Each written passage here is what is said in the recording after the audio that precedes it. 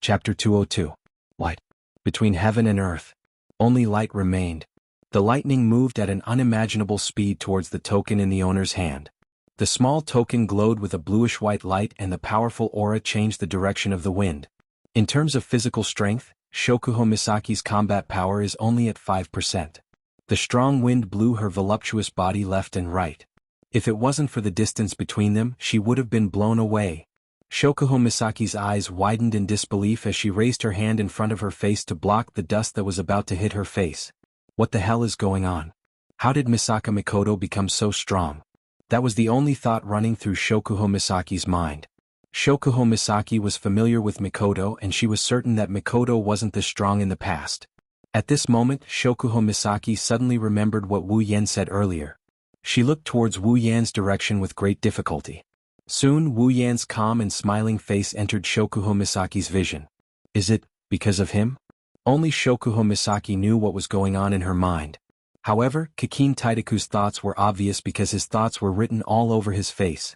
Crossing his arms in front of him in a defensive posture, Kikin Taidaku's face was filled with disbelief.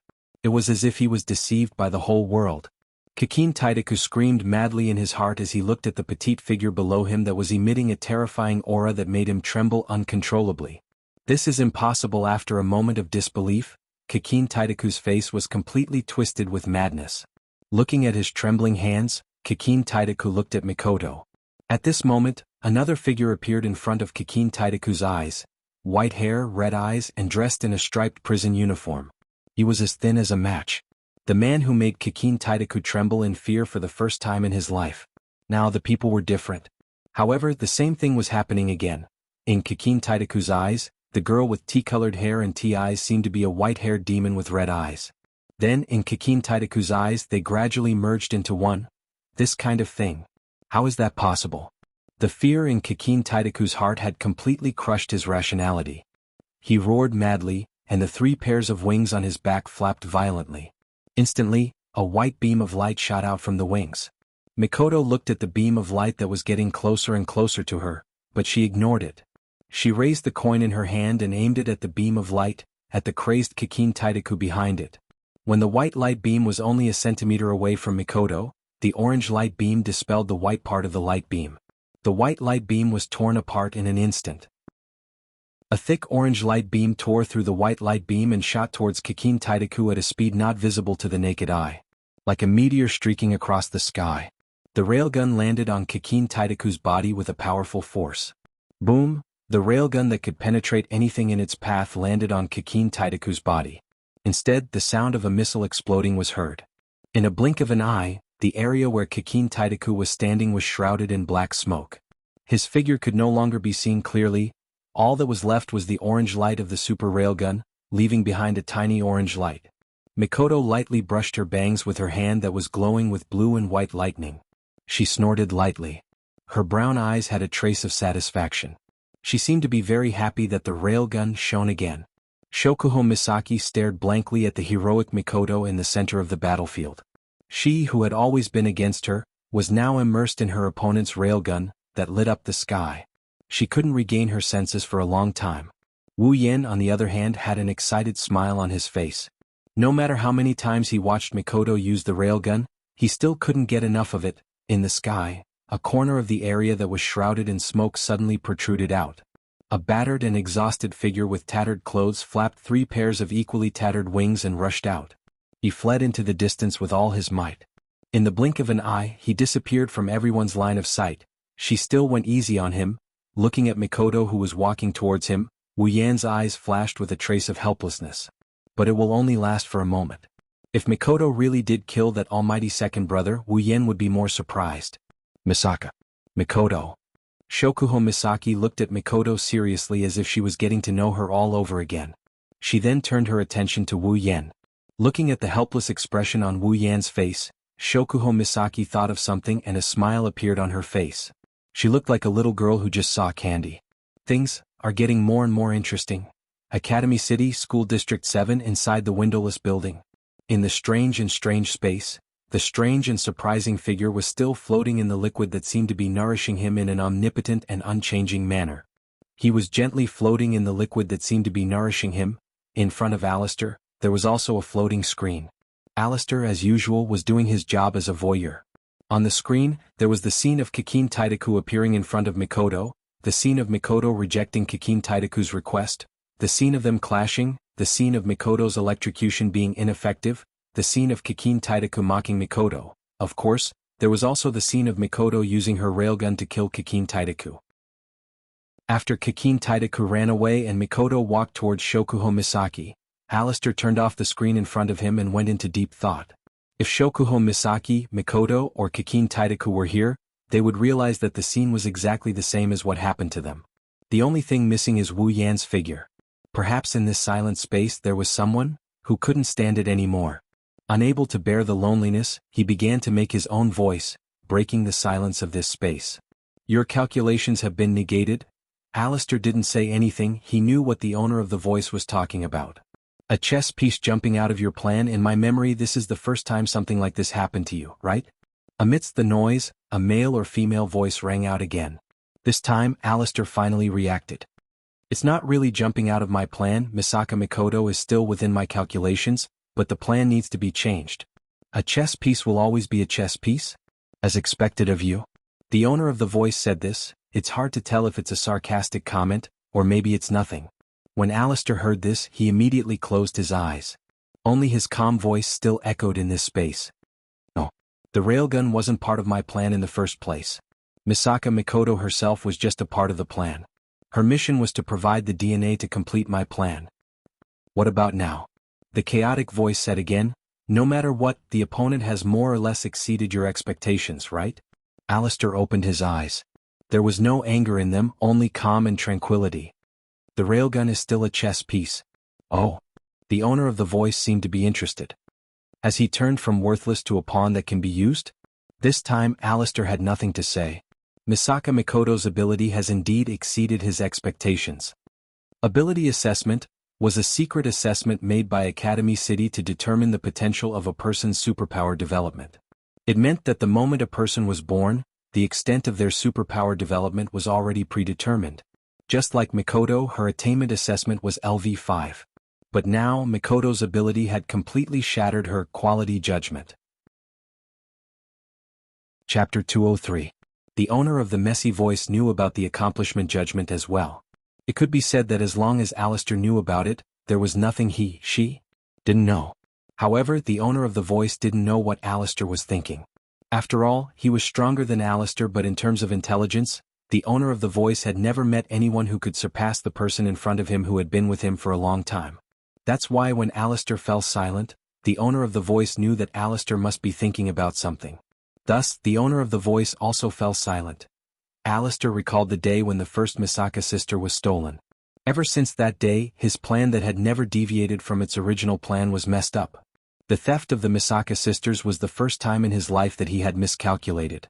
Inside Academy City, no one could escape his control. Because of the existence of the hovering loop, Alistair was able to control every single change in the city. On the other hand, the disappearance of Misaka's sister had completely destroyed Alistair's confidence in the hovering loop. With Alistair's personality, of course, he would not be angry about it. Instead, it was a harsh reminder. It reminded him not to rely on the hovering loop too much. Since then, Alistair had gradually organized an effective intelligence network. Combined with the hovering loop, that had not diminished in function, he had once again brought everything that happened in Academy City into his control. He thought that with his calculations his plan would be back on track soon. Who would have thought that Misaka Mikoto's strength would once again exceed his expectations? Alistair realized that ever since the disappearance of the first Misaka sister, everything seemed to be revolving around a central point and gradually changing. As long as he could control that central point, recalling the series of events that didn't make sense, Alistair closed his eyes again. The hunter. At the same time, in the sky above Academy City, a shocking piece of news suddenly appeared on the screen of the floating airship that had never been seen descending. Mikoto's picture appeared on the screen of the airship. Beside it was a message: Academy City's third-ranked railgun, Misaka Mikoto, has won the battle against Academy City's second-ranked dark matter, Kikin Taidaku. From today onwards, Academy City's LVL5 ranking has been reorganized. Super Railgun, Misaka Mikoto has risen to second place. Kikin Taidaku, the dark matter, fell to third place. When this message appeared on the screen of the floating airship and was seen by everyone in Academy City, the entire city was in an uproar. The super electromagnetic gun had risen from third to second place.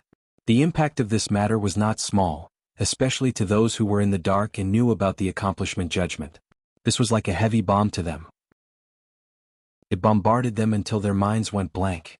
Misaka Mikoto, who was supposed to be third place and unable to surpass the first two, suddenly broke the judgment of accomplishment judgment and tree diagram designer. He had overturned his own estimation. What did it mean to overturn the judgment of accomplishment? This meant that the so-called trash that they had treated as ants and casually abandoned in the past was very likely a mistake. As for those white mice that they treated as treasures and studied every day, it was very likely that they would become a huge flaw in their research. The research that revolved around the topic of ability would be beaten black and blue. And in Academy City, wasn't the topic of ability the most important topic? All the research related to accomplishment judgment and the use of accomplishment judgment would all be overturned. How could the scholars who had become famous because of this research and were currently researching it not go crazy? Of course, all of this only happened in the dark side of Academy City. On the bright side of Academy City, where hard work is the key to improving one's ability, there wasn't as much of a commotion. Other than Tokuwadai, on this day in Tokuwadai, Mikoto's picture was hung all over the screens and walls of the school. The girls of Tokuwadai were also celebrating their trump card becoming the strongest existence in the entire Academy City other than the number one. Those Missy who already had a crush on Mikoto to begin with, fell even deeper into the trap now. Strangely enough, Tokuwadai's other LV5, Shokuho Misaki, seemed to be acting strangely, regarding the fact that Mikoto had become the second most influential person in Tokuwadai. Shokuho Misaki, who viewed Misaka Mikoto as her greatest rival, was actually acting like she didn't care at all. Shokuho Misaki, who was usually in charge of the Queen's faction, suddenly acted like she didn't care at all. As for why this happened, only Shokuho Misaki herself knows the answer to that question. Academy City, School District 7, Wu Yan's house. Cheers. Wu Yan, Mikoto, Choju Ikaros, Astria, Kuriko, Ruko, and Waharu gathered together and raised their drinks and clinked them together. Misaka-senpai, congratulations on becoming number 2. Ruko said to Mikoto in high spirits. Waharu beside her also smiled happily. It was obvious that they were really happy about Mikoto's ranking. Thank you. Mikoto rubbed her head embarrassedly. Wu Yan was speechless. She was the one who wanted to celebrate her ranking. With Wani-sama's ability, becoming number 2 is only a matter of time. Kuriko proudly put her hands on her hips. For someone who likes Mikoto the most, she was the happiest one here. The second place is only temporary. Soon, Wani-sama will defeat the first place and become the strongest metahuman in Academy City. Kuriko clenched her fists in anticipation. Her eyes were filled with stars as she looked at Mikoto in a daze. Wani-sama, my beautiful and powerful Wani-sama, please allow me, Kuriko, to use my loving embrace to express my excitement. After that, Kuriko disappeared and reappeared in Mikoto's arms. She hugged Mikoto's waist tightly and rubbed against Mikoto's chest that was slowly being developed by Wu Yan. Kuriko, let go of me. Being hugged by Kuriko in such a hurry in front of everyone and even Wu Yan, Mikoto is both embarrassed and angry. She quickly grabbed Kuriko and pulled her away. The two of them started messing around, causing everyone to laugh. One has to say, Kuriko really has the ability to turn everything into a joke. Wu Yan looked at Kuriko messing around with Mikoto with a smile on his face, but he was deep in thought. Mikoto becoming number 2 is indeed a good thing, but at the same time, it also means that Alistair saw the fight between Kikin Taidaku and Mikoto. But then again, so be it. Mikoto was already the target of the public when the sisters were stolen and the DNA map was stolen by him. Now, it just made the situation even more chaotic. Perhaps he could even take advantage of this chaos to fish in troubled waters and rescue the rest of his sisters once and for all. Of course, that's a matter for the future. At this time, Wu Yan's phone suddenly rang, causing the noisy scene to go silent. This means that even though they were messing around, their attention was still on Wu Yan, including Kuriko, Waharu, and Ruko. After all, he was the only male here, how could he not be noticed? Wu Yan smiled apologetically at everyone and took out his phone. He looked at the number on the screen and tilted his head in confusion. All the people he was familiar with were here. Who else would call him? And it's an unknown number. Confused, Wu Yan picked up the phone right under everyone's eyes. Hello. On the other side of the phone, when Wu Yan picked up the call, the person on the other side of the phone went silent. After a while, a very annoying voice came out. "Young man, do you still remember me?" Chapter 204. When he heard the voice on the other side of the phone, Wu Yan's eyes narrowed. Everyone looked at Wu Yan, who suddenly acted strangely, and looked at each other. Wu Yan does recognize this voice. The only person who would use such an annoying term like "young man" and have the same annoying voice is the one who came to him that day and asked him to take Mikoto's blood. That guy with the eyes. Seeing the doubts in the eyes of the girls, Wu Yan waved his hand to signal them to be quiet and then pretended to be confused and said, "You? Who are you? Do I know you?" "Young man, you forgot me so quickly. It seems that I didn't leave a deep impression on you that day. We have to find a chance to stop you again." After that, there was a burst of strange laughter, which made Wu Yan roll his eyes. Too good at pretending. Since the other party knows how to act, Wu Yan naturally knows how to act as well. He exclaimed in shock. "That look, it's so realistic. You are the guy with glasses that day." On the other side, when the guy with glasses heard Wu Yan's words, he seemed to be swallowed. He didn't know what to say, but he didn't tell him his identity. He couldn't let him know his identity, so he could only sullenly say, Yes, I am the guy with glasses that day." Wu Yan secretly laughed twice and then hesitantly said with a trembling voice, "Why are you looking for me?" The guy with glasses sneered twice. This time his voice was really cold, which proved that he was a little angry in his heart. "Young man, you seem to have forgotten that you still owe me a favor." I didn't forget. I've always remembered it, really." Wu Yan shouted in panic, which made the guy with glasses think that Wu Yan was afraid. Only the girl sitting in front of Wu Yan could see that under Wu Yan's panicked expression, there was a smile on the corner of his mouth. "Is that so?" The guy with glasses deliberately dragged his words. "But why haven't we received any news about it yet? Did you really get Misaka Mikoto's blood?" Due to the silence in the room, the voice on the other end of the phone was exceptionally loud. Naturally, the words of the bespectacled man reached the ears of the women who were trying their best to eavesdrop, including Mikoto. She stood up with a swoosh. She looked at Wu Yan with a look of surprise. Her eyes are filled with all sorts of questions and suspicions. She no longer wanted to know the identity of the person on the other side of the phone, but if they were here for the blood in her body, then it could only be related to the Absolute Ability User Evolution Project.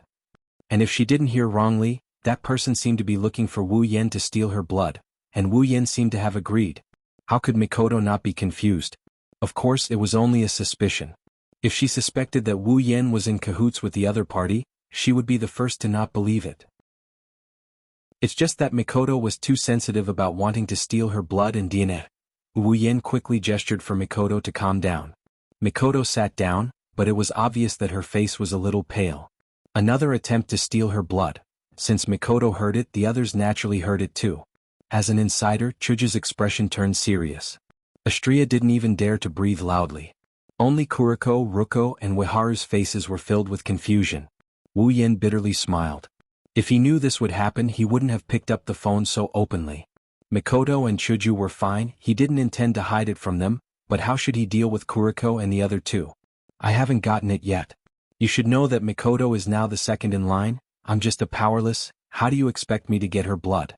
"That's none of our business," the bespectacled man rudely said. "How you do it is your business, we only want results."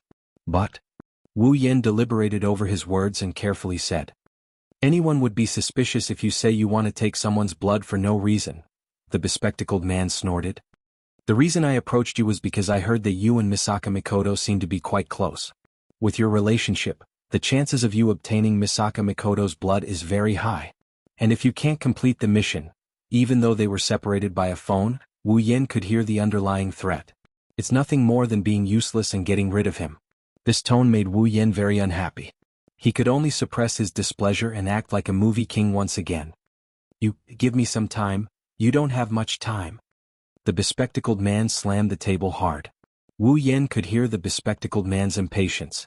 "We must get Misaka Mikoto's blood today. That's too much."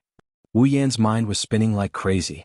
It seems like Mikoto defeating Kikin Taidaku and becoming the second in line has affected them greatly. Otherwise they wouldn't be in such a hurry. The bespectacled man had no choice.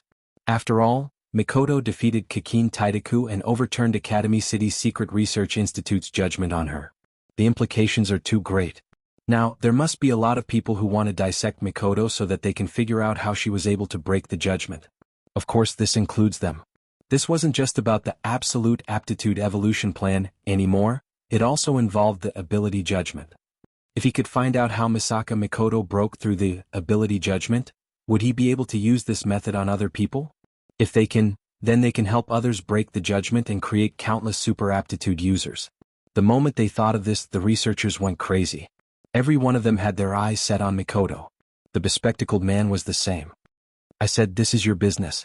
The bespectacled man said angrily, "Tonight, I want to see Misaka Mikoto's blood."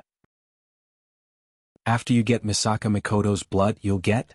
Wu Yen was stunned when he heard the address given by the bespectacled man. The address given by the bespectacled man was the research institute where the remaining Misaka sisters were gathered. After giving the address, the bespectacled man didn't give Wu Yen a chance to speak and hung up. Wu Yen held the phone in his hand for a long time. When he did, he was overjoyed. This was a great opportunity to sneak into the research institute openly and save his sisters. "Yen, what's going on? Who's that person?" Seeing Wu Yen put away his phone, Mikoto couldn't wait any longer. She wanted to know everything. Wu Yen sighed. He knew that Mikoto was anxious. After all, this was one of her worries. But Kuriko and the rest were here. "How am I supposed to answer your questions?" Wu Yen had no choice but to tell them about the deal he made with the bespectacled man. Of course, he didn't tell them anything about the absolute aptitude user evolution plan. Kuriko, Ruko, and Waharu were all confused. Why did the other party want Mikoto's blood? But one thing was for sure, it wasn't anything good. Hence, under the influence of justice, and since it was related to her sister, Kuriko immediately expressed her opinion. "This matter is already classified as a crime. We, the Conduct and Discipline Committee, have the right to investigate this matter and arrest the mastermind behind it." Wu Yen laughed bitterly. If the higher-ups of Academy City could be arrested by a group of students, then there wouldn't be so much darkness in Academy City. "Kuriko, it's better if you don't get involved in this." Kuriko was stunned. She immediately complained. "Why? This is a serious matter. It's better if you don't get involved." Without waiting for Kuriko's reply, Wu Yen looked at Mikoto, Chuju, Ikaros, and Astria. "I have a plan." Chapter 205. At night, Wu Yen went to a research facility alone. Actually, Wu Yen has been to this facility quite a few times already. Almost every night he would come here at least once. Back then he was sneaking around. This time he came here in broad daylight. Looking at the tall building in front of him, Wu Yan's eyes flashed, and then he walked up. Almost at the same time, the door of the research institute opened. Two security guards came out from inside, holding batons in their hands, looking at Wu Yen, full of vigilance. The two security guards looked at each other, then without hesitation, put the batons in their hands in front of Wu Yen, and stopped Wu Yen. "This is a private area, we don't accept visitors, please don't come any closer." Hearing this, Wu Yen took 2 steps back and said to them, "I was invited by the people here, that's why I came here." When Wu Yen said this sentence, on the side of the door, there was a device like a doorbell, and the owner of the voice was the glasses man. "He was invited by me, bring him in." The 2 security guards quickly said yes and then brought Wu Yen in. One of them led the way and the other stood behind Wu Yen. It felt like they were escorting him. Along the way, Wu Yen passed by a lot of robots that looked like garbage cans and even passed by layers of guards. Looking at the heavily guarded research institute, Wu Yen hated it so much that his teeth itched. Almost every time, it was these hateful guards and endless precautions that made him return empty-handed for many nights, and he couldn't save even one of his sisters. If it weren't for his sisters still in this research institute, Wu Yen would have been annoyed by them and directly attacked. Of course, attacking by force was definitely not a good idea. After all, the number of sisters was very small, and the people in the research institute had a lot of opportunities to transfer the sisters while he was attacking. At that time he would return empty-handed. But today was different. As long as he could sneak into the research institute, Wu Yen had enough confidence to rescue his sisters. Soon Wu Yen was brought to a room. The bespectacled man was sitting in the room, pacing anxiously. When he saw Wu Yen, he revealed a happy smile. He casually waved his hand and dismissed the 2 security guards who were leading the way. It seemed that the bespectacled man had a very high status in this research institute. "Young man, you really keep your word." The bespectacled man walked in front of Wu Yen, patted his shoulder and said earnestly. That pretentious look made Wu Yen almost unable to hold back and beat him up. He could only pull out an ugly smile. Since you're here, it means that you've obtained Misaka Mikoto's blood, right? The bespectacled man couldn't wait any longer. His eyes were shining with fanaticism. The way he looked at Wu Yen was exactly the same as the way Gakuo looked at the controlling brain. However, Wu Yen knew that the bespectacled man wasn't interested in him, but Mikoto's DNA. Don't tell me you didn't get it?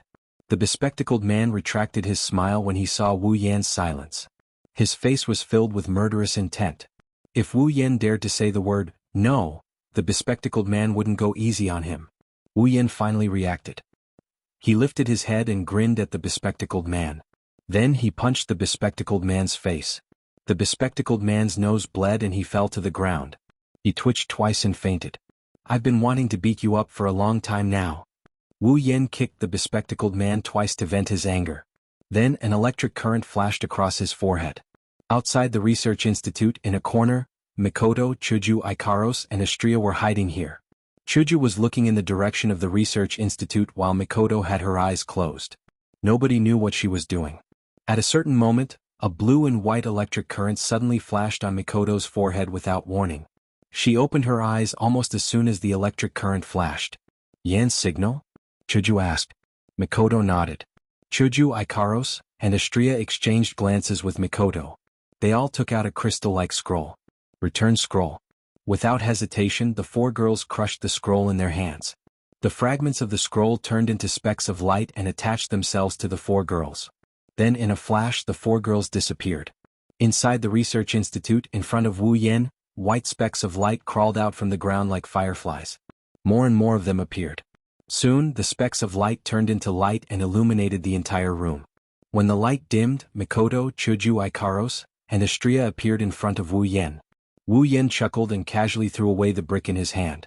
After all, the teleportation point of the town return scroll can't be set on a person's body. Wu Yan could only resort to trickery and set the teleportation point on the brick before bringing it in. The four girls saw Wu Yan and immediately ran to Wu Yan's side. Mikoto looked at the unconscious bespectacled man on the ground and frowned. She said unhappily, "Is he the one who wants my blood?" Wu Yan nodded. Mikoto smiled sinisterly and shot out a taser gun. The unconscious bespectacled man's body was charred black. He twitched non-stop and turned into a frog in his sleep. Wu Yan's mouth twitched. Sis Cannon sure knows how to hold a grudge. Wu Yan quickly stopped Mikoto when he saw that she was going to use another taser gun. Alright, he'll suffer. Let's find the sisters first. Mikoto reluctantly stopped when she heard about the sisters. Wu Yan let out a sigh of relief. He was really afraid that Mikoto would kill the bespectacled man. Although he also wanted to. Looking at the bespectacled man on the ground and the girls, Wu Yan said in a low voice, "Let's proceed with the plan." When Wu Yan said that, Mikoto immediately turned her unwillingness into her boss's unwillingness. Are we really going to ask that woman for help? Wu Yan couldn't help but smile bitterly.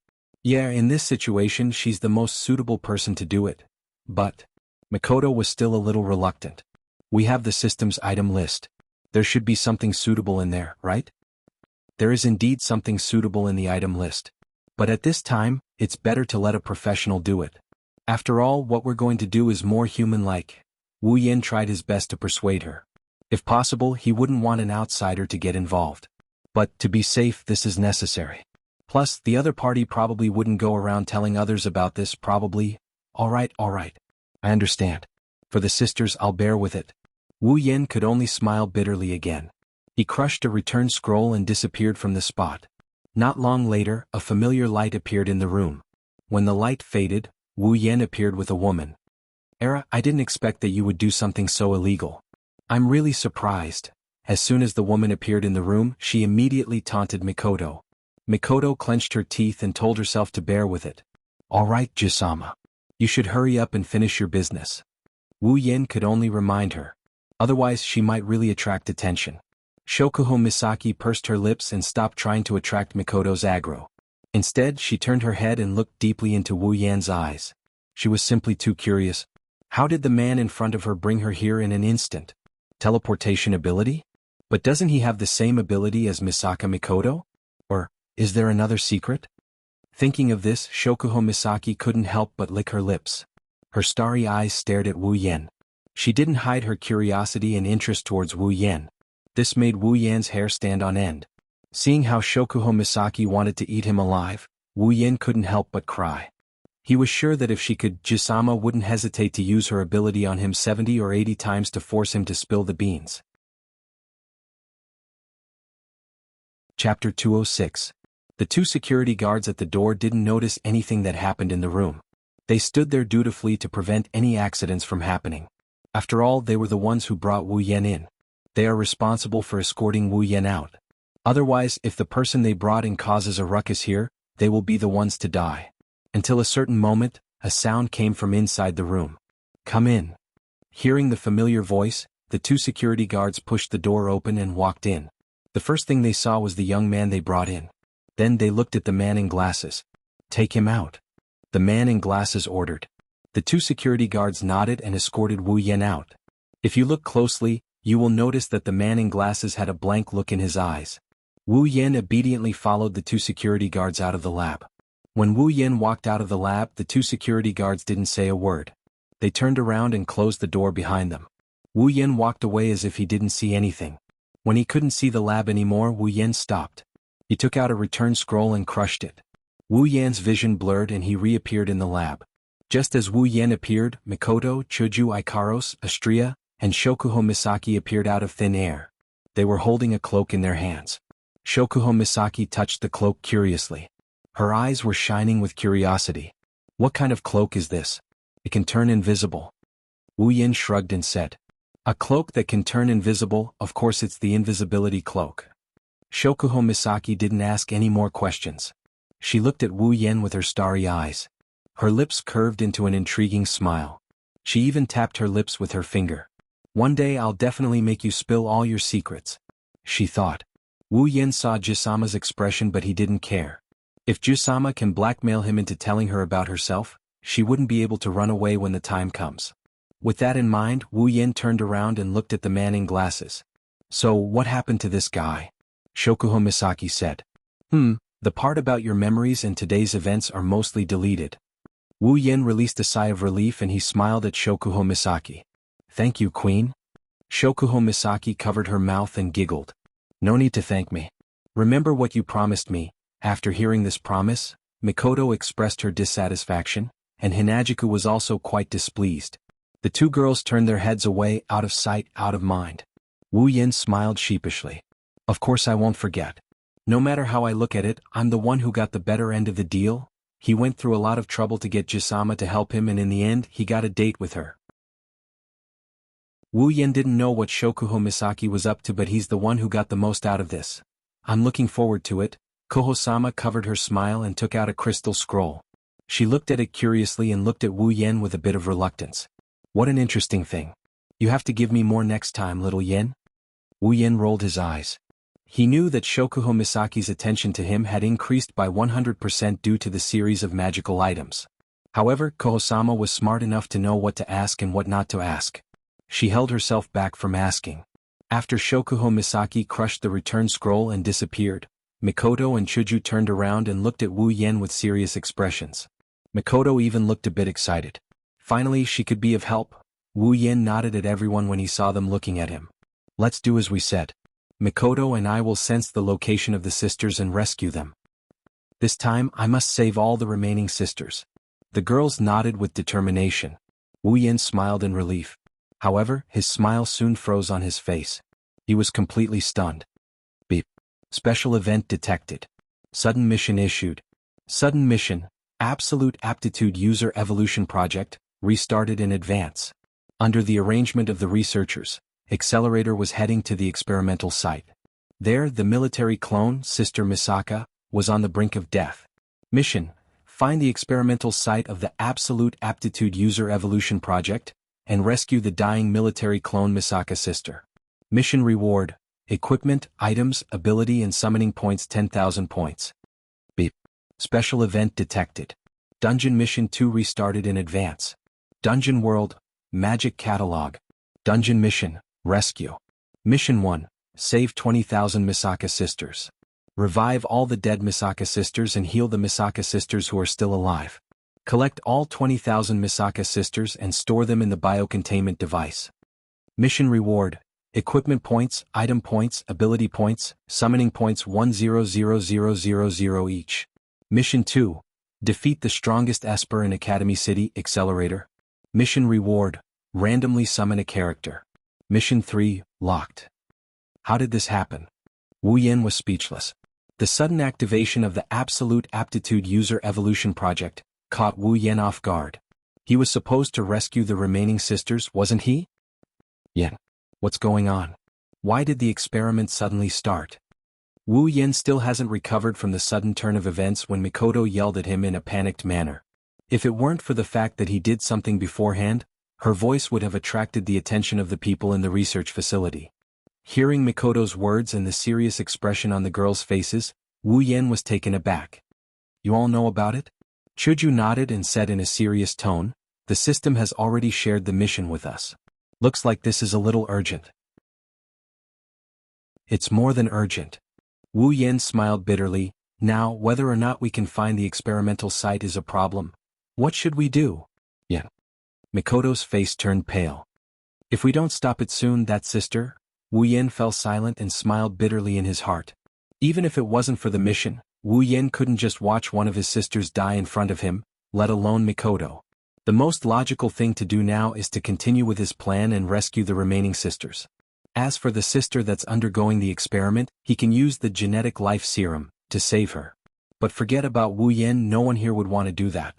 Because they all treat their sisters as human beings, not tools to be manipulated. They can ignore their deaths and look at them rationally. They can't do it. Yin. Mikoto, calm down.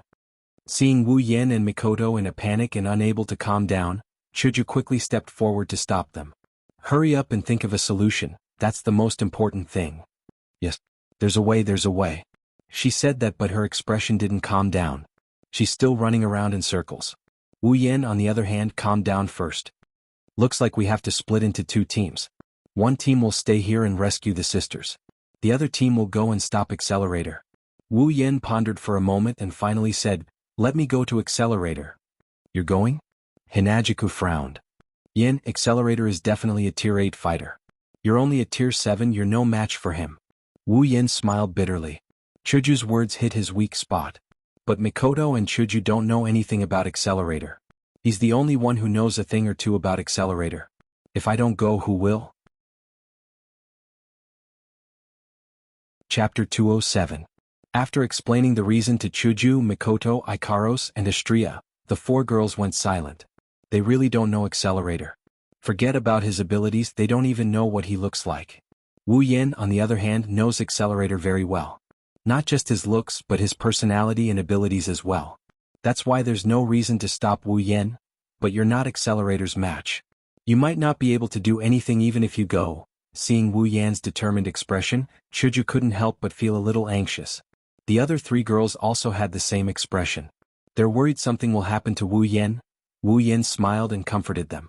Don't worry, it's not like I don't have a return scroll.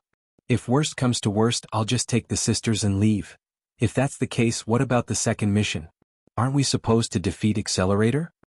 Chuju looked at Wu Yin as if she could see through Wu Yan's thoughts.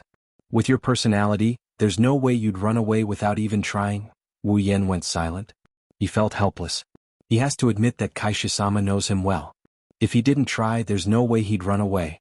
Mikoto suddenly said. Yin, I'll go with you. Wu Yin bitterly smiled. Mikoto, I understand how you feel right now. But if both of us go, who's going to sense the sisters' location? We're the only ones who have the ability to sense the sisters within a short distance. But? Mikoto hesitated. She doesn't want him to take the risk alone. But there are sisters on both sides, how do you expect her to choose? No buts. Wu Yin held Mikoto's shoulder and said solemnly. Leave that sister to me. You have to save the other sisters. That's our promise. Mikoto lowered her head when she saw Wu Yan's irrefutable look. But that doesn't mean the others will too. Wu Yin felt something tugging at his back. He turned around and saw Ikaros looking at him with her indigo eyes.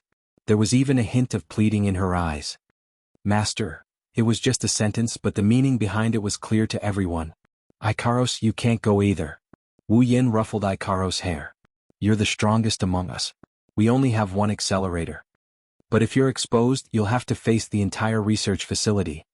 Wu Yan's gaze then turned to Ikaros. At that time, You, who have an unparalleled advantage in group battles, will definitely be the best candidate to deal with them. But, Master. Ikaros's expression slowly turned into one of deep worry. Her expression is so sad that anyone who saw it couldn't help but feel pain in their heart. Wu Yen felt the same way. Don't worry, it'll be fine. Wu Yen softly comforted Ikaros. If it comes down to it, I'll run away. Don't worry, okay? Ikaros' eyes fluctuated rapidly. Her inner struggle was evident. Looking at Wu Yan's gentle gaze, Ikaros could only nod. In return, Wu Yan smiled. Astria stood in front of Wu Yan and she yelled at him. Then, Master, let Astria accompany you. Astria even waved her arm to show off her strength. That Fang something guy, Astria won't lose to him. This time Wu Yan didn't object. It's true that with his own strength, defeating Accelerator would be extremely difficult. If he didn't know the original author and have a good understanding of Accelerator's abilities, it wouldn't be difficult at all. He might have even fallen into despair. After all, Accelerator's ability is terrifying. Vector manipulation. As long as he touches it through his skin, he can freely manipulate the direction of kinetic energy, heat energy, electrical energy, etc. He can reflect all physical attacks. In theory, even a nuclear explosion wouldn't hurt him. He can even temporarily affect the rotation of the Earth. To be honest, if it was just him alone, even if he knew Accelerator's weakness, he wouldn't have the confidence to beat him. However, with Astria on his side, it's a different story. As a melee angel, even Ikaros can't compare to Astria in terms of melee combat ability. In theory, Astria can't defeat Accelerator, who can reflect all physical attacks. However, with Astria's understanding of melee combat, it won't be hard for her to defeat Accelerator. As long as Astria can execute an attack that exceeds Accelerator's computational ability, Accelerator won't be her match. With two rare armaments that are infinitely close to gold armaments, Wu Yan believes Astria can defeat Accelerator. Thinking of this, Wu Yan didn't object. Alright then, Astria, you're coming with me? Astria's face lit up. Yes, Master. Chuju didn't say anything about Wu Yan's decision. It's not that she isn't worried about Wu Yan. It's just that she's the weakest in the group other than Wu Yan. She won't be of much help even if she goes with them. Chuju had no choice but to ask. Then, how are you going to find Accelerator? Wu Yan lowered his head and thought for a while. After a while, he touched the biocontainment device in his hand. Looks like I can only rely on my sisters. You're thinking of? Wu Yan nodded. He touched the biocontainment device and a figure identical to Mikoto appeared in front of everyone. She looked around in a daze and when she saw Wu Yan, she froze in place. Misaka found a weirdo. Misaka said in surprise. Wu Yan's face twitched. Why are you calling me a weirdo? Because you're the thief who stole the Misakas and the good person who healed them. But you're also a pervert who locked them up in a dark place to sleep. That's why I'm calling you a weirdo. Misaka tried to explain to the weirdo in front of her why he's a weirdo. Even at this critical moment, Wu Yan was still stunned by Misaka's sister's powerful speech. However, Misaka's sister didn't pay attention to him anymore because she noticed Mikoto. It's Wani-sama. Misaka said in surprise. I'm happy to be able to meet Wani-sama. Hearing this, Mikoto felt a surge of warmth in her heart. At the same time, her determination to save her sisters grew even stronger. I'm happy to be able to meet you too. But sister, I have something I need your help with. You're the only one who can help me. After Mikoto finished her explanation, Misaka's sister was silent for a long time before she lifted her head and spoke. Why do you want to save the Misakas? Their bodies are borrowed and their hearts are fake. They only cost 180,000 yen per body. All you need to do is press a button and you can make them. Mikoto bit her lips so hard that she almost broke her skin. Wu Yan clenched his fists and hugged his sister. Mikoto was stunned by the scene in front of her. Who said your bodies are borrowed? Who said your hearts are fake? Wu Yan vented his anger by shouting. Your bodies, your hearts, they were all cut off from Mikoto's body. It's Mikoto's DNA that made you. Everything you have belongs to Mikoto. I'm not from the research institute of those bastards. So, don't humiliate yourself. Misaka sis was stunned. Her lifeless eyes moved a little. She mumbled. Everything we have belongs to Wani-sama. That's right. Wu Yan looked into her eyes and he continued in a gentle tone. So, for the sake of your Wani-sama, I beg of you, sis, please help us. For Wani-sama? Misaka sis looked at Mikoto. She saw the excitement and guilt on Mikoto's face. Yes, for Wani-sama. Chapter 208. Night, on a deserted street, a man and two women were running wildly in a certain direction. One of the women was even carried on the man's back due to lack of physical strength. Misaka's sister had her eyes closed. Every once in a while she would open her eyes and point in a certain direction. Wu Yen and Astria were running in that direction, hoping to catch up to the experiment before it starts. The biocontainment device on his hand disappeared. Wu Yen gave it to Mikoto. Ikaros, Mikoto, and Chuju are there, so Wu Yen wasn't worried about them. He just needed to focus on this side. If it weren't for Wu Yen and Astria's strong bodies, they would have collapsed from exhaustion by now. Until a certain point, the sister finally said something. "It's right in front," Misaka said confidently. Wu Yen didn't speed up. Instead, he stopped and allowed Astria, who was running behind him, to crash into Wu Yen. Her voluptuous breasts pressed against Wu Yan's back and bounced off Wu Yen. Wu Yen stumbled and almost fell to the ground from Astria's voluptuous breasts. He didn't know what to feel. Was he glad that he put Misaka's sister down first? Or was he hoping that Astria crashed into Misaka's sister? If it wasn't for the timing, he might have screamed in pleasure. "Master." Astria acted like nothing happened. She looked at Wu Yen in confusion. She didn't understand why he suddenly stopped. The same goes for her sister. Wu Yen sighed helplessly when he saw Astria's confused expression. He just told her something and she forgot about it. What should he say to her? Wu Yen didn't explain. He took out a capsule from his inventory. Astria was enlightened when she saw the capsule. She took out a capsule from her inventory as well. Transformation capsule. Changes the user's appearance and physique to 100%. The user must consume a reversion capsule to restore their original appearance. 2,000 item points. The transformation capsule is the item Ikaros and Astria used to stop the hounds and item. If possible, Wu Yen doesn't want to expose himself. After all, it's easier to do things while hiding in the shadows. The moment Wu Yen and Astria consumed the polymorph capsules, their figures and appearances changed completely. Even if someone familiar with them came here, they wouldn't be able to recognize the two of them. Ignoring Misaka Sis, who is calmly yelling that the weirdo and his companions transformed, Misaka Sis exclaimed in shock. Wu Yen ran forward. Astria and Misaka Sis quickly followed after him. Soon, a barren rocky ground appeared before their eyes. The rocky ground was very spacious, and Misaka's sister, who was about to conduct her experiment, stood in the middle of it all, as if she was afraid that no one would be able to find her. "Where's Accelerator? Is he not here yet?" Wu Yen looked around and didn't see Accelerator. He let out a sigh of relief. At the same time, he felt a little disappointed. After all, Accelerator was his second mission. Misaka's sister saw Wu Yen and the others running towards her. She asked, "Are you guys here to save Misaka?" Misaka said with an inexplicable feeling. "Is Accelerator not here yet?" Wu Yen wasn't surprised that Misaka's sister knew he was here to save her and accepted his rescue. After all, Misaka's sisters are connected to the Misaka network. Whatever he said to one of them, she would know as well. Wu Yen nodded when Misaka's sister nodded. Wu Yen looked at the two identical sisters and asked, "Which sister are you?" Misaka is a military clone. Her serial number is 00001. Misaka answered honestly. She was unhappy that the weirdo didn't know her serial number. This is the Misaka's sister who led the way. Wu Yen didn't expect to get 00001 out of a random sister.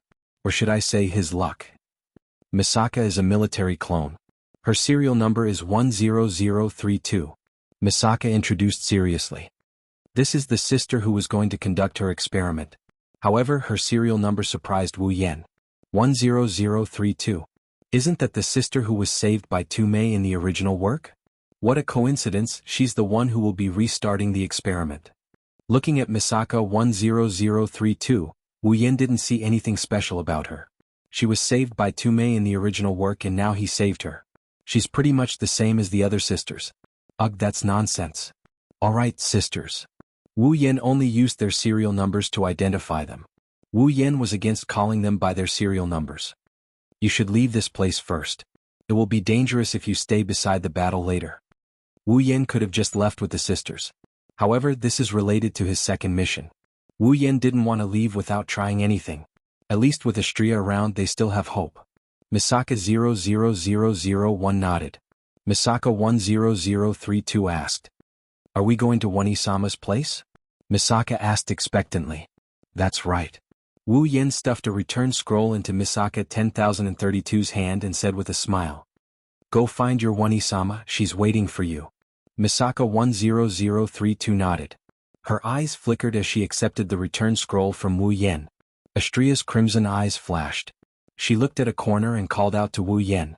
Master. You're here? Wu Yen slowly turned around and looked at the direction Astria pointed at. There, a figure slowly walked out from the shadows. White hair, red eyes, striped clothes like a prisoner. His body was as thin as a stick. He looked like he could be pushed down by a strong gust of wind.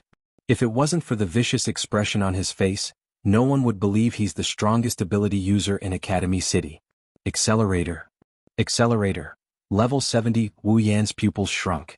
He's level 70 tier 8. Accelerator was stunned when he saw the two Misaka sisters and two strangers. He said impatiently, "What's going on? Or you two? Are you here to inform me that I have to kill 2 more puppets for today's experiment? I don't care." Anger flashed in Wu Yan's eyes. The way he looked at Accelerator also turned hostile. Even if it wasn't for the mission, just because of what he said just now, Accelerator must be beaten up today. Wu Yan lowered his head and ignored Accelerator. He said to the two sisters, "You two leave first." The sisters looked at Wu Yan and then at Accelerator. They nodded and crushed their scrolls before disappearing into thin air. Spatial ability? Accelerator looked at the spot where the Misaka sisters were standing and said in shock, "What's going on? How did those puppets know how to use spatial abilities?" Puppets. Wu Yan closed his eyes and calmed his emotions.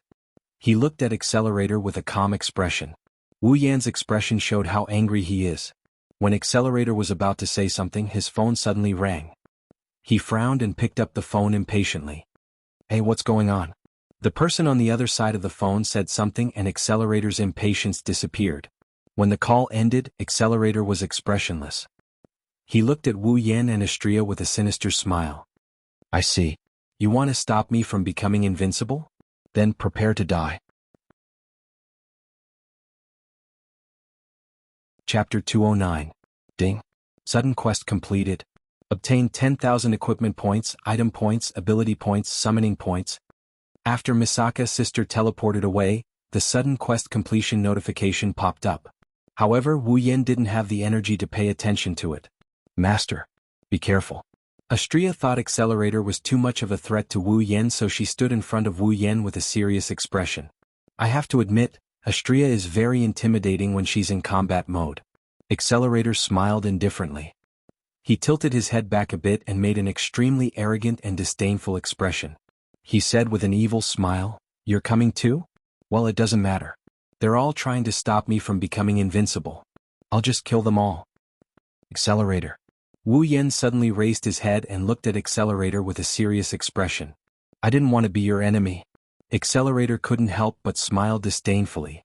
"I thought that the person who came to stop me would be someone who overestimated himself. It turns out that you can't even be called overestimating yourself. You're just a coward." After saying that, Accelerator continued, "Well, that's normal. After all, I'm Accelerator." When he said this, Accelerator's tone was filled with pride and imperceptible sorrow. Then he laughed loudly, and his laughter was particularly unpleasant to the ears. Wu Yan glanced at the laughing Accelerator, but he didn't refute the guy's words. Accelerator probably thinks he's afraid of Accelerator's title, that's why he said something like that. He didn't know that Wu Yan said those words because Accelerator's name will be cleared in the future. That's why Wu Yan didn't save the little girl in the final production first. But it's different now. Even though Accelerator will be cleared in the future, he treated his sister like trash, a puppet, and an existence that can be killed at will. That alone is reason enough for me to beat him up. Accelerator's laughter got softer and softer. He looked at the man and woman in front of him who didn't react at all. He pursed his lips and smiled sinisterly. "Then before I hunt those mannequins, let's do a warm-up." With that, Accelerator raised his foot and gently stomped on the ground. A violent shockwave spread out. The shockwave spread across the ground. With Accelerator as the center, the ground within a 5-meter radius crumbled into dust. The ground shook violently. Wu Yan and Astria quickly stabilized themselves. They jumped back a few meters and looked at Accelerator at the same time. What a strong destructive power! Tilting his head and smiling evilly, Accelerator softly spat out 2 words. "Die." Pebbles floated up from the ground, and after pausing in the air, the pebbles rushed towards Wu Yan and Astria in a frenzy, creating sonic booms in the process. Wu Yen didn't doubt that these pebbles could penetrate his body. He raised his hand and black iron sand shot out from the ground. It wrapped around Wu Yen and formed an iron wall to block the incoming pebbles. Astria's eyes glowed red. A blue and white round shield appeared on her wrist out of thin air. She raised it in front of her. A transparent crystal barrier formed by data extended from the edge of the shield. It covered Astria's body. The pebbles hit the barrier, but they only made a few crackling sounds before disintegrating into dust. Aegis equals 1 area of effect shield. Astria's strongest shield. Yo, I'm going to start too. After Accelerator's attack was over, Astria roared with vigor. She took out her super photon blade and swung it behind her. Astria. Astria dashed towards Accelerator at an unimaginable speed. Accelerator's face fell when he saw her speed. The blade landed on Accelerator's body. Astria felt a huge force coming from the hand holding the blade. She was sent flying back at a speed faster than she was flying. Wu Yen helplessly facepalmed. He already told her that she can't attack Accelerator directly, she has to change her strength. Yet, she still slashed at him like a fool, as expected of an idiot. Astria finally remembered Wu Yan's instructions. She lowered her head and flew back to Wu Yan's side. She glared at Accelerator with a huff. Looks like he's blaming someone else for this. Astria's attack should have been reflected back at Accelerator. She should have taken quite a bit of damage. However, there wasn't even a scratch on Astria's body. Accelerator was surprised to see this. You're pretty fast. Looks like your defense isn't bad either. Accelerator's mocking smile disappeared. He looked at Astria with a dark expression. However, your attack is useless. He spread his hands and the surrounding atmosphere suddenly fluctuated. Under Accelerator's control, a huge tornado quickly appeared around him, revolving around his body. Play with me for a bit longer. Don't die so quickly. Accelerator looked at Wu Yen and Astria. Then the tornado headed towards Wu Yen. Why me? Of course, no one could answer this question. The black waves turned into a similar tornado, but this one was black in color. It had nothing to do with wind, it was just a sand wave made of iron sand. The iron sand tornado collided with the real tornado. Wind and waves spread out in all directions. The two tornadoes canceled each other out. They didn't deal any damage to each other. However, the ground shook and rocks rained down on Wu Yen. A golden figure stood in front of Wu Yen. He raised his small round shield and a data shield appeared at the same time, blocking all of the rocks. Wu Yen saw Astria blocking Accelerator's attack for him. He clenched his fist and an iron sand sword formed in his palm. Wu Yen rushed out from Astria's side and appeared in front of Accelerator in an instant. The man appeared in front of him in the blink of an eye. Accelerator was surprised. Of course, he was surprised by the man's speed. How are these two so fast? However, Accelerator didn't care about the iron sand sword coming at him. Instead, he flashed Wu Yen a disdainful smile as if he's mocking something. With Reflect, who can hurt him? The black iron sand sword stabbed viciously at Accelerator's chest. When it came into contact with Accelerator, the iron sand sword was shattered by an unknown force. Accelerator looked at Wu Yan's hand and was stunned. With the strength of the other party's attack just now, after it was reflected, that hand should have been crippled. Why was it completely fine? He quickly threw this thought to the back of his mind. His attack was ineffective anyway, it's useless. Accelerator grinned at Wu Yen. His grin is ugly. He lifted his leg and the place where Wu Yen is standing was enveloped by a cloud of dust. Wu Yen stepped back and quickly retreated. He looked at his hand that was holding the iron sand sword. It was trembling. The web between his thumb and forefinger was torn. He clenched his fist and ignored the blood flowing out of his wound. Wu Yen gritted his teeth and showed a troubled expression. As expected, it's not easy to change the direction of your attack when it comes into contact with Accelerator's Reflect. But, looking at Accelerator not far away, Wu Yen grinned. He shook off the blood on his palm and formed another iron sand sword. It wasn't a complete failure. Wu Yan's hand was still there. That is the best proof. Chapter 210. It hadn't even been a minute since the battle started, but the originally intact rocky ground had been destroyed into a mess, as if it had been plowed by something. The one who did all this is the man standing in front of me, Accelerator. It had to be said that Accelerator's ability was truly terrifying. He only needed to exert a little bit of force and he could magnify it countless times, causing such great destruction. Any attack that comes into contact with Accelerator will be reflected back at him. Both his attack and defense are terrifying. There's no way to deal with him. Of course, this so-called unsolvable was only relative. At this time, Accelerator's expression was very gloomy because the man and woman standing in front of him were able to withstand his attacks for so long. They said that they wanted to accompany him for a bit longer, but after a while, Accelerator became angry. They should be at least LV5 by the looks of it. Why haven't I heard of them before? Accelerator narrowed his eyes. He didn't want to think about it anymore. His foot stomped on the ground fiercely. With a loud bang, the ground shook once again.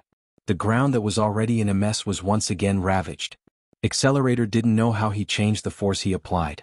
Distorted stone pillars were sent flying from the ground like spikes. They swept through the path between Accelerator and Wu Yan and Astrea. They came crashing towards Wu Yan and Astrea. Black iron sand gushed out from the ground and formed into iron whips around Wu Yan.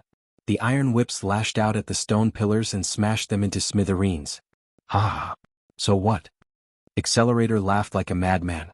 He stomped on the ground, causing the ground to tremble violently. More irregular stone pillars shot out from the ground. This time, not only Wu Yan and Astrea are in front of them, even behind them, left and right, irregular stone pillars shot out from the ground and rammed into the two in the middle. Wu Yan was shocked. So was Astrea. If she could use her wings, this attack wouldn't be a problem. But it's too late to use her wings. The irregularly shaped stone pillars that were attacking them from all directions quickly arrived beside the two of them. Then they slammed into the two of them. Boom. The four irregular stone pillars collided with each other, creating a loud bang and burying Wu Yan and Astrea's location. Accelerator smiled disdainfully. It was as if he had just killed a chicken instead of a human. His entire being was filled with evil and the taste of a villain. As for what he was thinking, only he himself knew. Accelerator's disdain didn't last long. As a red flame illuminated his expression, the area buried by the irregular stone pillars began to tremble. Red flames were emitted from the middle of the colliding stone pillars. As the red flames were emitted, a powerful saber light shot out from the middle of the irregularly shaped stone pillars. The irregularly shaped stone pillar was smashed into smithereens. Rubble scattered all over the place. Wu Yan and Astrea appeared in the midst of the dust storm. Accelerator's expression darkened when he saw them. Wu Yan is holding an item in his hand, a light katana. It's none other than the Nigata no Shana. Using chaotic return to horizon waltz, to break the irregular pillars wasn't that hard, but it still made Wu Yan's face covered in dirt. Luckily, this appearance isn't his real appearance. Master, are you okay? Astrea didn't seem to care about the dust on her nose as she asked Wu Yan in a hurry. Wu Yan couldn't help but laugh at her antics. I'm fine. Looks like he's fine. Accelerator's voice entered their ears, causing them to frown. Accelerator glanced at the irregular stone pillar that had been blasted apart by the red sword light and turned into a pile of rubble. He clicked his tongue and snorted. This level of attack can't hurt you? Looks like it's not destructive enough. Wu Yan's lips twitched when he heard this. You almost turned this place upside down and you're saying it's not destructive enough? So what if I did? Aren't you still standing there, alive and kicking, provoking me? Accelerator laughed. Gradually, his smile turned into a maniacal laugh. If I become invincible, do you think small fries like you would still dare to provoke me?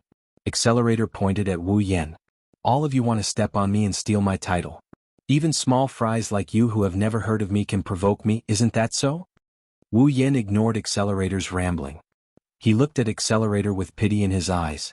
This guy who can't even dream of getting what he wants is probably the most pitiful of them all. Accelerator didn't know if he was venting or just saying it casually. He snickered when he saw no reaction from Wu Yan and the others.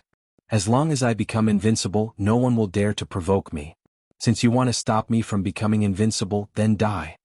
The wind changed direction. The cyclone formed by the violent winds roared and bellowed above Accelerator's head. Master. Wu Yan looked at the cyclone above Accelerator and then at Astrea's serious expression. He nodded after a moment of silence. Astrea smiled and a data frame appeared in her eyes. At this moment, the whirlwind was already heading towards the two of them. Behind them, there were also huge rocks that covered the sky and covered the earth, falling like meteors. Wu Yan took a step back in the face of such a terrifying attack. He focused his attention on Accelerator Passage. While Accelerator Passage slid, Wu Yan grabbed Nyataniza with both hands. Astrea's crimson eyes were filled with sci-fi vibes as she looked at the incoming rocks and wind. Her back trembled slightly and a pair of pure white wings emerged from her back. Wings? Accelerator frowned. He didn't care about Astria's wings. After all, Kakin Taidaku, who always coveted his position, also has wings. He has 3 pairs of wings. Accelerator frowned because he didn't know why, but he had a bad feeling about this. Finally, the cyclone and the falling rocks arrived. Astria let out a shout and flew into the sky. She arrived at the closest point to the cyclone at supersonic speed and slashed with her sword. A bright light shone from the cyclone and Astria's lightsaber. At the same time, Astria sliced the cyclone apart with a single slash. The tornado was sliced apart and turned into wind blades.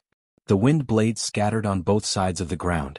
When the tornado was sliced apart, the falling rocks also arrived in front of Astria. Aegis equals 1 area of defense. Activate. Astria's shield shone brightly and a crystal-like wall of data emerged from the shield. She looked at the data in front of her eyes and the shield shone brightly. The range was several times wider than the Aegis equals L area type protective shield that he had used before. Boom. Boom. Boom. Boom. The continuous barrage of boulders slammed into Astria's Aegis AoE defensive barrier, causing a series of loud explosions before shattering into pieces. The Aegis AoE defensive barrier let out a few muffled thuds, but they couldn't damage Astria's Aegis AoE defensive barrier in the slightest. As the number of large rocks decreased, the small meteorites that were falling from the sky also disappeared. Accelerator's face turned gloomy again. He knew that he had underestimated his opponent again. His strength, attack power, and defense power. Chapter 211. Everything returned to normal. Only the scars on the ground told everyone that this place wasn't peaceful at all. Of course, this peace is only temporary. Like a shooting star, a silhouette with a glowing red blade silently appeared in front of Accelerator. Accelerator's expression changed slightly as the red glow of the blade filled his vision. Wu Yin hesitated when he saw Accelerator's expression. He's hesitating if he should use his full strength. If his attack gets reflected, he'll be in big trouble. Of course, in less than a second, Wu Yin tightened his grip on the sword. The hesitation in his eyes disappeared, leaving behind only determination. A bright red glow filled the entire blade of the Nemia Shana. I must succeed this time. Chaotic returned to Horizon Dance. The arc-shaped sword slash shot towards Accelerator at a very close distance. Accelerator's expression changed slightly before he regained his composure and shouted at Wu Yin, who was standing in front of him. Didn't I tell you? Is it useless? The blade of Chaotic Return to Horizon Dance was stopped by an unknown force just as it was about to land on Accelerator's body. Then the blade of light suddenly twisted. The blade of Chaotic Return to Horizon Dance, which was supposed to slash at Fang Tong's chest, changed direction under the influence of an unknown force and slashed at Fang Tong's shoulder. What? Accelerator's expression changed greatly. He reflexively took a step back. After that step, the saber light slashed down on his shoulder. After a loud explosion, Accelerator's location was covered by a cloud of black dust. As for Wu Yin, he leaped and left the area the moment he used Chaotic Return to Horizon Waltz. We did it. Astria cheered in the air. She flapped her wings and drew a beautiful arc in the air. She landed beside Wu Yin and a few pure white feathers floated down from the sky. We won, Master, Astria said happily to Wu Yin. However, Wu Yin only responded with a bitter smile. You won? It's not that easy. Wu Yin looked at the dust-shrouded area in front of him. Astria was taken aback and she quickly turned her head to look at the dust-shrouded area. A breeze blew the dust away. When the dust dissipated, Accelerator appeared in front of Wu Yin and Astria. His body was covered in black dust. He was holding his shoulder with one hand. Blood was slowly flowing out from there. Accelerator lowered his head, making it impossible for others to see his expression. He raised his trembling hand to cover his shoulder. When he saw the blood on it, his vermilion pupils abruptly constricted. Blood. With a hint of shock, confusion, and even more disbelief, he mumbled. He looked at the blood on his hand and suddenly smiled. Ha. Ha ha. Ha ha. As if he had gone mad, Accelerator ignored the burning blood on his shoulder. He looked at the blood on his hand and laughed crazily. Wu Yin tightened his grip on his sword. Astria took a step back and said weakly, You? Did he turn into an idiot? How can he laugh when he's injured? Accelerator raised his blood-stained hand high in front of his face, as if it wasn't blood but a lottery ticket. He laughed crazily. Blood. It's blood. I'm actually bleeding. I'm actually injured.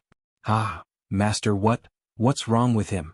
Astria tugged on Wu Yan's clothes. Accelerator is filled with malevolence and malice. Astria couldn't help but feel a little intimidated by the eerie atmosphere around him. Wu Yan smiled bitterly. He looked at Accelerator in silence. He felt something was wrong with Accelerator. Accelerator's laughter stopped abruptly. He turned to Wu Yan and said expressionlessly, "Hey, you injured me." A monstrous killing intent emanated from Accelerator and enveloped both Wu Yan and Astria. Astria was fine, she just narrowed her eyes. Wu Yan, on the other hand, felt a chill down his spine as he furrowed his brows. Wu Yan and Astria's expression changed. Astria reacted the fastest. She hugged Wu Yan before he could react. She flapped her wings and flew into the air. In the next second, the place where Wu Yan and Astria were standing was reduced to rubble. None of the rubble was bigger than a finger. Wu Yan and Astria looked at the ground in shock. On the ground, with Accelerator as the epicenter, not a single piece of land was left unscathed. Wu Yan gulped. Other than Ikaros, Wu Yan has never seen such destructive power before. Master.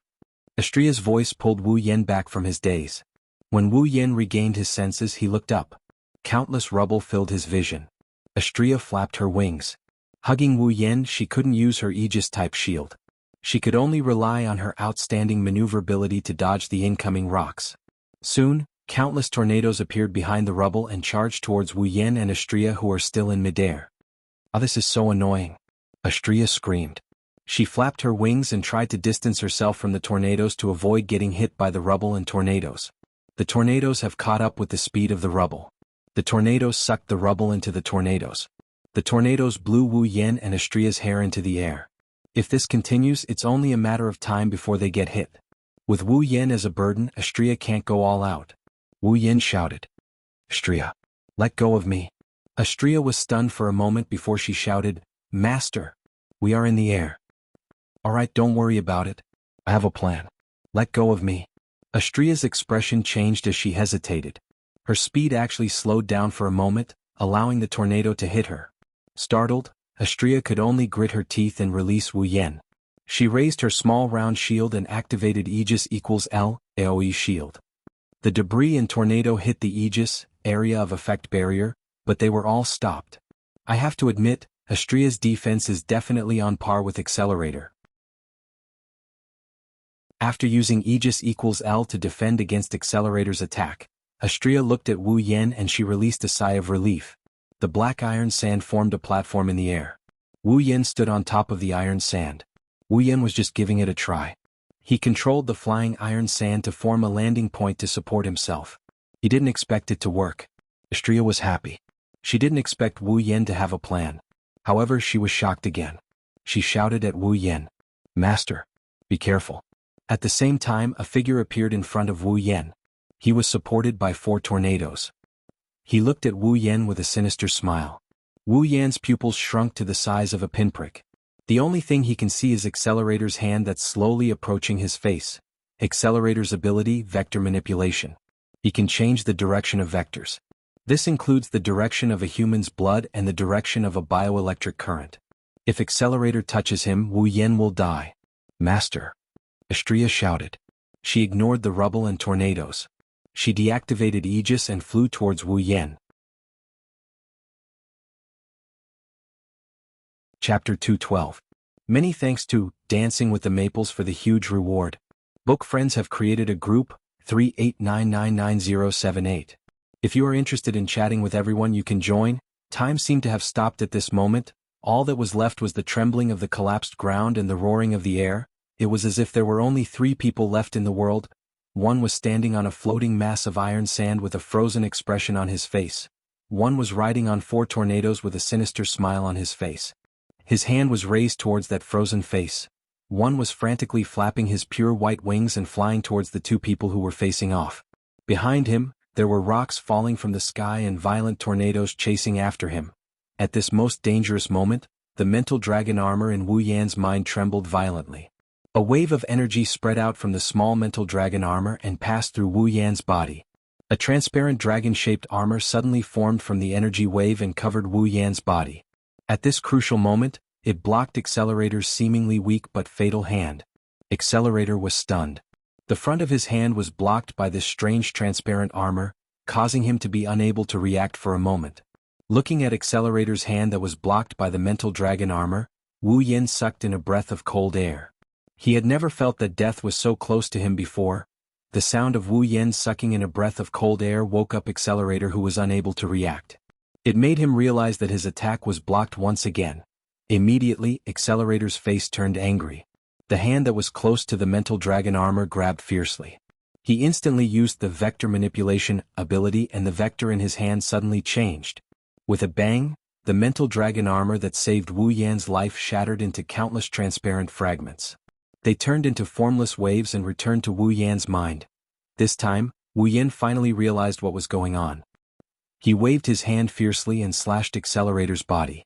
However, he was quickly sent flying by the reflected force. He smashed into the ground full of rocks and was buried by them. Accelerator spat when he saw Wu Yan using his own strength to increase the distance between them. His face was filled with displeasure. Compared to injuring his opponent, he wanted to kill him in an instant more. Accelerator's body flashed and he wanted to control the tornado behind him to chase after him. However, at this moment, a figure accompanied by the sound of wind explosions appeared behind him. "How dare you hurt Master?" Astria's expression was cold. The data in her eyes flashed with a cold light. Accelerator's body stiffened. Then Astria swung her Chrysor super vibration photon blade and sent Accelerator flying. This is impossible. Accelerator's mind was filled with such thoughts as he flew backwards. As he felt the intense pain coming from his body, Accelerator finally understood that his reflection had lost its effect for the second time. The first time was fine. Even though Accelerator's reflection didn't reflect Wu Yan's attack back, it at least changed the direction of the blade that was supposed to hit his chest. This proved that his reflection still worked. But this time it didn't work at all. Accelerator's consciousness was still in a state where his reflection didn't work. Astria flapped her wings and appeared in front of him again. The data in her eyes flashed coldly. Accelerator's expression changed. Bam! Accelerator was sent flying again after a dull thud. Accelerator's reflex was still effective. Otherwise, he wouldn't have been hit by Astria's Chrysor super vibro photon blade, with only a slight pain. When Accelerator was sent flying again, Astria appeared in front of him again with her Chrysor super vibration photon blade. Bang! Bang! Bang! Bang! Accelerator was sent flying by Astria like a sandbag. He didn't have time to react. Astria's terrifying speed didn't allow Accelerator any time to react. Every time he was sent flying, Astria would appear in front of him and send him flying again. Damn it, Accelerator's reflection couldn't keep him unscathed anymore. Even if he didn't get hit by Astria, he was severely injured. The intense pain turned Accelerator's eyes red. The whites of his eyes were bloodshot. He was enraged to the extreme. His face was distorted. Despite being sent flying again, Accelerator spread his arms. The atmosphere fluctuated with Accelerator's movement. A giant tornado formed at an incredible speed. Under Accelerator's control, it swept towards Astria. Astria was furious because Accelerator injured Wu Yan. She ignored the tornado and spread her pure white wings to the maximum. She flew towards Accelerator with terrifying speed. The distance between the angel and the tornado was shrinking. Both of them were moving at an incredible speed. They closed the distance between them in less than a second. A giant tornado descended upon them. Astria remained expressionless. She raised the small round shield in her left hand and activated Aegis equals L, area of effect shield. Astria braced herself against the tornado with Aegis equals 1, area of effect barrier. She flapped her wings and the Aegis equals 1 area of effect barrier tore the tornado apart. Suddenly the angelic girl in the sky braved through the tornado and tore it apart.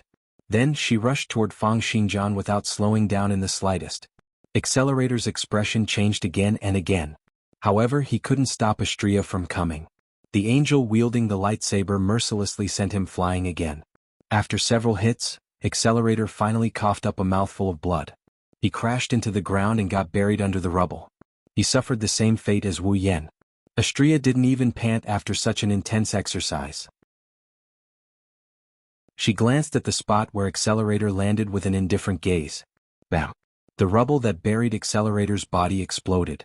Accelerator stumbled and stood up shakily from the rubble. It was obvious that he had taken quite a bit of damage. Feeling the sharp pain and powerlessness in his body, Accelerator almost didn't dare to believe that he, who had never been injured before, had suffered all the injuries that he should have suffered in the first half of his life today. Not only did that man injure him, even that woman who could fly almost broke his bones. Accelerator coughed up another mouthful of blood as he looked at the angel in the air. His clothes and mouth were stained with blood. Accelerator trembled as he looked at himself. I know I'm not strong enough. I'm not strong enough. If I'm strong enough, I won't get hurt. If I'm strong enough, those ants won't appear. If I'm strong enough, no one will provoke me anymore. If I'm strong enough, no one will hurt me anymore. It would be great if I was invincible. That way there wouldn't be people who overestimate themselves and come here to be hurt by me. If I have to hurt people, then I'll hurt them until the day I become invincible. I will become invincible. A crazy roar resounded through the night sky. A gust of wind began to swirl around Accelerator's body. Accelerator unleashed all his computing power and began to manipulate the wind in the air. Inside Academy City, some of the windmills that were set up on the roadside or outside the building started to spin wildly, as if they were malfunctioning, swinging around randomly. The wind in Academy City was visibly blowing towards a certain direction, and the center of this direction was the directional passage. The howling wind gathered together under Accelerator's manipulation. Under Astria's shocked expression, a small ball of white ions appeared at the center of the wind. Chapter 213. Wu Yan was buried in the rubble. Wu Yan looked like he's asleep as he laid quietly on the rock that buried him. His consciousness is hazy and even his breathing is getting labored. Even though his body was in pain, Wu Yan was unable to regain his senses. Not only did he not care about the pain, he allowed it to wreak havoc in his body. So tired. I want to sleep. This was the only thought in Wu Yan's muddled mind. This thought almost covered up the pain and suffocation he felt from the rubble. The mental dragon armor was broken. Even though Accelerator's fatal attack was blocked because of it, the mental dragon armor could not be used for a period of time. Therefore, Wu Yan's slash with all his strength was reflected back to him by Accelerator's armor. In addition, the impact of Wu Yan crashing into the ground. Unlike Accelerator, Wu Yan didn't have vector manipulation, so he couldn't reflect the impact like Accelerator did. He had to take the full brunt of the impact and his body took quite a bit of damage. At this moment he was buried in the pile of rocks. The pain and suffocation took away all the strength in his body.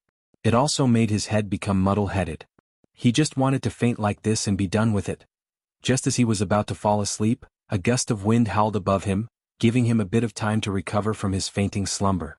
So noisy, Wu Yan struggled to open his eyes, but what appeared in front of him was boundless darkness. Only his ears could hear the wind howling above him. Can you not be so noisy? Can't you let me sleep? Who turned on the fan so loudly? I don't care anymore. I'll just sleep. Tiske, why does my body hurt so much? He struggled to open his eyes and he slowly closed them again.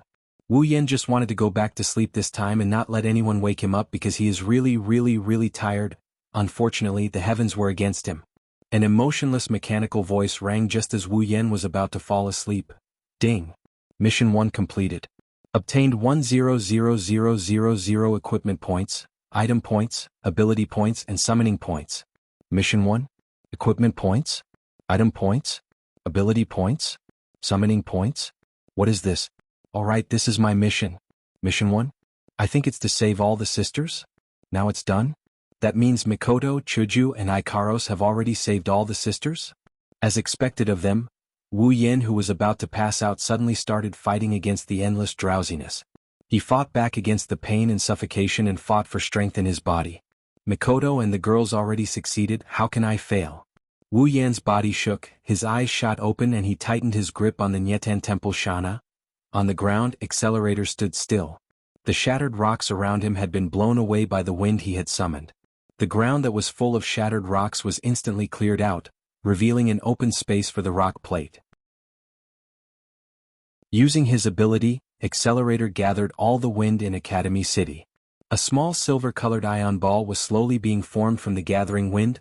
More and more wind gathered here to replenish the silver-colored ion ball. As the ion ball got bigger and bigger, Accelerator's face got crazier and crazier. On the spur of the moment, Accelerator had used vector manipulation to control the wind in the entire Academy City, but he hadn't expected that he would come up with something like this.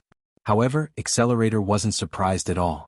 Instead, he was very excited because he could feel how powerful this ion ball is. Ha! Accelerator laughed out loud in excitement as he watched the sphere of ions growing larger and larger above his head.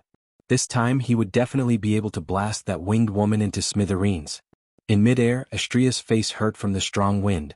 She raised her hands to shield her face. The wings on her back let out a whine. The pure white feathers were blown to the ground by the wind. The wings she was proud of became Astria's biggest obstacle.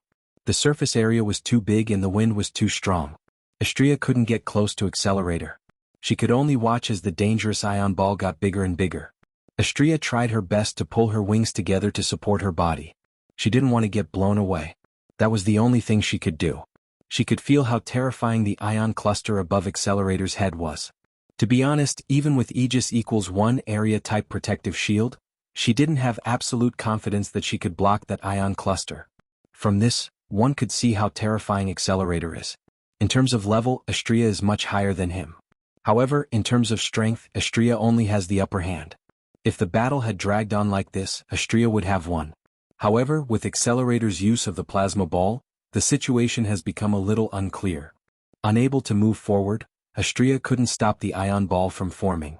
She could only raise her small round shield and hope her Aegis equals L, area of effect barrier, can block it. It's useless. Accelerator laughed maniacally and shouted at Astria, who was in midair. Even if you have the same defense as me and can block 1, can you block 2? Or 3? With my computing power, I can use this attack 4 or 5 times. Are you confident you can block 4 or 5 of these attacks? Astria didn't say anything. She raised her small round shield with determination. She silently expressed her determination. Accelerator's smile faded. His expression turned serious. He clenched his fist and the wind gathered even faster. Master. Astria looked at the ion ball. Wu Yan's gentle smile flashed in her mind. Her expression became more determined. I can block it. The ion ball has grown to the size of a wash basin. Its power is getting stronger and stronger. Astria's expression darkened. More. Accelerator tried his best to control the wind and infuse it into the ion ball. Just a little bit more and the power of the ion ball will be enough to tear apart Astria's Aegis equals L, area of effect barrier. Suddenly, a red sword beam shot out from a pile of rubble. It turned the rubble into dust. Almost at the same time, an orange beam of light shot out from the pile of rocks towards the cluster of ions above Accelerator's head. The orange beam was none other than the railgun. Under Astria and Accelerator's shocked gazes, the railgun slammed into the plasma ball that hadn't formed yet. Endless light flashed from the collision between the two sources of light. As the light flashed, the railgun self-destructed and neutralized the plasma cluster. What? With the disappearance of the ion cluster, the gale also dispersed and disappeared. Astria and Accelerator looked towards the direction where the railgun came from. When they saw the scene, their faces changed. Astria was happy while Accelerator was gloomy. His clothes were tattered and his body was covered in dust. Wu Yan was panting heavily. He stood there with great difficulty. He held his sword in one hand and his other hand was held flat. Blue and white electric arcs flashed on his hand. Master. You bastard. Yes. The one who used the railgun is Wu Yan. Wu Yan tried his best to stabilize his wobbly body. He was panting heavily. His face was pale. It's unknown if it's because of the railgun or because of the damage he received. However, he still had a smile on his face. I haven't fallen yet.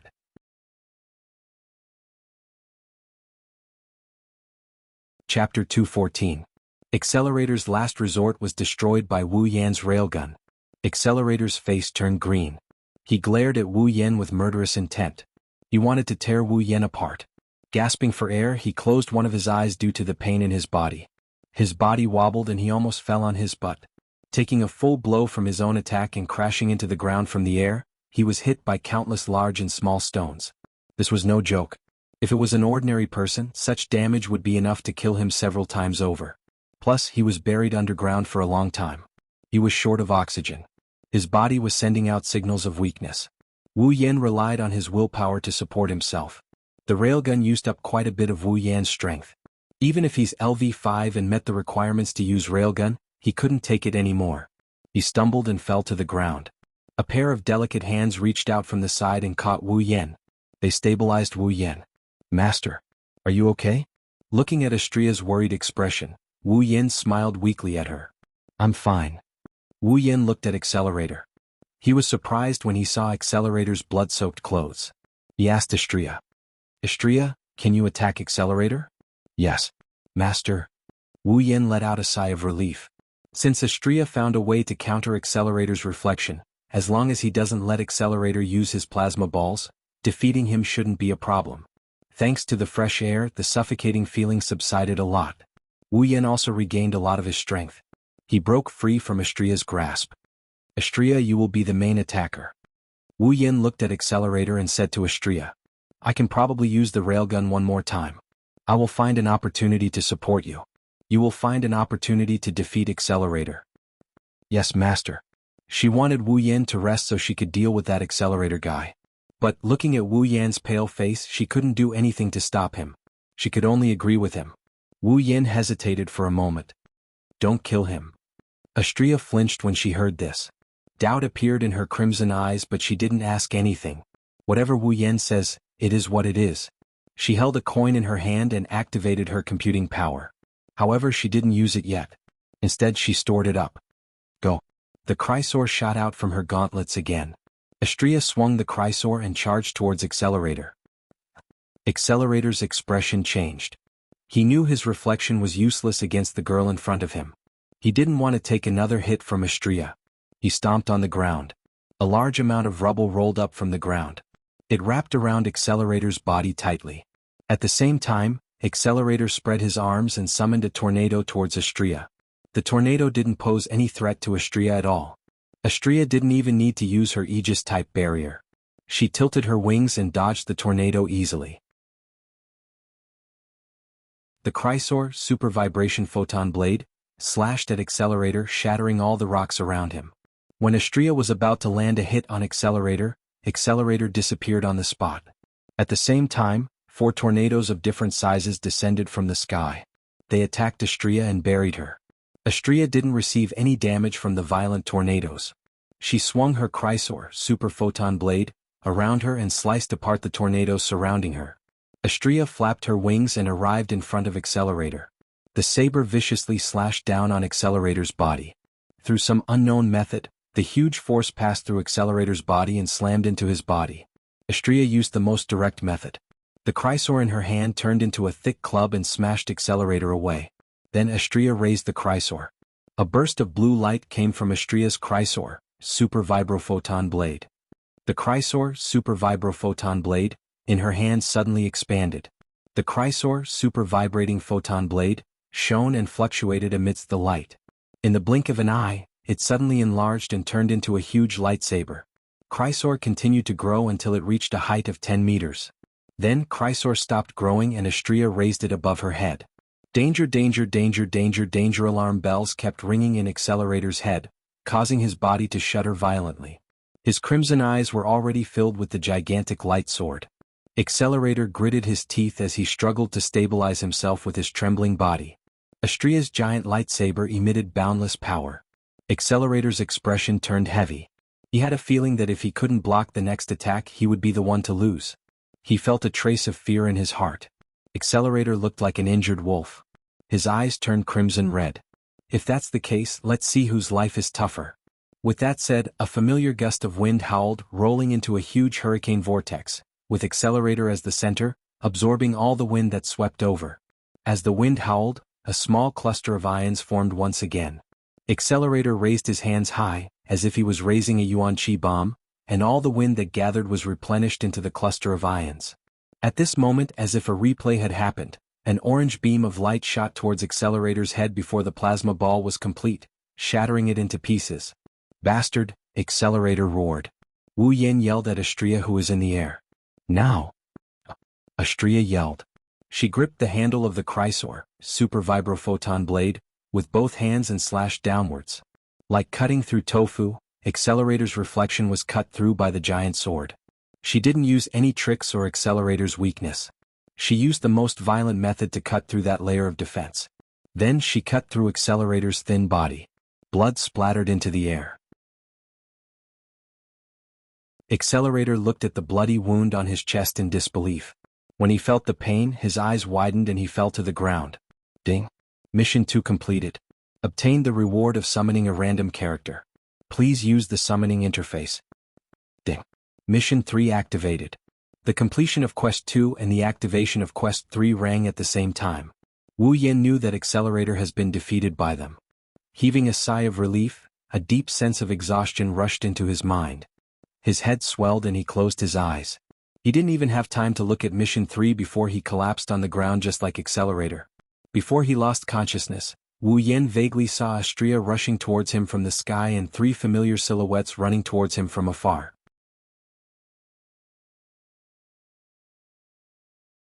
Chapter 215. As soon as he regained consciousness, Wu Yin struggled to open his eyes. He stared blankly at the ceiling not far away and uttered a famous sentence. "I don't recognize this ceiling." As soon as he spoke, Wu Yin realized that his originally excruciating pain was actually gone. This surprised Wu Yin greatly. "Where am I?" "This is the hospital."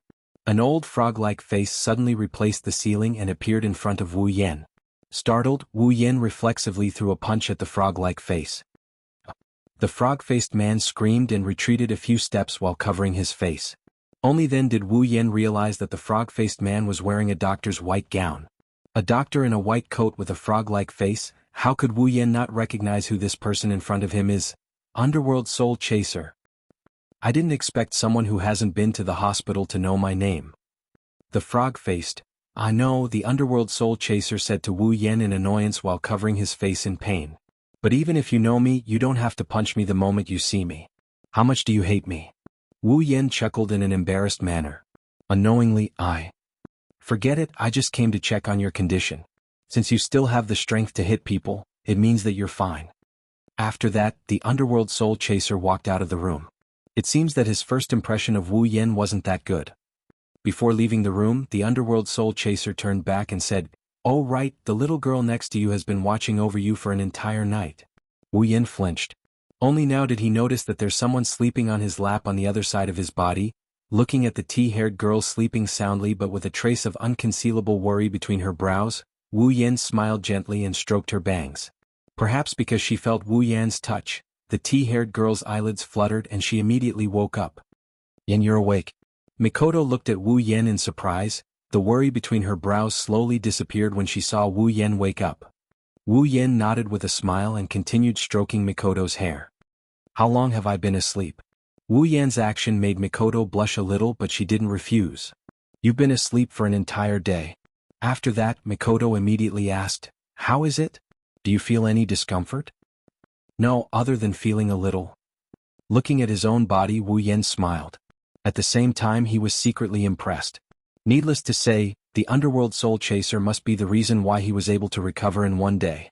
That Underworld Soul Chaser who can even bring the dead back to life is just as strong as the original work described. If one were to ask who Wu Yin admires the most in this world, it wouldn't be Alistair, who has an insanely high IQ, nor is it the righteous Tusii, it would be this Underworld Soul Chaser. "Alright, where are Chuju and the others?" "Oh, they went out to buy some food," Mikoto said, and then took off a bracelet from her wrist and handed it to Wu Yin. It was the biocontainment device that contained the sisters. "My sisters, you're all inside. Moreover, we've already used the gene recovery fluid to repair your bodies." Mikoto is holding the biocontainment device like it's a treasure. When she said that, there was an unconcealable joy and relief on her face. Wu Yin took the biocontainment device and touched the bracelet that contained the sisters. His heart was filled with emotions. "You don't want them to come out and walk around?" Who knew that Mikoto would shake her head decisively? Everyone has the same face. If they come out, it will cause a ruckus. Plus, those research institutes are probably frantically looking for the sisters. It's not good for them to come out so casually. Also, Mikoto looked at the biocontainment device with a gentle light in her eyes. They said that they don't want to cause trouble for everyone. So it's not a bad idea to sleep in there. "I see." Wu Yin put the biocontainment device on his wrist and smiled. "What a cute group of sisters." Mikoto nodded with a smile. She hesitated for a bit and said to Wu Yin, "I've already told them about us." "Oh." Wu Yin turned to look at Mikoto. Mikoto continued, "They said that they're willing to come with us." Wu Yin smiled bitterly. "Even if they don't want to, I'll still drag them with me. After all, there's no place for them in this world." Mikoto went silent after hearing Wu Yan's words. The atmosphere became heavy for a moment. Master. The door opened. Ikaros stood at the door with a bag in her hand. She looked at Wu Yan, who was lying on the bed with joy in her eyes. Ikaros. Wu Yan's heart was filled with tenderness as he looked at the girl who only cared about him. He waved at her. Yan. You're awake. What? Master. You're finally alive. Wu Yan was still smiling when he heard the first sentence, but when he heard the second sentence, Wu Yan lost all his strength again. Wu Yan rolled his eyes at Astria and said helplessly. What do you mean I'm alive? Wu Yan just finished his sentence when a voice full of resentment came from behind Chuju, Ikaros, and Astria. Scum like you better be bedridden for the rest of your life. Wu Yan felt a headache when he heard this voice. Every time this voice comes, it's bad news, at least for him. Kuriko, how can you say that? Mikoto subconsciously felt dissatisfied. After all, the whole day Wu Yan laid in bed, she's been worrying about him. But Wani-sama. Kuriko glared at Wu Yan with resentment for a while before looking at Mikoto with a pitiful expression. Wani-sama, I've been watching over that scum for an entire day. Why don't you think about how much pain I feel? If Wani-sama gets wrinkles on your beautiful face because of this, Kuriko? Maybe she's imagining Mikoto's wrinkled face, but Kuriko couldn't accept it. She kneeled on the ground and kept banging her head on the ground. Kuriko. Mikoto felt like she was being humiliated. Chuju led Astria and Ikaros around Kuriko and walked towards Wu Yan. How do you feel? I'm okay. Wu Yan ruffled Ikaros' hair. Astria immediately offered her head to Wu Yan. Amused, Wu Yan ruffled her hair as well. That day at the lab. Wu Yan glanced at Kuriko, who was still banging her head, and whispered to Chuju. Chuju smiled and nodded. Don't worry, we weren't discovered. Everything went smoothly. That's good. Chuju and Mikoto said in unison after hearing Wu Yan's words. Not good at all. Wu Yan flinched. Hinajiku pointed her finger at Wu Yan's nose and exclaimed. Look at yourself, what's so good about you when you're like this? Wu Yan scratched his head and laughed dryly. I didn't expect it either. Seeing Wu Yan's, I know I'm wrong look, Hinajiku angrily turned her head away. All in all, the most important thing for you now is to rest. I understand. Wu Yan replied helplessly. Master. Astria took out a bunch of lunchboxes. She took one of them and gave it to Wu Yan. She didn't want to part with it as she said. Master, this is for you, it's delicious. Looking at Astria's pained expression and the number of lunchboxes beside her, Wu Yan's mouth twitched.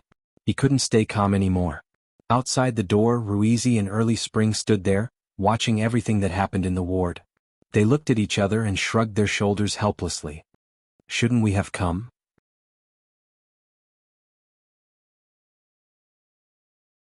Chapter 216.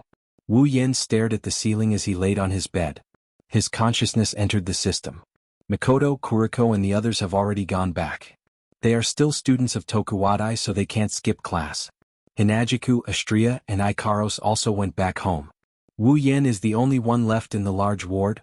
His consciousness entered the system and the system projection appeared in front of him. Wu Yan looked at it and he clicked on the character status. Character.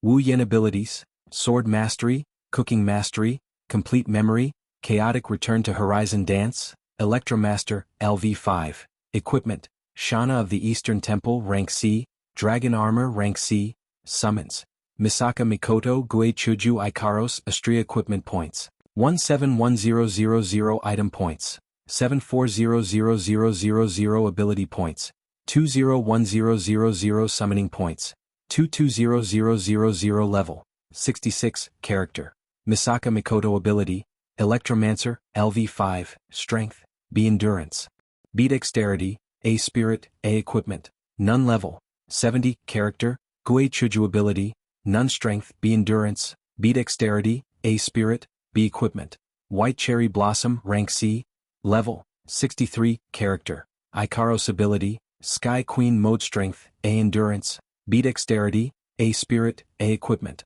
Artemis Permanent Homing Missile, Rank C, Aegis Absolute Defense Circle, Rank C, Apollon Apollo, Rank C, Uranus System, Rank B, Level, 78, Character, Astria Ability, Melee Mastery Strength, A Endurance, A Dexterity, A Spirit, C Equipment, Chrysor, Super Vibrating Photon Blade, Rank C, Aegis AoE Shield, Rank C, Level, 75. When he saw his level, Wu Yin was clearly surprised. When did he level up? Could it be when he defeated Accelerator? After all, Accelerator was level 70. It would be strange if he didn't gain any EXP from killing him. Furthermore, the EXP from Yujino Shizuri and Kikin Taidaku allowed him to level up once. Maybe it's because I fainted when Accelerator fell, so I didn't hear the system notification. However, 2 rank 7s and 1 rank 8 only allowed him to level up once. It was getting harder and harder to level up. On the other hand, Chuju had leveled up 3 times. She was not far behind him. Hinajiku and I are fine, but Mikoto, Ikaros, and Astria didn't even get a single level up. After checking the character's status, Wu Yin looked at the quest for this world's instance dungeon. At present, the first quest of saving his sisters and the second quest of defeating Accelerator had been completed. Thus, the third quest should be unlocked. Dungeon World, Magic Catalog. Dungeon Quest, Rescue. Quest 1, Save 20,000 Misaka Sisters. Revive all the dead Misaka sisters and heal all the Misaka sisters who are still alive. Collect all 20,000 Misaka sisters and store them in the biodimensional storage device. Completed. Quest Reward, Equipment Points, Item Points, Ability Points, Summoning Points 100,000 each. Quest 2, Defeat the strongest Esper in Academy City, Accelerator. Completed. Quest Reward, Randomly summon a character. Quest 3, Seduce at least 3 characters in this dungeon world and have them willingly follow you out of this world. Quest Reward, Summon a character that meets the requirements of Quest 3 for free. When he saw the description of Quest 3, Wu Yin was stunned. There was only one thought left in his mind: the system has opened its eyes. This is clearly a chance for me to expand my Crystal Palace. For a moment, Wu Yin was immersed in a world of infinite joy. A perverted smile hung on his face. He was almost drooling. Fortunately, there was no one else in the room. Otherwise, the title of Scum that Hazy mentioned would have been confirmed. After the initial joy, he frowned. Even though this mission 3 looks pretty awesome, but to push down at least 3 characters and get them to leave with him willingly, this mission isn't going to be as easy as the previous 2 missions. Moreover, the choice of characters is also a problem. Looks like I'll have to prepare for a long battle. With that in mind, Wu Yin tossed Quest 3 aside and looked at the summon column.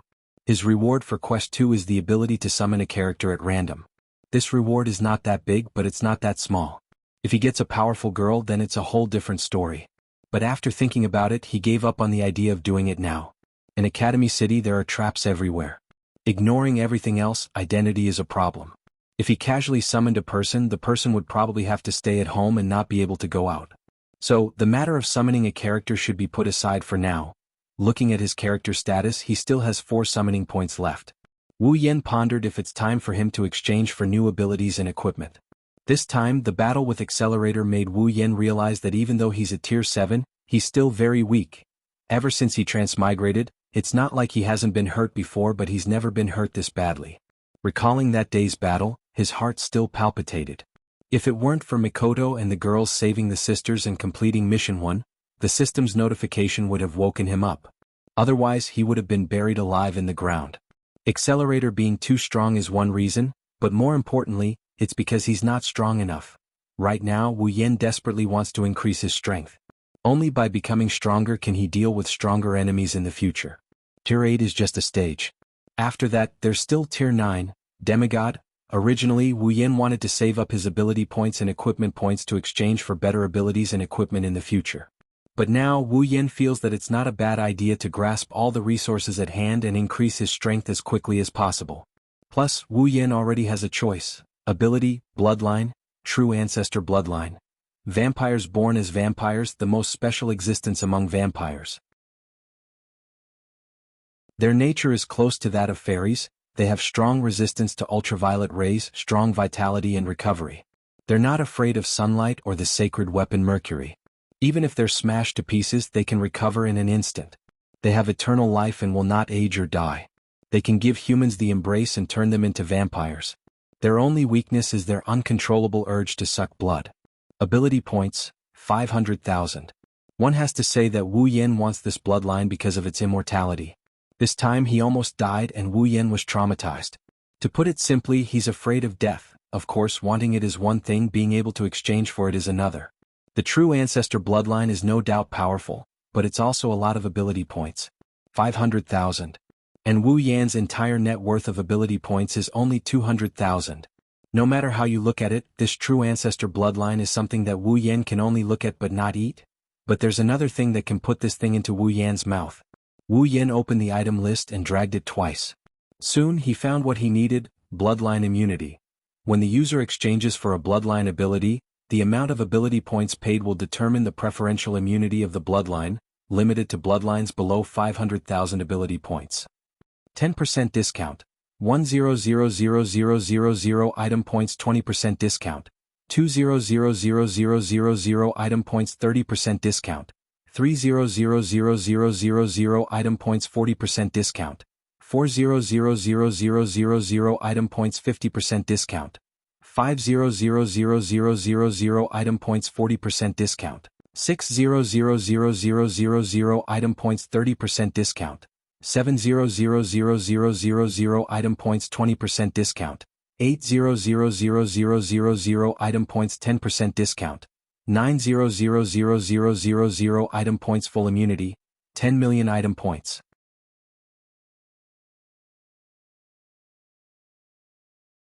Chapter 217. Bloodline immunity. Depending on the amount of item points paid, Wu Yan can exchange bloodline for a special item. With this, he can exchange for a true ancestor bloodline. And it just so happened that the limit of bloodline immunity was bloodlines below 500,000 ability points. True ancestor bloodlines happened to be within that limit. As long as Wu Yan paid 6 million item points and obtained a 40% discount, he could exchange for the true ancestor bloodline for 200,000 ability points. Although it was a loss to exchange 200,000 ability points and 6 million item points for a bloodline with 500,000 ability points, item points and ability points were different. If Wu Yan wanted to obtain ability points, he could only exchange them with magic crystals, other than the rewards from the system's missions. At least, Wu Yan had not found a third way to obtain ability points. Item points, on the other hand, were much easier to obtain.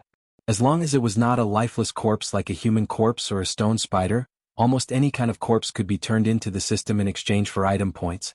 Therefore, using 6 million item points to exchange for 300,000 ability points, Wu Yan was quite willing to do so.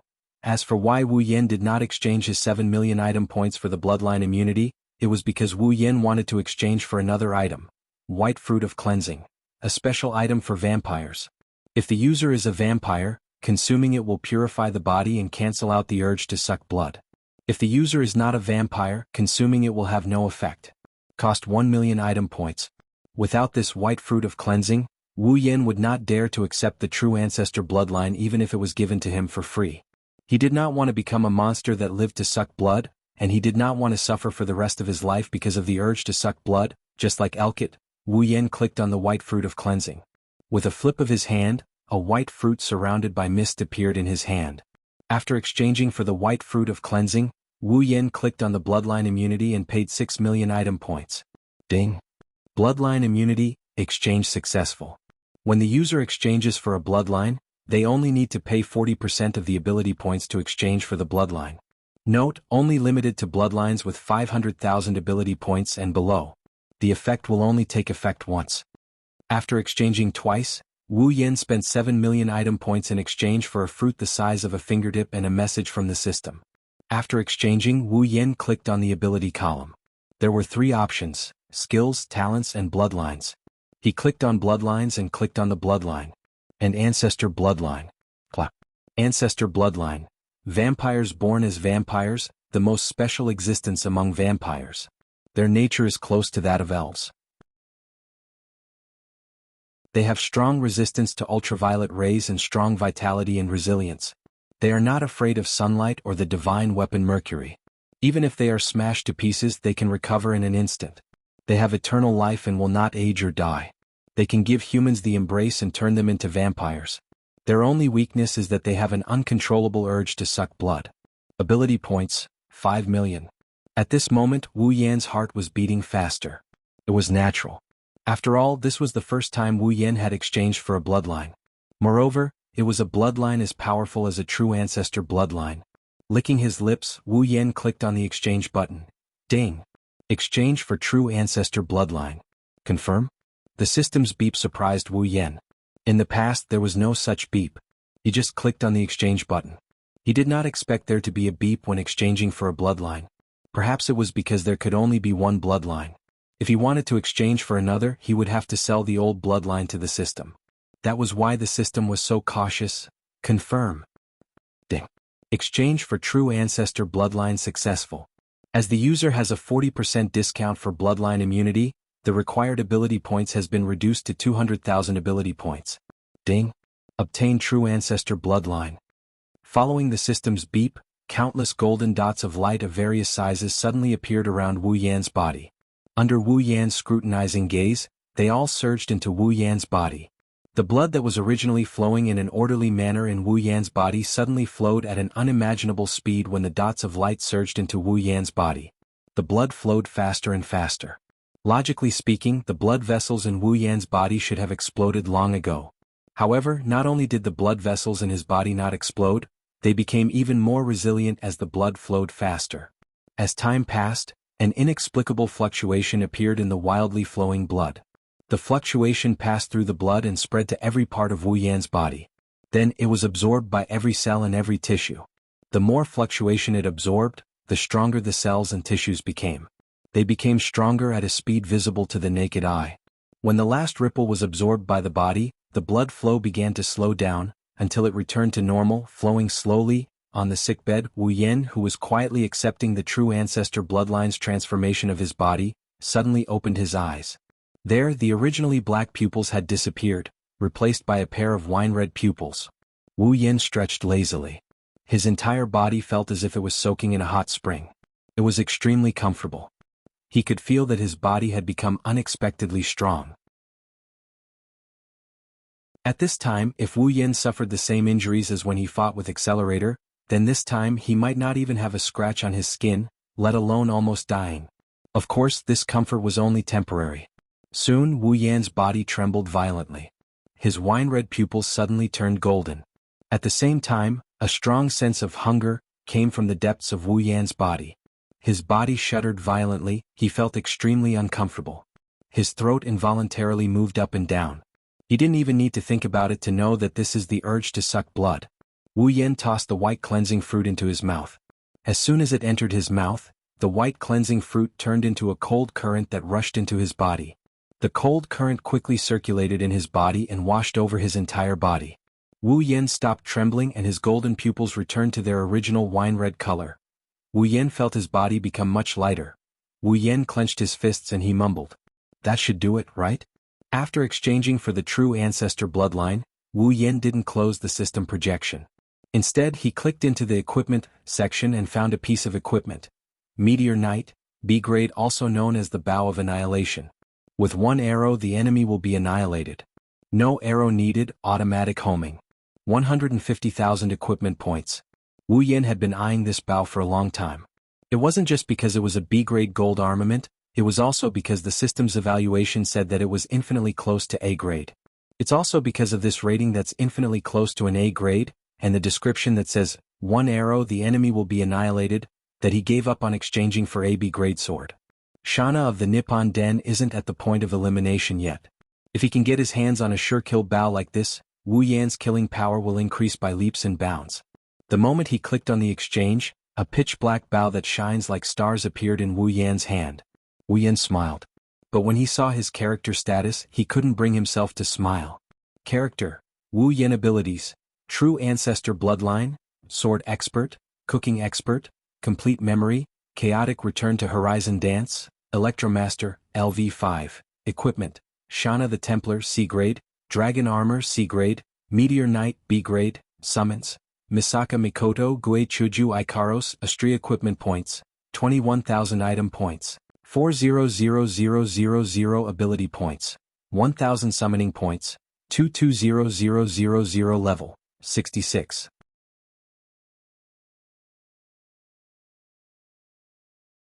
Chapter 218. Character: Wu Yan. Abilities: True Ancestor Bloodline, Sword Expert, Cooking Expert, Complete Memory, Chaotic Return to Horizon Dance, Electromaster, LV5. Equipment: Shana of the Holy Temple, C, Dragon Armor, C, Meteor Knight, B. Summons: Misaka Mikoto Gue Chuju Ikaros Astri Equipment Points, 21,000 Item Points, 400000 Ability Points, 1,000 Summoning Points, 220000 Level, 66. Everything is back to square one. True Ancestor Bloodline, 200,000 Ability Points, White Cleansing Fruit, 1 million Item Points, Bloodline Immunity, 6 million Item Points, Meteor Knight, 150,000 Equipment Points. After a short exchange, he had used up 200,000 Ability Points, 7 million Item Points, and 150,000 Equipment Points. Right now, he only had 400,000 Item Points and 21,000 Equipment Points left.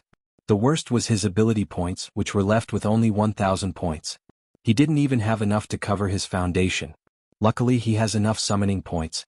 Wu Yin felt a little better. Moreover, the points spent are well worth it. Wu Yin may be level 66, but his strength is on a completely different level compared to before. With the bloodline of the true ancestor, Wu Yin can't die no matter what. Plus, he has Meteor Shower as his trump card. Even if Wu Yin had to fight Accelerator again, he wouldn't be afraid. Wu Yin looked at his pitiful summoning points and closed the system. What the eye doesn't see, the heart doesn't grieve over. He raised Meteor Knight in his hand. The bow is as black as ink, but the body is transparent like a black crystal. It's very attractive. Inside the transparent black bow, there are specks of starlight. Elegant, beautiful. Even Wu Yin looked at Meteor Shower in a daze. If it wasn't for the fact that it's AB rank, anyone would have treated it as a work of art. If you think that Meteor Shower is only beautiful, then you'll die a horrible death. In terms of rank, it's the same as Ikaros Apollo, infinitely close to an A-rank armament. In terms of power, it's even stronger than Ikaros Apollo. Moreover, Meteor Shower has an automatic tracking function. In other words, Wu Yin doesn't need to aim at all. As long as the target is locked on, even if the target runs to the ends of the earth, he would still have to take the hit of Meteor Shower. Caressing the elegant bow, Wu Yin nodded in satisfaction. He just didn't know how powerful it would be if he used it. She said it's stronger than Apollo, but how would he know if he didn't see it with his own eyes? Of course, Wu Yin isn't stupid enough to shoot an arrow here. He doesn't know how strong Meteor Knight is, but Wu Yin has seen the power of Apollo with his own eyes. To put it bluntly, if Ikaros uses Apollo to shoot an arrow at Academy City, the city will be gone. Meteor Shower is even stronger than Apollo. If Wu Yin were to fire an arrow here, Alistair would definitely come after him. After all, he doesn't have Ikaros's absolute defense circle that can block the shockwaves from Apollo's explosion. What a beautiful bow. Just as Wu Yin was immersed in the beauty and power of Meteor Knight, a delicate voice suddenly came from beside him. Wu Yan's hand that was holding the bow trembled, he almost dropped Meteor Knight. Patting his chest with lingering fear, Wu Yin didn't want to drop the beautiful Meteor Knight. Even if it's a B-grade gold armament in terms of hardness, even if Ikaros used all her strength, she wouldn't be able to scratch it. When he saw who it was, Wu Yin immediately rolled his eyes. "Queen-sama, can you stop scaring people?" Shokuho Misaki ignored Wu Yan's complaints. She reached out with misty eyes and touched the Meteor Knight in Wu Yan's hand. "What a beautiful bow, where did you steal it from?" Hearing this, Wu Yan's innate chi rushed from his chest to his throat and got stuck there. Wu Yan almost choked to death. "What do you mean by stolen? This is rightfully mine." "Is that so?" Shokuho Misaki looked at Wu Yan suspiciously. With one look she froze. Her starry eyes flashed with a strange light. Shokuho Misaki looked at Wu Yan blankly before asking him in a shocked tone. "Why did your eyes turn red?" "My eyes turned red." Hearing Shokuho Misaki's words, Wu Yan's first reaction was to be stunned. After all, his eyes are on his body, he doesn't have the ability to see his own eyes without the help of external forces. Shokuho Misaki didn't say anything. She took out a mirror from her bag and placed it in front of Wu Yan. A pair of wine-red pupils, as if they were naturally there, added a lot of charm to Wu Yan's face that wasn't ugly nor handsome. It really is. Touching his own eyes, Wu Yan understood. This is the effect of the true ancestor bloodline. He is now a true ancestor vampire. Not bad. Wu Yan didn't answer Shokuho Misaki's question. Shokuho Misaki is pretty curious about him anyways, adding one or two more wouldn't hurt at all. Isn't there a saying that goes like this? When a girl is curious about you, she's not far from falling for you. Although he doesn't know how true this saying is, Wu Yan doesn't mind making it true. After all, he has a glorious mission 3 waiting for him to complete. Otherwise he might as well aim at Jisama first. Staring at Wu Yan's deep wine-red pupils, Shokuho Misaki's starry eyes flickered. But Jusama knows that her problem is like throwing a meat bun at a dog, it's a one-way trip. Shokuho Misaki stood up. Just when Wu Yan thought she would run away in a fit of pique, Shokuho Misaki took out a remote control from her bag and pressed it on Wu Yan. Beep. Following Jusama's action, a flash of electricity appeared in front of Wu Yan, making Wu Yan feel helpless. Jusama, are you trying to control me? Yes. Shokuho Misaki didn't have the slightest awareness of her wrongdoings. Her starry eyes once again met Wu Yan's wine-red pupils. If possible, I really want to control you, then use psychological control to learn all your secrets. Hearing this, Wu Yan rolled his eyes. No, it's more like he rolled his eyes. Haven't you heard of it? A man with secrets is the most attractive. I've only heard of this saying among women. Men should be more attractive with deeper secrets. Well, it doesn't matter. With a flip of his hand, the meteor shower disappeared from Wu Yan's hand. It was stored inside his space ring. Shokuho Misaki raised an eyebrow but didn't ask any more questions. She knew that Wu Yan wouldn't say anything. So she just smiled and said, "What a pity, such a beautiful bow, how nice would it be if I had it?" Wu Yan looked at Shokuho Misaki with a half-smile. "Jusama, do you know that the beautiful bow you speak of can destroy the entire Academy City if you pull it?" Shokuho Misaki was shocked, then she laughed. "Era, you must be joking with me. What do you think?" Jusama still had that half-smile on her face, but she couldn't laugh this time. Based on her understanding of Wu Yan, this sentence is most likely true. Shokuho Misaki covered her mouth. "If it's true, then I want it even more." Wu Yan helplessly shrugged and sighed. "Then Jusama, why did you come here? Don't tell me you're here to see me?" "Era, is that not possible?" "Fine." Wu Yan felt powerless when he said that. Shokuho Misaki smiled and put her face in front of Wu Yan. "Do you still remember the promise?" Wu Yan's face fell. "Don't tell me you want me to go on a date with you now?" "Why would I?" Shokuho Misaki said and walked out of the room, leaving behind only one sentence. "See you tomorrow at 7, Tokuwadai Dormitory."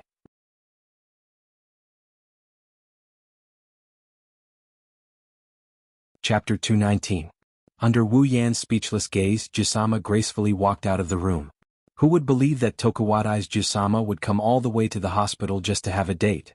Wu Yan doesn't know how to describe his current mood. If you want to say he's happy, then a little. After all, his date is Shokuho Misaki. It's just that Wu Yan doesn't understand why Jusama is so eager to go on a date with him. Is it to attack Mikoto? Probably a little. But Wu Yan knows that Jusama is more interested in him because he has too many things that she's interested in. Just like that, Wu Yan, who was in a daze on the hospital bed, didn't notice that after Shokuho Misaki walked out of the room, a petite figure appeared outside the door. She hid in a corner and secretly peeked inside. Her eyes were filled with resentment. That person is Shiroi Kuriko. Kuriko watched as Shokuho Misaki walked away, then secretly peeked at Wu Yan, who was in a daze on the hospital bed. Her lips were tightly pursed, her twin ponytails swayed without any wind. An inexplicable black aura covered her entire body, turning her into a true Kuriko. That despicable scum. Not only did he steal my Wani-sama, he even dared to have an affair outside. And it's with that Shokuho Misaki. Whenever she thought of her Wani-sama falling into the hands of that scum, and only a member of his crystal palace, Kuriko's entire body went into a frenzy. She almost tore off her clothes. "This time, I will definitely stuff that scum into the trash." Kuriko made a decision that she didn't know how many times she had secretly made this decision. She chuckled and saw that Wu Yan was still in a daze. She immediately thought that this opportunity will not come again. With a light leap, she disappeared from the spot. An inexplicable sense of crisis suddenly appeared in Wu Yan's heart, pulling him back from his daze. When he regained his senses, it was already too late. The pink pigtailed creature showed up in front of Wu Yan with a creepy smile, straddling his bed and pressing a small hand on Wu Yan's chest. Wu Yan's expression changed when he realized what had happened. He looked at Shiroi Kuriko, who had suddenly appeared in front of him, and her hand on his body. He knew that he was going to die today. Scum. Go to the trash can and think about life. Following Shiroi Kuriko's resentful voice, Wu Yan also disappeared from the room. Shiroi Kuriko was the only one left sitting on Wu Yan's bed. She was laughing coquettishly as if her scheme had succeeded. In an empty alley, a figure suddenly appeared on top of a trash can. With his head down and feet up, he firmly plunged into the trash can. F***** and percent, ashen-faced from the stench of the trash can, he couldn't help but curse out loud. Looking at the trash can that is getting closer and closer to his face, his potential erupted as he reached out his hands and grabbed the edge of the trash can. He stood upside down on top of the trash can and froze there. A steady stream of stench entered Wu Yan's nose. Wu Yan's hands trembled and he almost fell into the trash can. Gritting his teeth, Wu Yan tilted and fell to one side. He would rather fall into a dog's mouth than fall into a trash can. Wu Yan's wish of falling was quickly realized. His face, which had become much more handsome because of his wine-red pupils, fell to the ground. He howled in pain. If he hadn't become a true ancestor and his body had become much stronger, he would have been disfigured. Standing up from the ground, Wu Yan covered his face and said hatefully, "Shiroi Kuriko, you damned Yuri girl, I will remember this." Although Yuri girls are very loving and Shiroi Kuriko is a petite and cute girl, Shiroi Kuriko has clearly left the Yuri level and is heading towards the pervert level. Against a pervert, Wu Yan believes that he can still bear to do it. "Mikoto, why are you so popular?" Muttering to himself, Wu Yan didn't notice that because of his words he had attracted another person's attention. "Hello, may I ask if the Mikoto you were talking about is Misaka Mikoto?" The sudden voice startled Wu Yan, but when he saw the person's face he was stunned again. "Hello, may I ask if the Mikoto you were talking about is Misaka Mikoto?" The person saw Wu Yan's dazed expression and thought that he didn't hear clearly, so he asked again in a very gentle voice. But Wu Yan knows that although this person isn't a bad person, he's definitely not a good person either. It's Ollie. In the original work, the magician who had a crush on Mikoto and betrayed the organization to join the Academy City Black Ops. The one who pretended to be the grandson of the chairman of Tokuwadai Middle School, Haihara Mitsuki. In other words, Wu Yan's love rival. Why is he here? Wu Yan frowned slightly and smiled at Atsali, who is now disguised as Haihara Mitsuki. "Oh, do you know Mikoto?"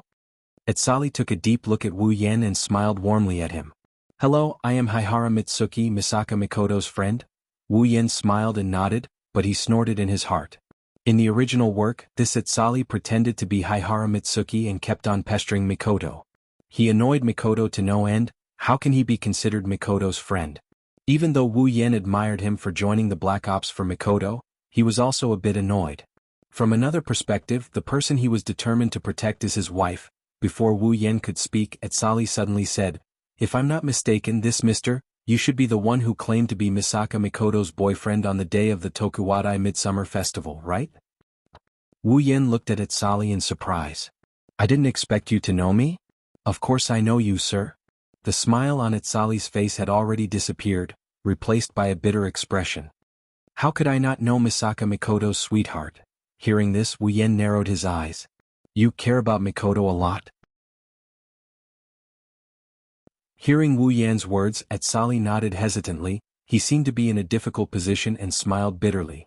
"I'm not afraid of being laughed at, but I really look forward to Misaka Mikoto." In other words, Wu Yan said to Atsali indifferently, "You're here to declare your love rival?" "No, no." Atsali quickly shook his head. "As long as Misaka Mikoto can be happy, I'm satisfied." "Then why are you looking for me?" Wu Yan frowned. "Don't tell me you're here to confirm my relationship with Mikoto?" "That's not it either." Atsali shook his head again, but this time, there was no longer any bitterness or gentleness on his face. What appeared on his face now was a cold expression. For Mr. to be able to obtain Misaka Mikoto's heart, this one is very envious and sincerely wishes Misaka Mikoto well. However, from what I know, Mr. seems to be entangled with other girls as well. "Oh?" Wu Yan laughed this time. "In other words, you're here to fight for justice for Mikoto." "You can say that." Atsali looked at Wu Yan expressionlessly. Compared to the gentle big brother image from before, the current Atsali seemed to have been corrupted. It's a bit sinister. "I hope Misaka Mikoto can be happy. I don't want Misaka Mikoto to be hurt. If Mr. can promise me to cut off all contact with other girls, then I will leave this place." Wu Yan quietly waited for Atsali to finish speaking, then said indifferently, "Is that all you want to say?" Following his voice, Wu Yan's wine-red eyes stared at Atsali. An indescribable pressure suddenly enveloped Atsali's body. "Then let me tell you, you'll be disappointed."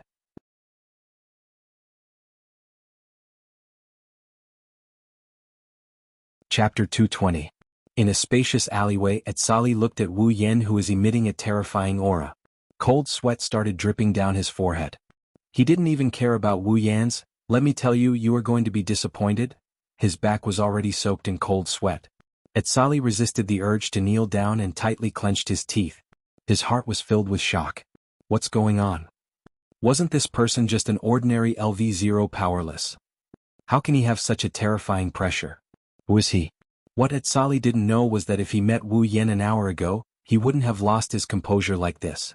Because at that time, Wu Yen wouldn't be able to emit such a level of pressure. At least it wouldn't make a magician like Atsali have the urge to kneel. If Atsali came an hour earlier, he would have already made his move when he heard Wu Yen say, "Let me tell you, you are about to be disappointed." Because at that time, Wu Yen didn't have the true ancestor bloodline.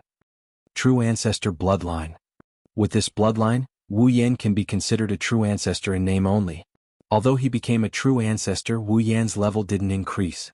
Originally, the true ancestors referred to those special vampires. They had great potential and could grow to the peak of existence. However, this did not mean that they had such great strength from the beginning. At the end of the day, true primogenitor is like the top of the food chain. They are there to intimidate the vampires of the same race. They aren't a symbol of strength. True primogenitors can reach the pinnacle of power in the end, but Wu Yen hasn't reached that level yet. Compared to other true ancestors, Wu Yen was undoubtedly much weaker. It wouldn't be an exaggeration to say that he was the weakest true ancestor. However, this didn't change the fact that Wu Yen was a true ancestor. No matter how weak he was still a true ancestor. Wu Yen also had the deterrence and pressure of a true ancestor. Therefore, it could only be said that Atsali really didn't come at the right time. His wine-red eyes emitted an evil aura. Wu Yen looked at Atsali, who was sweating profusely, and an ethereal voice rang in his ears. "Mikoto, I'll make her happy. You don't have to worry about that.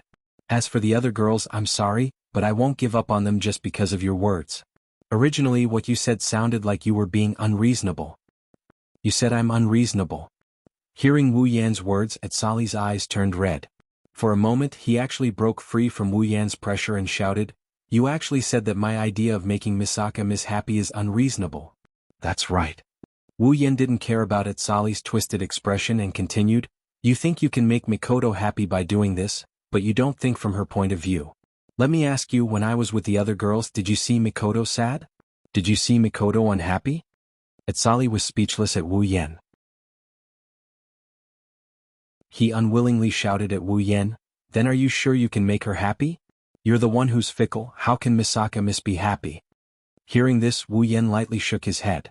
"That's right, I'm fickle because my heart has already been divided by many girls.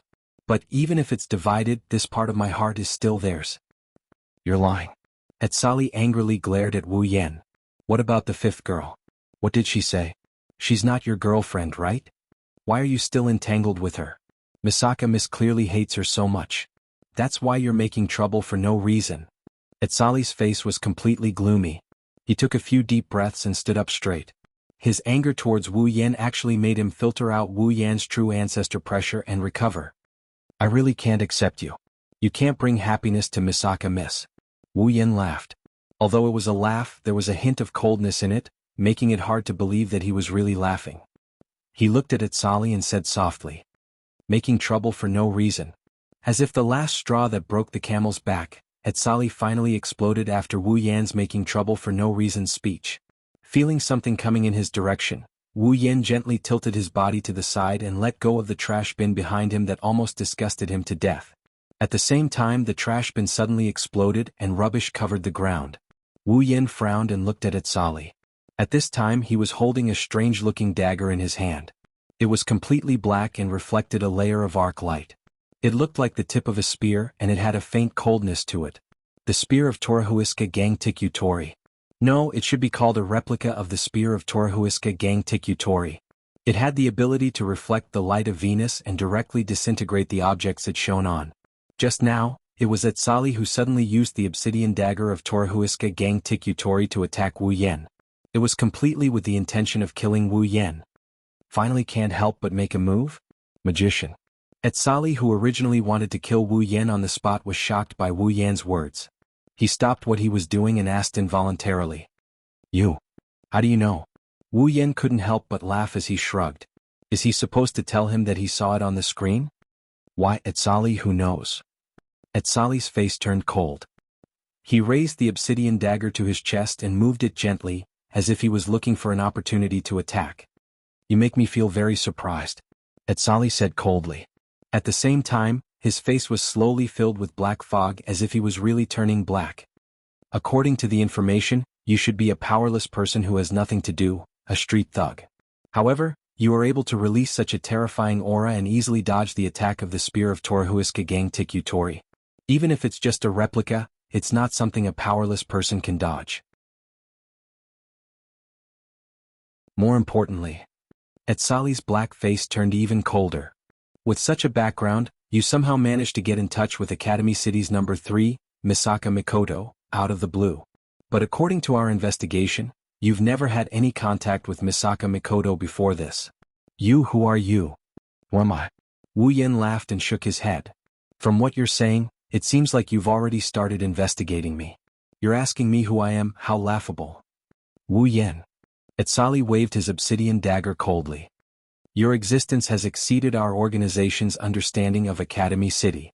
To prevent unforeseen events from happening, I will kill you today. As soon as he finished speaking, several invisible arcs of light shot towards Wu Yen at an incredible speed. His wine-red eyes glinted with a cold light. It's as if he can see these invisible arcs coming at him. He didn't move from his spot, he just tilted his body slightly and dodged them. His movements were very carefree and casual.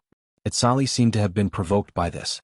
He waved his obsidian dagger and countless arcs of light shot towards Wu Yen, sealing off all of Wu Yan's escape routes. Facing the barrage of bullets, Wu Yen stomped on the ground. Sparks of electricity appeared under his feet. Like a signal, a thick layer of iron sand rushed up from the ground and arrived in front of Wu Yen. Iron sand. Atsali's expression changed greatly, not because of how powerful the ability to manipulate iron sand was, but because he was too familiar with the ability to manipulate iron sand. Because this is Misaka Mikoto's ability.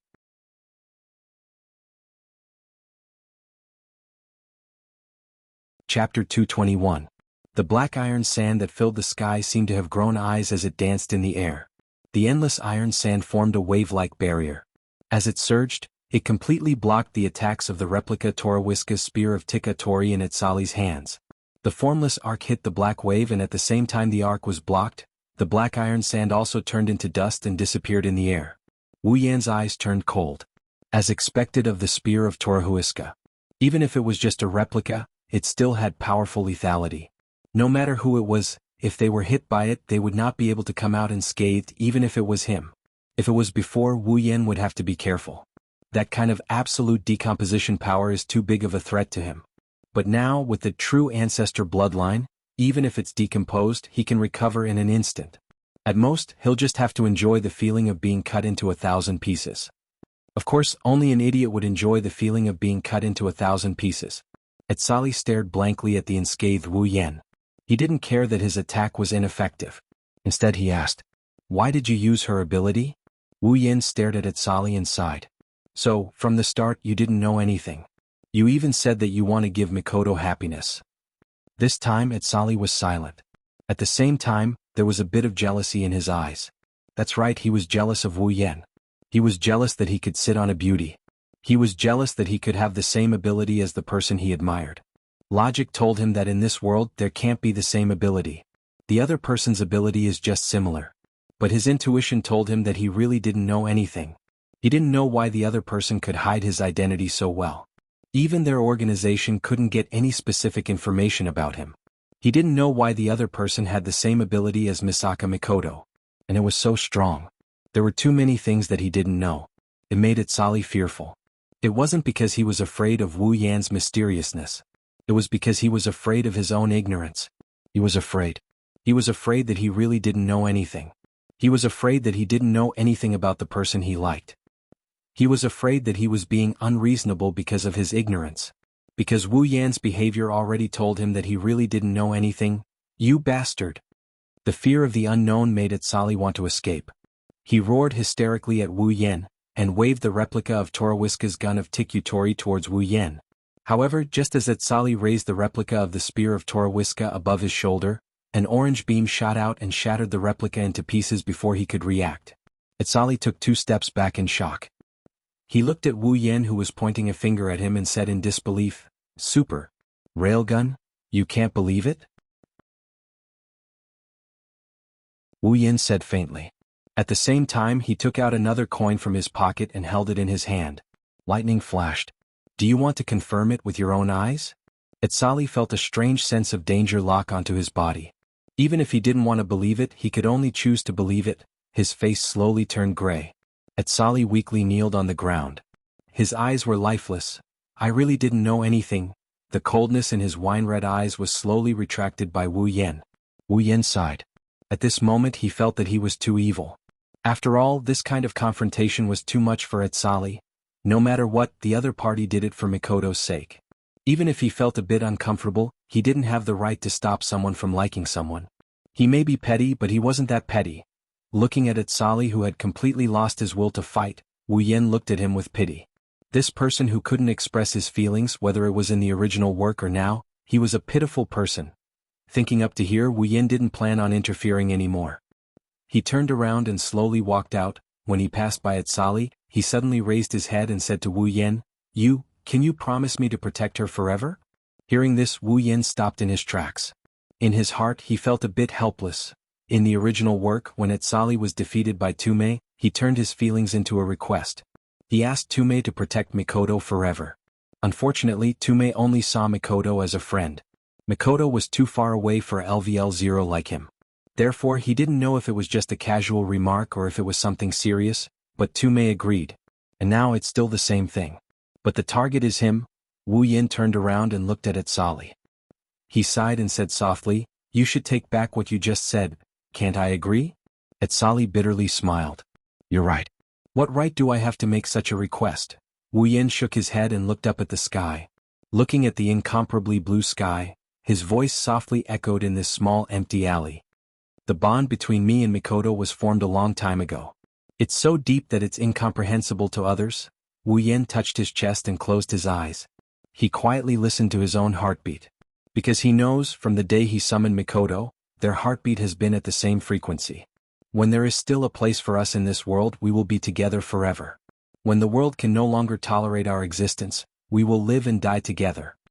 Gently opening his eyes, Wu Yan's wine-red eyes were filled with tenderness that could melt space. It was as if he could see through the barrier of space and see the beauty in the distance. Our lives are intertwined. Protecting and whatnot is no longer a word that can maintain our bond. That's right, there's no need for that. For two people whose lives are intertwined with each other, the word, protect, doesn't mean much anymore. As long as Wu Yan doesn't die, then Mikoto, Hinajiku Ikaros, and Astria who are intertwined with him will never die. Wu Yan, who has the true ancestor's bloodline, is equivalent to having eternal life. Those who are intertwined with his life will accompany him forever. Since a long time ago, none of them could leave each other because their lives were fused together. Is there a need to protect and whatnot? Etsali listened to Wu Yan's words in a daze. His consciousness sank into an abyss from which he can never escape. Because, in front of Wu Yan's words, he felt his own heart was so small. Perhaps, this would be the best ending for him. Etsali smiled as if a burden has been lifted from his shoulders. His eyes are no longer lifeless, the black mist on his face has disappeared, revealing the face he stole from Mikoto. His smile is as bright as the sun, as if he was relieved. In his heart, all his thoughts turned into a single sentence. "I wish you both happiness."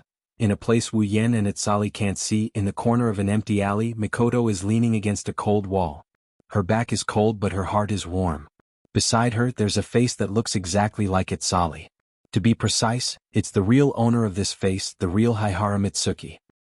He looked at Mikoto, who suddenly closed her eyes and touched her chest with a mesmerizing smile on her face. Mikoto's face blushed as she recalled Wu Yan's words. She clutched her chest tightly and said in a soft voice, "It's hard to tell if it's joy or dissatisfaction." "Idiot, you actually said something so embarrassing." Mikoto looked at Haihara Mitsuki, who was staring at her blankly. She blushed again and said in a dissatisfied tone, "What are you looking at? Let's go." Haihara Mitsuki paused and said in surprise, "Aren't we going to catch that imposter?" Mikoto walked away, leaving only her voice in Haihara Mitsuki's ears. "You will take care of everything."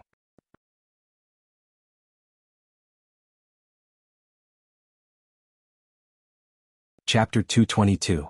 Hearing Itsali say, "I wish you all happiness" in such a relaxed tone, Wu Yan smiled. This is another almost perfect ending, isn't it? Mama, looks like it's over, meow. Wu Yan's expression turned serious. He immediately turned his head towards the source of the voice. There, another familiar figure that he has only seen on screen slowly walked out from the shadows and stopped in front of Wu Yan. Seeing this figure, Wu Yan was stunned. He was a bit speechless. This is more and more like the original plot, except the main character is himself. He has short blonde hair like a leech, he's wearing a flowery shirt and shorts, light blue sunglasses on his face, and a golden chain around his neck. His arms look especially long, almost reaching his knees. He's also very tall. He looks like a hoodlum. Tsuchimikado Motoharu.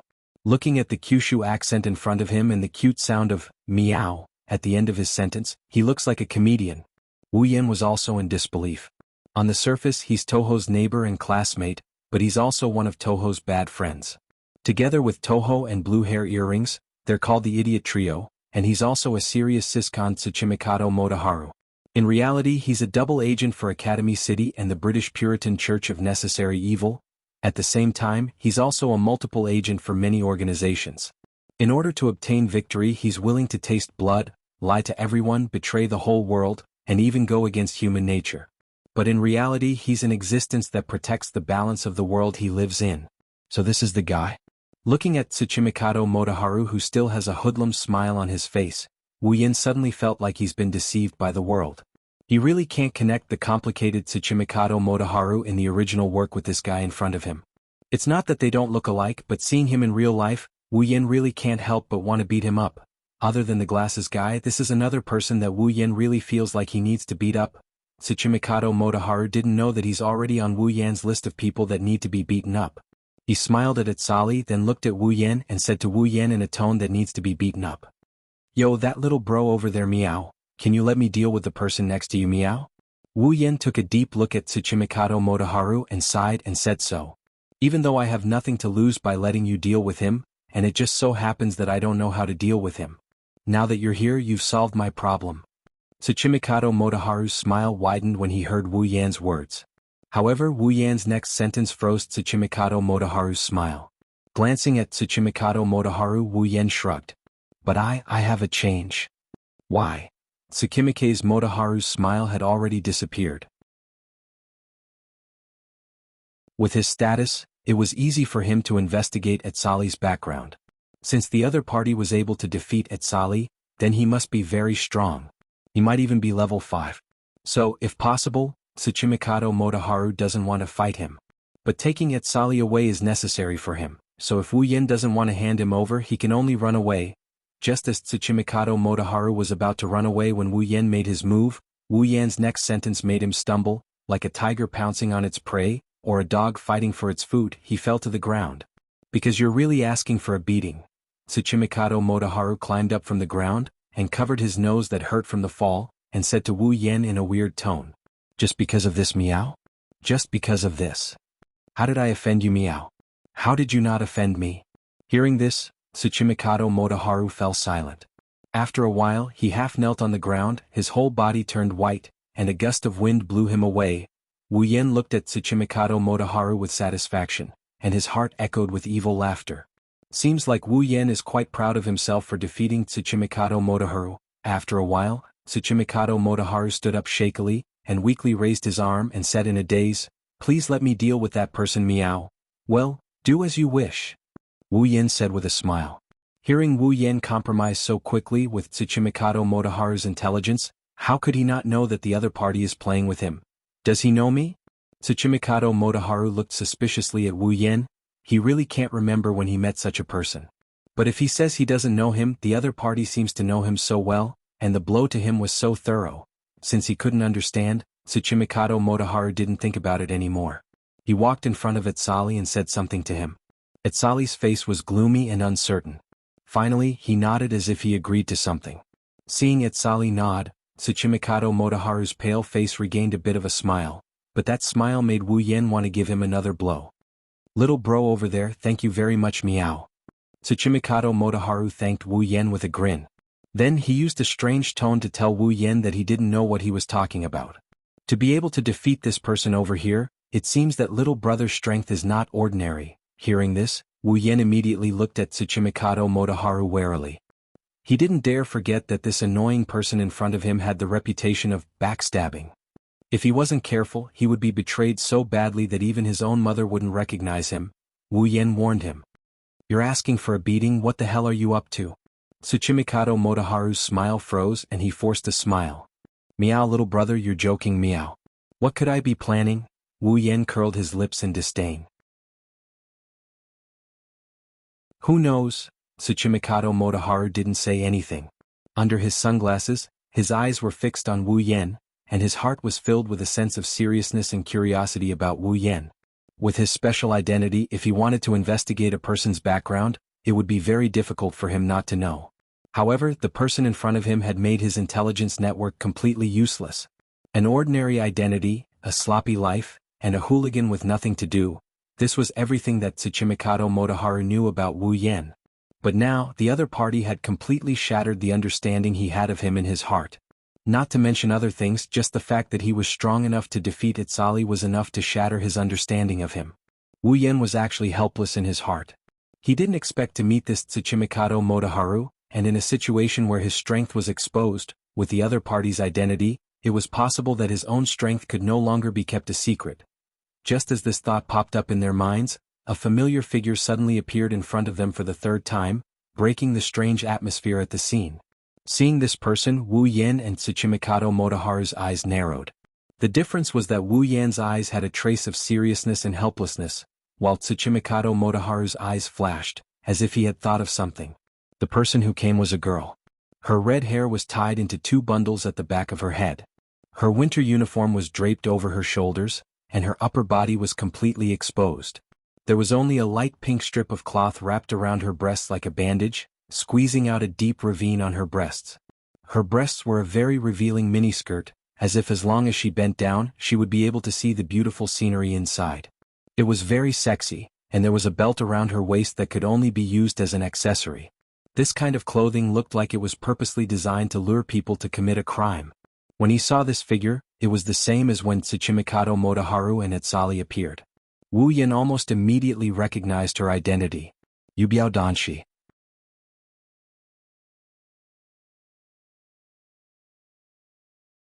Chapter 223. Tsuchimikado Motoharu.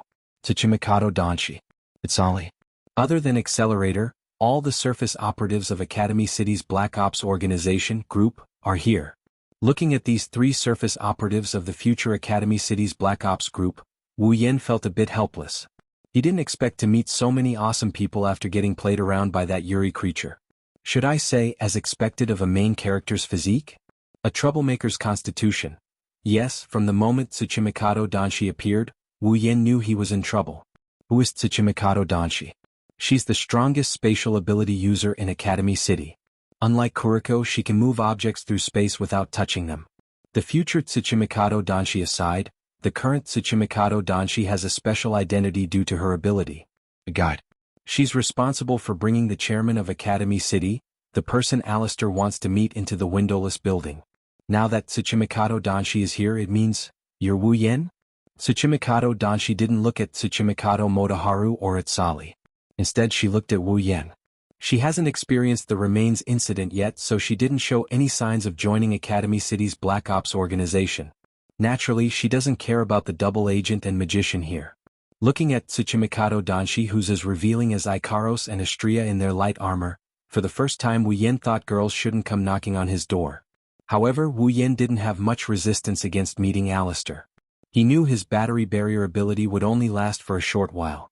With Alistair's intellect, when the hovering loop had lost its effect, he had probably been secretly setting up a trap to lure him out. Perhaps, everything that had happened today was his doing.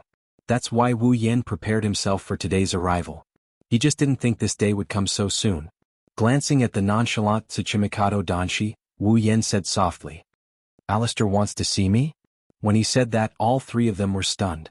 Hasuki immediately put away her nonchalant expression, and together with Tsuchimikado Motoharu, they looked at Wu Yen with a serious expression. Meow bro, you even know that person meow? Looks like you're not simple meow." The 3 meows conveyed the shock in their hearts. They can feel how casual Wu Yan is when he mentioned the name that struck fear in their hearts. It was as if he didn't put the name Alistair in his eyes. Actually, Wu Yan is quite wary of Alistair. But Alistair doesn't have the qualifications to make him, a transmigrator, feel fearful of him. Yes, the chairman wants to see you. Her respectful tone showed how unsettled she was. The fact that he could so casually mention the name she feared meant that the person in front of her wasn't someone she could afford to provoke. That's fine too. Wu Yan took a few steps forward and stopped in front of Seiki. Looking at her slightly cowering eyes, he whispered, "Gratitude and grudges will be settled once and for all." His voice was as soft as a mosquito's, but when it reached the ears of the three people present, it was no less than a heavy bomb. "Hey bro, don't tell me you're planning to have a falling out with that person?" Even the word meow was ignored by Tsuchimikado Motoharu. This proved how shocked he was in his heart. When Wu Yan heard Tsuchimikado Motoharu's words, he sighed faintly. "If we were to have a falling out, we would have done so a long time ago." That one sentence scared the three of them. They didn't expect Wu Yan to have a falling out with that person. Wu Yan wasn't lying. Ever since he stole the first Misaka sister and ruined Alistair's plan, they had a falling out. Tsuchimikado Danshi, Tsuchimikado Motoharu, and Etsali were shocked by Wu Yan's words, but they weren't stupid. Tsuchimikado Motoharu quickly stood up and said to Wu Yan, "I say bro, if it's possible, it's better if you don't get into too much trouble with that person. You know, this is Academy City. If you get into too much trouble with that person, it won't do anyone any good." Wu Yan looked at Tsuchimikado Motoharu with a faint smile. "Do you think I'm afraid of Academy City?" Wu Yan ignored Azali, Tsuchimikado Motoharu and Etsali's reactions. He laughed and shook his head. "If it wasn't for that person by Alistair's side, I wouldn't have had to play so many tricks with him." That person. Existence, Tsuchimikado Danshi, Tsuchimikado Motoharu, and Etsali's hearts were in turmoil. The three of them trembled and were speechless. How could the three of them not understand the meaning behind Wu Yan's words? The chairman of Academy City seems to have some hidden trump card.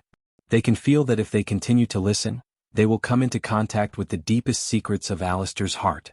What he didn't know is that his words have already caused the three people here to be unable to calm down for a long time. Maybe if he knew, Wu Yan would be secretly pleased with himself, who knows? Tsuchimikado Motoharu took a few deep breaths and threw away all the complicated thoughts in his heart. His eyes under the sunglasses looked deeply at Wu Yan. Then, Tsuchimikado Motoharu took a few steps forward. "Little bro, I don't know how deep your background is to be able to say that you're not afraid of Academy City, but I can feel that what you're saying isn't false. That's why I'm begging you, please don't fall out with that existence. I'm counting on you." Hearing Tsuchimikado Motoharu's tone that lost its meow sound and sounded very solemn and sincere, Wu Yan's heart was slightly uncomfortable. He also knows why Tsuchimikado Motoharu would say such words and even use the word request. In his heart, perhaps he has already become an existence that is not inferior to Alistair. If he falls out with Alistair, then when the two of them fight, it will definitely implicate a lot of people. As the saying goes, when immortals fight, mortals suffer. When that happens, Tsuchimikado Motoharu's wish to protect the balance of his world will be completely shattered. Perhaps Tsuchimikado Motoharu thinks that he is on the same level as Alistair. With his own strength, he might not be able to stop the consequences of the two immortals fighting. That's why he said that. However, Wu Yan bitterly smiled in his heart. Tsuchimikado Motoharu thinks that his relationship with Alistair can be eased, but he doesn't know that from another point of view, the two of them can't be eased. If Alistair wants to carry out his plan, then the existence of his sisters is absolutely indispensable. Wu Yan, on the other hand, will not allow Alistair to use the sisters like he did before, using them as tools. This is a fundamental conflict of interest. How can it be eased? In other words, unless one of them gives up, Wu Yan and Alistair won't be able to get along peacefully. Tsuchimikado Motoharu's hope of easing the tension from his side is unrealistic. His wine-red eyes stared at Tsuchimikado Motoharu. Tsuchimikado Motoharu fearlessly looked back at Wu Yan. Wu Yan knows that if he doesn't give him an answer, then this unscrupulous backstabber, for the sake of peace in his heart, wouldn't hesitate to overestimate himself and stab him twice. Without a plan in mind, Wu Yan can only turn 1,000 words into a single sentence. "I'll try my best."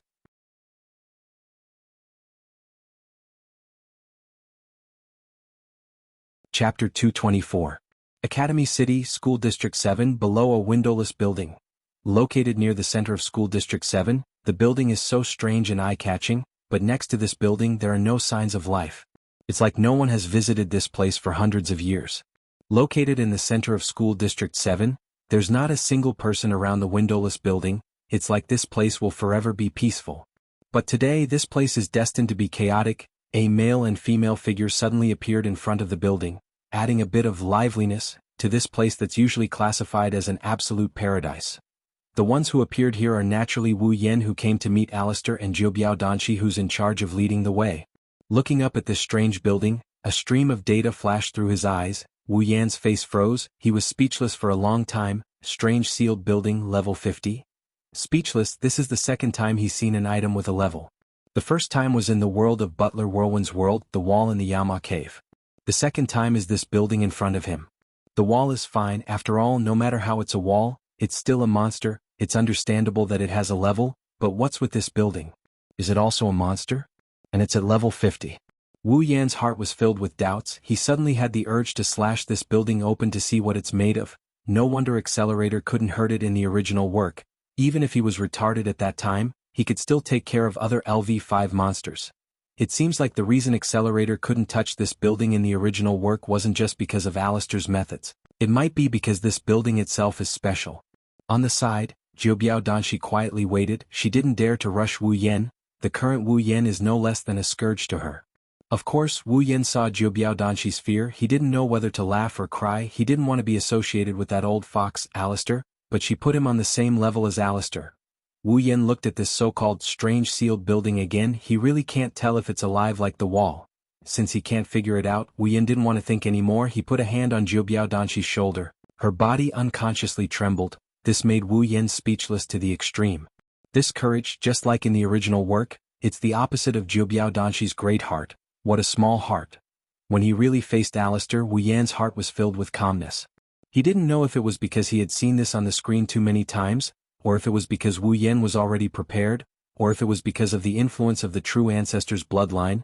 After Zhuobiao Danshi brought Wu Yan in, she immediately ran away in a sorry state. To her, these two fierce tigers could bite at any time. They could kill her with a single roar. The sci-fi atmosphere around them couldn't attract Wu Yan's attention anymore. His wine-red eyes were locked on the figure floating in the culture tank. He didn't make a sound for a long time. Alistair didn't speak, so Wu Yan just looked at him quietly. Both of them fell into a strange silence, each having their own thoughts.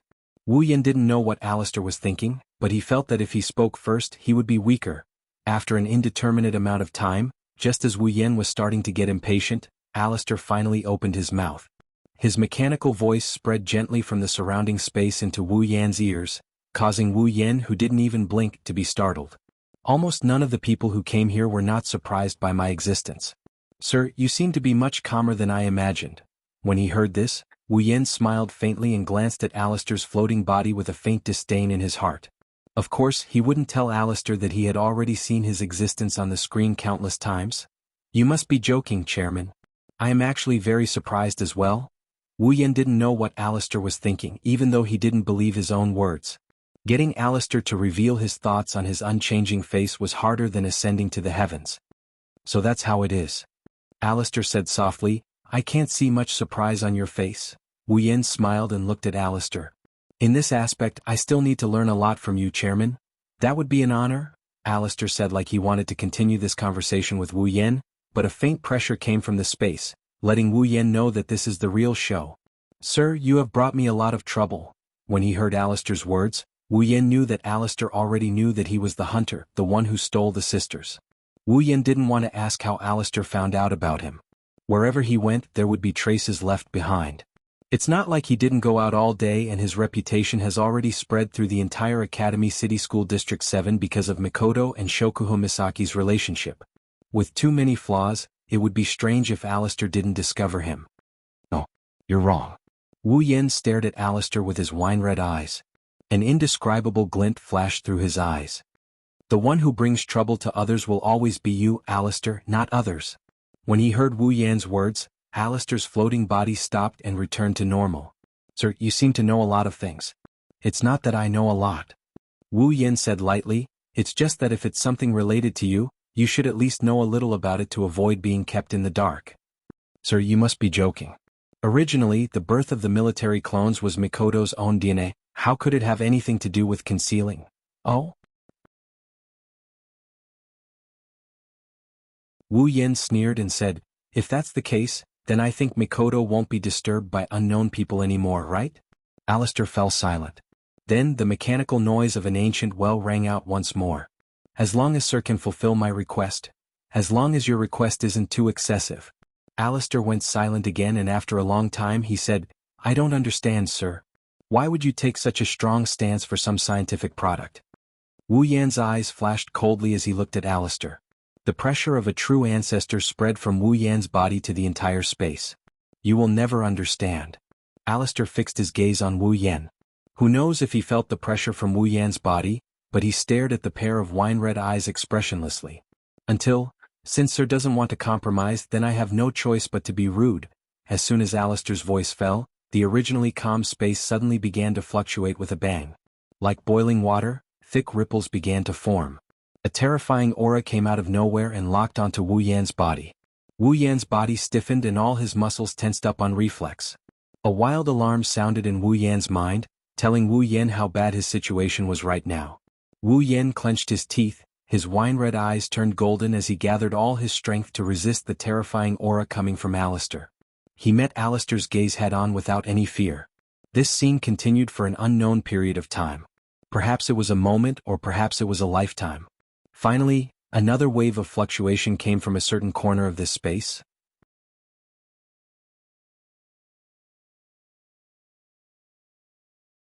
Chapter 225. Alistair and Wu Yan looked at each other quietly. Neither of them spoke, but the space around them was no longer as silent as usual. Instead, it was rippling violently like water. Relying on the full power of the true ancestor bloodline, Wu Yan's originally wine-red pupils had turned golden. There were only two possibilities for such a situation to occur. First, the blood-sucking impulse exclusive to the true ancestor bloodline had erupted. Unable to control one's desire to suck blood, one's pupils would turn golden. However, Wu Yan's blood-sucking impulse had long been purified by the white fruit of cleansing. Therefore, such a situation would never occur to him again. The second possibility for the pupils to turn golden was to activate the power of the true ancestor bloodline. Erupting with full power, the true ancestor bloodline was used to the extreme. At this moment, Wu Yan was in such a situation. However, even if Wu Yan activated the true ancestor bloodline to the extreme, he still couldn't completely cancel out that inexplicable eruption of aura that was locked onto him. Such a powerful aura was not something Alistair could achieve by himself. Therefore it was obvious who the owner of this aura was. That Alistair used his wife as a sacrifice to summon an angel that was different from the one recorded in the Bible. Suddenly, in a corner of the space where Wu Yan and Alistair were already fluctuating, the fluctuations began to condense purposefully. Like a black hole, it spiraled and absorbed, causing Wu Yan's mind to tremble. An extremely resplendent light shot out from the condensed black hole. With the momentum of a sharp arrow, it violently attacked Wu Yan, whose pupils had already shrunk to the size of needles. Danger. Extreme danger. Things went wrong. He would die once. Such a thought rose from Wu Yan's heart almost as soon as the light shot out. At the same time, the light had already arrived in front of Wu Yan. Wu Yan's heart gradually calmed down as he faced the incoming light. He knew that he wouldn't be able to dodge this light attack. However, this did not mean that Wu Yan had given up resisting and was prepared to welcome his own death. With the true ancestor bloodline, Wu Yan could not die at all. Moreover, Wu Yan did not only have the true ancestor bloodline as his trump card. The destructive aura of light smashed into Wu Yan's body. It was certain that once the attack took effect, Wu Yan's chest would definitely open up a huge hole. However, when the light hit Wu Yan's body, a strange ripple suddenly spread out from Wu Yan's body. It was like a sound wave sticking close to Wu Yan's body and spreading out bit by bit. A light, ethereal sound, accompanied by static, was heard when the ripple spread out from Wu Yan's body. Alistair, who was in the culture tank, froze. He knew that the owner of the sound would not make a sound for no reason. The only possibility was that his attack was ineffective. The formless ripples collided with the beam of light. In the next second, both the ripples and the beam of light actually disappeared without a trace. Wu Yan heaved a sigh of relief. Drinking the resplendent breath before coming had been the right choice. Alistair looked at the unscathed Wu Yen with an expressionless face. However, if one looked closely, they would discover that small bubbles were forming in the liquid around him. Following the disappearance of the light and the ripples, an ethereal noise that had just been heard reverberated in this space. How did you do that? Awasai. Wu Yan's heart froze, but his mouth was full of mockery. Do you want me to explain to the person who wanted to kill me how I survived? The owner of the voice, Iwasai, spoke with a faint static sound. Indeed, I shouldn't have asked that question. However, I can roughly guess that you relied on external help to block my attack, right? I don't know. Perhaps I relied on my own strength? No, you don't have that strength.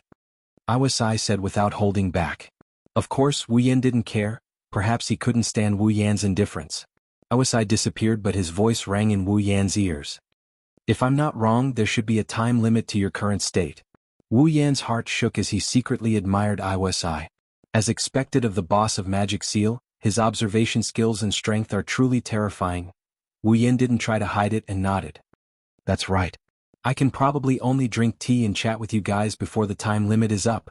In other words, there is still time to drink tea and chat with you guys. Seems like that is the case. At this moment, Alistair suddenly spoke. However, relying on external help is still relying on external help. I think even if I can't restrain you in a short period of time, it should be easy to trap you without harming you. As long as I trap you and wait for the time limit to arrive then. Following Alistair's words, a familiar yet unfamiliar aura once again enveloped Wu Yan and locked him in place. After hearing Alistair's words, Wu Yan laughed in disdain. A crystal-like scroll appeared in Wu Yan's hand in the blink of an eye. Wu Yan sneered at Alistair and said coldly, "You can try, maybe you can really make me stay." Alistair narrowed his eyes and went silent. He looked at the crystal scroll in Wu Yan's hand with an indescribable expression. Then he looked at Wu Yan as if he wanted to see something from his face. Alistair was disappointed. All he could see was Wu Yan's calm and confident face. "I didn't expect you to have so many tricks up your sleeve." Playing with the return scroll in his hand, Wu Yan smiled. "Don't mock me for relying on external help. Didn't you use all the external help you can use as well?" Alistair didn't care about Wu Yan's sarcasm and suddenly said, "It seems like we can't make you stay." Wu Yan calmly listened to Alistair's words. However, Alistair's next sentence made Wu Yan unable to calm down. "However, I wonder if your little girlfriends have as many tricks up their sleeves?" Killing intent flashed in his golden eyes. Wu Yan forced himself to calm down. However, the more he forced himself to calm down, the angrier he became. Wu Yan's body, which was strengthened by his ascension to primogenitor, almost got burned to ashes. Alistair, on the other hand, acted as if he didn't see anything and continued, "Even if your excellency's little girlfriends have the same external power as your excellency, I can still issue a warrant for your arrest to the entire Academy City. Perhaps you don't have a lot of connections and can ignore the bounty of Academy City with your own strength. However, from what I know, Misaka Mikoto is the exact opposite of you. She has a lot of connections." His pupils shrank. Originally, there was only a trace of killing intent in his eyes. However, due to Alistair's provocation, the killing intent in his eyes grew stronger and stronger. Alistair, on the other hand, felt like his words weren't clear enough, so he continued. "Misaka Mikoto is someone who values her friendship a lot. If Academy City places a bounty on her, then the people she values will take action against her under the protection of Academy City." A thick blood-red aura began to climb up Wu Yan's body. Wu Yan lowered his head so his expression couldn't be seen. "When that happens, Misaka Mikoto will fight against her beloved Academy City together with you. She will fight against the people she values and kill each other."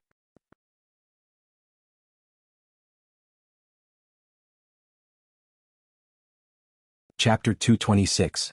Following Alistair's emotionless voice, Wu Yan finally couldn't suppress the anger and killing intent in his heart and exploded. A thick blood-red aura covered his body. Wu Yan fiercely raised his head. A pair of golden pupils stared at Alistair's body like a ferocious beast. With a flip of his hand, a light flashed and a transparent longbow shaped like a wing, completely black as ink, with starlight flickering within it, appeared in Wu Yan's hands. Wu Yan raised it up. "Draw the bow." When Wu Yan made this move, the brilliance between heaven and earth, like bees that saw bees, turned into shaped starlight, suffused with a faint silver glow and madly gathered towards Wu Yan's hands. The moment heaven and earth lost their color, Aiwa's aura that originally filled every corner of this space was suddenly torn apart like paper, and was replaced by the terrifying aura emitted from the elegant longbow in Wu Yan's hands. Alistair's face that had remained unchanged for 10,000 years finally began to fluctuate slowly. Although the range was very small, it was simply inconceivable for this face that had never shown any clear emotions before. As for Aiwa's, there was still no trace of him at the scene. Only behind Alistair's culture tank, a faint figure flashed there. The aura around his body was extremely dense. Starlight as bright as the Milky Way gradually gathered on the transparent elegant longbow. As more and more starlight was added, a glittering silver arrow appeared on the bow of Meteor Knight, and in Wu Yan's hands. An extreme sense of danger rushed into Alistair's heart. Starlight swam around Meteor Knight and the silver arrow, rendering them like comets in the night sky, beautiful and powerful. The golden pupils under his bangs slowly raised, facing Alistair in the culture tank. Wu Yan said softly, "Try it, Alistair." Wu Yan's meaning was clear. He wanted Alistair to try what he said just now, and put them on the wanted list. With Alistair's decisive personality, if Wu Yan said that just now, he wouldn't hesitate to put them on the wanted list, forcing the sentimental Mikoto to commit the crime, and then slowly eliminate Wu Yan and find the Misaka sister. But at this moment, he hesitated. The reason was the arrow in Wu Yan's hand that was aimed at him, and the aura of death that came from his heart. The situation was completely reversed. The one who was threatening him became the one being threatened. And the person who was threatened became the target of the threat. Moreover, the threat was successful. Alistair's eyes flickered. How many years has it been since he felt death so close to him? To think that there would be a day when he would be threatened by someone? You better think it through. While Alistair was hesitating, AI was used some unknown method to let his voice ring in Alistair's mind. Alistair's eyes narrowed, and he thought to himself, could it be that even you don't have the confidence to block that bow's attack? Aiwa's was silent for a moment as if he was thinking, and then he said, I have the confidence to block that bow's attack, but I don't have the confidence to not get hurt. Alistair's heart shook and he couldn't respond for a long time. Aiwa seemed to know that under Alistair's calm exterior, his heart was shaken, so he said directly in his mind, that bow is extremely dangerous. It gives me the feeling that even the legendary Angel Slayer's sword is on the same level. Plus, he has an inexplicable defense on his body. I have no way to stop him. If I get hit by his attack, getting hurt would only be a light injury. As for you, I can't protect you. This time, Alistair was completely silent. Seeing Alistair's silence, Wu Yan's eyes flashed with anger, and the arrow in his hand pulled back again, and the arrow in his hand was fully drawn. Feeling Wu Yan's actions, the death aura in his heart became thicker, and Alistair couldn't stay silent anymore.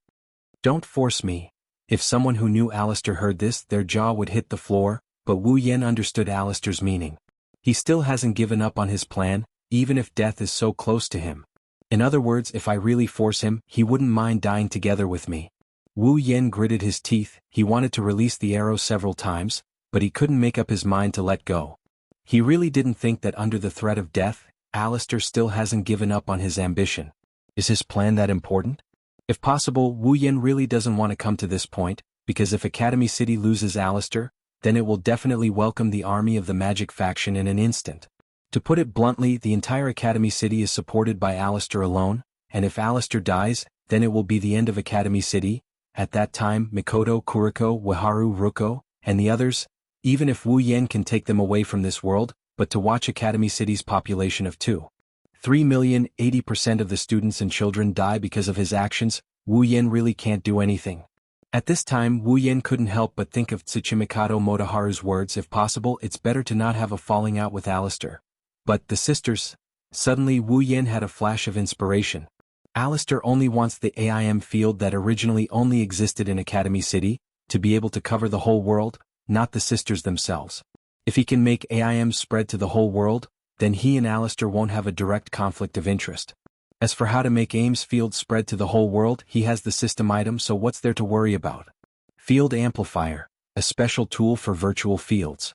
It can expand an invisible field infinitely according to the multiplier requirement. 100,000 item points. After finding what he needed, Wu Yan took a deep breath and put down Meteor Shower. Following Wu Yan's action, the silver arrow turned into a sky full of stars and disappeared. Seeing Wu Yan suddenly put down that terrifying bow, Alistair's eyes flashed. He didn't expect Wu Yen to do this. Did he compromise? Alistair. Wu Yen looked at Alistair and said in a deep voice, "You want me to give up the sisters? That's impossible." Alistair didn't say anything after hearing that. With Wu Yan's resistance, he would be surprised if he suddenly agreed to give up the sisters. He knew that Wu Yen must have something else to say. Coldly looking at Alistair and the golden figure behind him, Wu Yen said indifferently, "Isn't your goal to spread the AIM field in Academy City to the whole world? I have a way." Wu Yen felt the aura around Alistair change when he said that, but his face didn't change at all. Wu Yen admired his calmness. Alistair stared at Wu Yen for a while. With a flip of his hand, Wu Yen put Meteor Shower back into his space ring. His golden eyes turned back to wine red as he stared at Alistair. Both sides fell into silence again. After a while Alistair said, "If you can really do it." Hearing this, Wu Yen smiled. He knew that he won again. After an unknown amount of time, Xiao Biao Danshi appeared again. She looked at Alistair with fear, then at Wu Yen with an even more fearful gaze. She cautiously and conscientiously led Wu Yen out. With Wu Yan's departure, the space fell into silence once more. That unchanging figure looked at the field amplification device not far away and he started mumbling to himself. An unknown pressure, a terrifying weapon, and a miraculous tool. What kind of existence are you?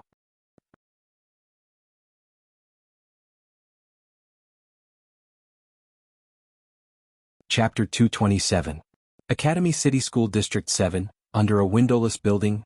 Wu Yen breathed a sigh of relief when Zhoubiao Danshi brought him out of Alistair's room. Alistair's room was magical but also depressing. Alistair was probably the only one who could stay in there for a long time without suffocating. Anyway, with Wu Yan's personality, he wouldn't stay in there for too long. "I'm really bored to death." Wu Yen sighed, looking at the cowering Zhoubiao Danshi. He sighed again. He's being hated by a girl. Wu Yen rolled his eyes and rubbed his chin. He suddenly reached out and caressed Zhoubiao Danshi's face. Shocked, she subconsciously tried to dodge, but Wu Yan's hand that was caressing her face had already pinched her delicate chin, making it impossible for her to escape. Looking at Zhoubiao Danshi's pretty face, Wu Yen chuckled and lifted her chin. His face slowly moved closer to hers. "You seem afraid of me," Wu Yen said softly. His face was only a finger's distance away from Zhoubiao Danshi's face. He could even see the sweat on her nose. Zhoubiao Danshi's eyes flickered. She met Wu Yan's wine-red eyes and turned her head away unnaturally. "No, no, no." Wu Yan moved closer, just a little bit more and their lips would touch. "Then why don't you dare look at me?" His face is so close to hers that she started panicking. She wanted to dodge, but her chin is being gripped tightly by the other party. She wanted to run, but she's afraid that Wu Yan will get angry. For Zhoubiao Danshi, Wu Yan was scarier than Alistair. At least Alistair wouldn't tease her like this. Seeing Wu Yan's face getting closer and closer, Zhoubiao Danshi resigned herself to her fate and closed her eyes, waiting for her first kiss to come. Time passed little by little. Zhoubiao Danshi was waiting. Seconds felt like days and days felt like years. She waited for a long time, but her lips were not captured by him. She couldn't help but open her eyes to check the situation. She saw Wu Yan's wine-red eyes filled with laughter. "Why are you closing your eyes?" Wu Yan held back his laughter and asked Zhoubiao Danshi teasingly. He seemed to be asking the obvious. Zhoubiao Danshi froze and stuttered, "SSSSS, don't you want to? What do I want to do?" When he heard Zhoubiao Danshi's stuttering words, Wu Yan's smile deepened and the corners of his mouth lifted. Zhoubiao Danshi didn't realize that Wu Yan was teasing her. She was a complete idiot. She awkwardly looked away, not daring to look at Wu Yan again. Seeing this, Wu Yan couldn't help but chuckle. He nodded in satisfaction as if he's happy that he's the one who created this situation. He loosened his grip on Zhoubiao Danshi's chin. Zhoubiao Danshi couldn't help but breathe a sigh of relief. She teleported away without looking back. Recalling the overbearing yet cowardly Kaneki in the original work, as well as the little girly Kaneki that he teased just now, Wu Yan felt a sense of accomplishment. At this time Wu Yan's phone rang. Before Wu Yan could answer the call, the phone picked up on its own. Alistair's voice could be heard from the other end of the line. "I forgot to tell you, final production ran away last night." "What did you say?" Wu Yan was shocked. He wasn't shocked that Final Opus ran away, he was shocked by what happened after she ran away. As expected, Alistair quickly pointed out Wu Yan's worries. Final production was taken away by the person in charge of the Absolute Aptitude Evolution Project, a MyAO. Wu Yan's heart sank. He picked up the phone and asked in a low voice, "Where's Accelerator?" "Oh." Alistair seemed surprised when Wu Yen mentioned Accelerator. He was surprised that Wu Yen knew that Accelerator was related to this project. As for Alistair's expressionless face, who knows if he was surprised or not? Of course, Alistair wouldn't ask Wu Yen. It would be a waste of time anyway. He could only bury his doubts in his heart. Accelerator has already caught up with them. "I got it. Send the location to my phone," Wu Yen said bluntly. Alistair didn't care. He sent the location to Wu Yan's phone and hung up. Looking at the map that was just sent to him, he cursed his bad luck a few times. Then he rushed towards the marked location as fast as he could. Since Accelerator is already there, it means that Accelerator has been affected by final production. It's about time for him to clear his name. This is why Wu Yen is in such a hurry. It's not that he doesn't want Accelerator to save the last item, it's because if Accelerator tries to save the last item, the same thing that happened in the original work will happen again. Final production was injected with the virus and Accelerator used his own ability to detoxify the virus. Then, Amayao ambushed him and turned him into a retarded version of Accelerator. But this time, there was no Misaka network to connect him to his sisters. Unless Wu Yen released all of his sisters, Accelerator would have to lie in bed for the rest of his life. Wu Yen wouldn't allow that to happen. On the other side, faster, faster, faster. Amayao looked at Mikoto who was sitting next to him. She had her eyes closed and was panting. She looked like she was in pain. Final production was writing something on her laptop. Amayao's face was covered in cold sweat. He shouted anxiously, "Hang in there. Hang in there until the virus is activated." Amayao seemed very anxious as he did not know that the words he just uttered were enough to make some people chop him into pieces. But soon his anxiety turned into fear. The man had short white hair, a pair of vermilion eyes, and the prisoner's clothes had been changed into normal clothes. He had an evil smile on his face as he slowly walked towards Amayao. "Accelerator." Amayao was shocked. He hurriedly started the engine of the car. When Accelerator thought that he was going to escape, he did not expect that the other party would directly crash into him. Accelerator laughed as if he was mocking something. He stood there motionless. Soon, Amayao's car crashed into Accelerator's thin body. After a strange sound, the expected collision did not happen. Accelerator was still standing on the same spot. Instead, it was Amayao's car that was twisted into a ball, as if it had crashed into an iron wall. Accelerator smiled disdainfully as he looked at Ioaoe in the car. "How should I deal with you then?" Hearing this, Amayao's expression changed drastically, and he hurriedly got out of the car. However, Accelerator stepped on the front of the car lightly, and his movement was stopped. Accelerator couldn't be bothered to look at Amayao anymore. He turned to look at Last Work and when he saw that she was safe and sound, he let out a sigh of relief. However, when he saw her gasping for breath, he frowned again. Accelerator picked up his phone and said something to someone. However, as time passed, a trace of worry flashed across Accelerator's usually cold and indifferent face. Suddenly, as if she was having a seizure, the computer trembled violently. Then, a string of incomprehensible gibberish came out of her mouth. On the computer screen of Amayao's computer, a large number of red boxes started flashing. Accelerator clenched his teeth and placed a hand on Last Work's forehead. Then he closed his eyes. A gun was pointed at Accelerator's forehead from the other side of the car.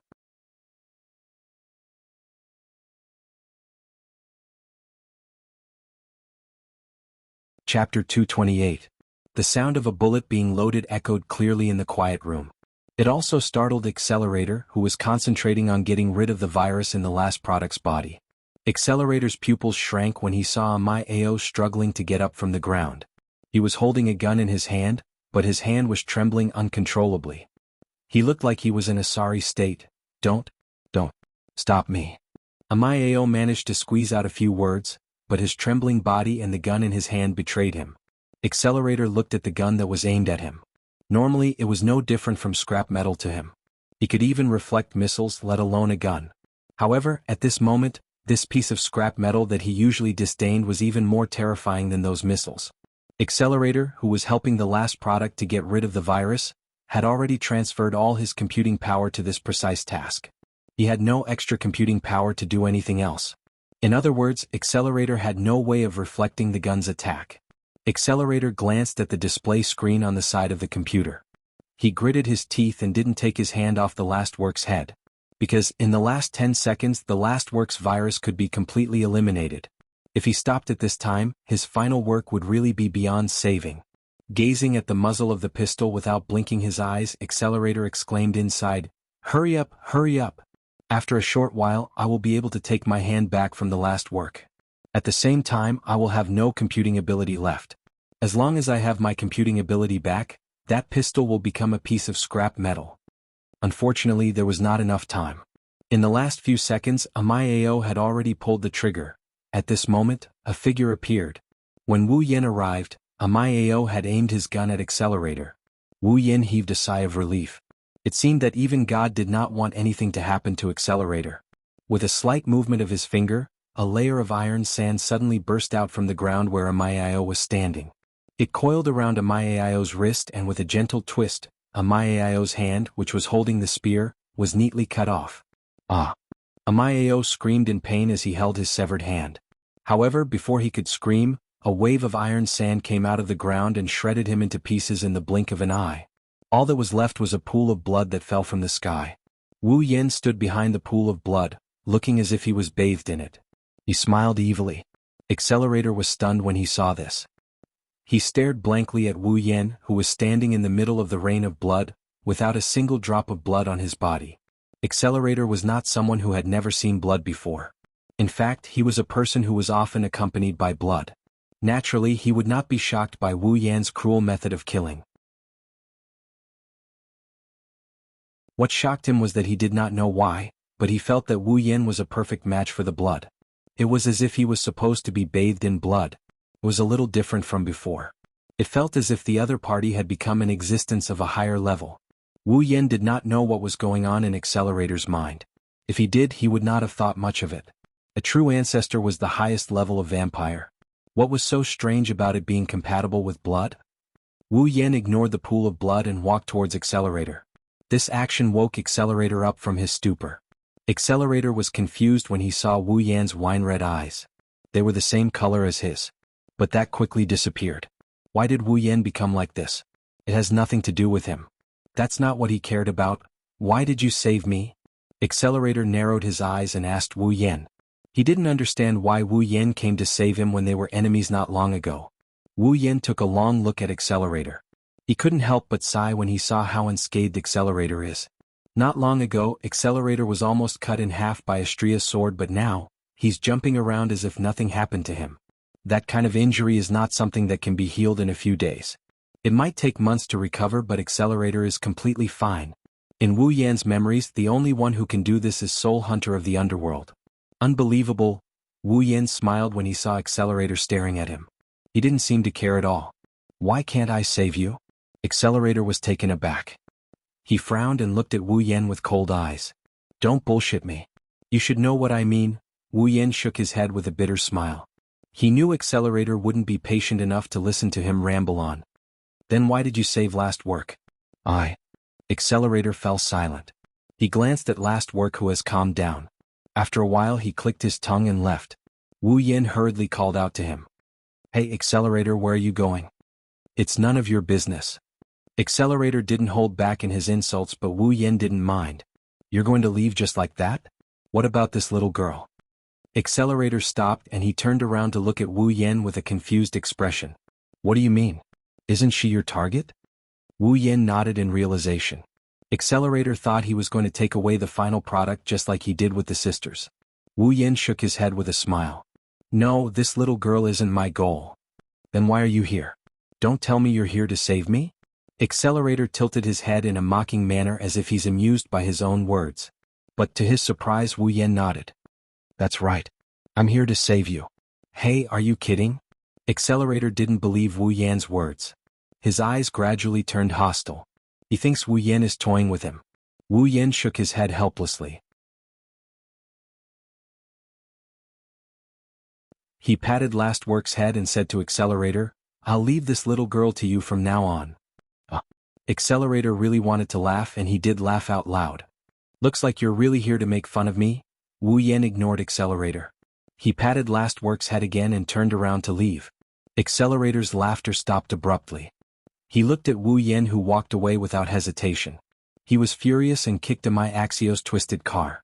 As accelerator moved, the hood of the car detached from the body of the car as if it was controlled by a giant hand. Then it flew towards Wu Yen with lightning speed. Wu Yen didn't even turn his head, as if he didn't notice the car coming towards him. He kept walking. When the car was about to hit him, he tilted his body slightly to the side to avoid the car. He then continued walking while waving his hand casually. "Since I've decided to save someone, I won't hurt anyone anymore." After he finished speaking, his figure gradually disappeared into the distance. Accelerator stared at Wu Yan's back in a daze. He didn't come back to his senses until Wu Yan disappeared. Wu Yan's words echoed in his ears. He didn't know what to feel. Accelerator glanced at the final product with a complicated expression.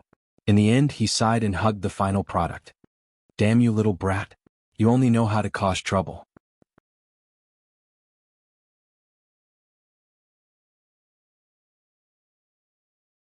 Chapter 229.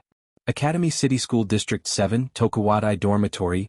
Early in the morning, the sun slowly shines down from the sky, passing through layers of clouds and shrouding the ground that was just covered by the night, bringing a touch of warmth to the cold ground.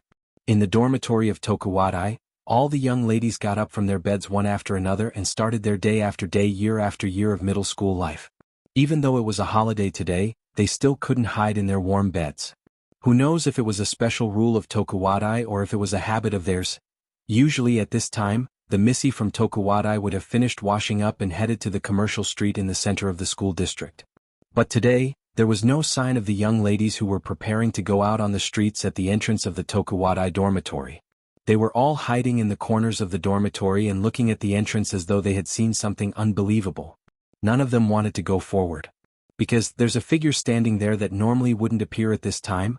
Her long blonde hair was casually draped behind her head, and she carried a small white bag on her back. The sunlight shone on her hair, which was the same color as her hair, emitting a golden glow. She wore a pair of white gloves on her hands and a pair of white stockings on her feet. Her star-shaped eyes stared in one direction as if she was waiting for something. She was wearing the uniform of Tokuwadai, which was the same as the other young ladies. However, when she wore it, she had a different kind of charm. This was because the owner of the uniform had a great heart that the other girls in Tokuwadai did not have. It's Shokuho Misaki herself. Shokuho Misaki is standing in front of Tokuwadai's dormitory door early in the morning, waiting. The Missy from Tokuwadai didn't choose to go out because they saw their queen at the door. Girls are all gossipy creatures. This sentence can't be applied to all girls, but it's applicable to most of them. Obviously, the Missy from Tokuwadai are one of those gossipy creatures. When they saw Shokuho Misaki standing in front of Tokuwadai's dormitory door, they're boiling because their queen is obviously waiting for someone. Could it be her boyfriend? Her Majesty the Queen is going on a date with her boyfriend? Once this idea popped up, it instantly went out of control and spread like wildfire. Within a short 5 minutes, it had spread throughout the entire Tokuwadai dormitory and attracted everyone. Ever since Mikoto became the second, her influence in Tokuwadai became even greater. At this time, Shokuho Misaki's influence didn't decrease in the slightest. Many Tokuwadai's young ladies also deeply admired Shokuho Misaki from the bottom of their hearts. So, now that Shokuho Misaki has a boyfriend, the commotion in Tokuwadai will definitely not be any less than the last time she went out on a date.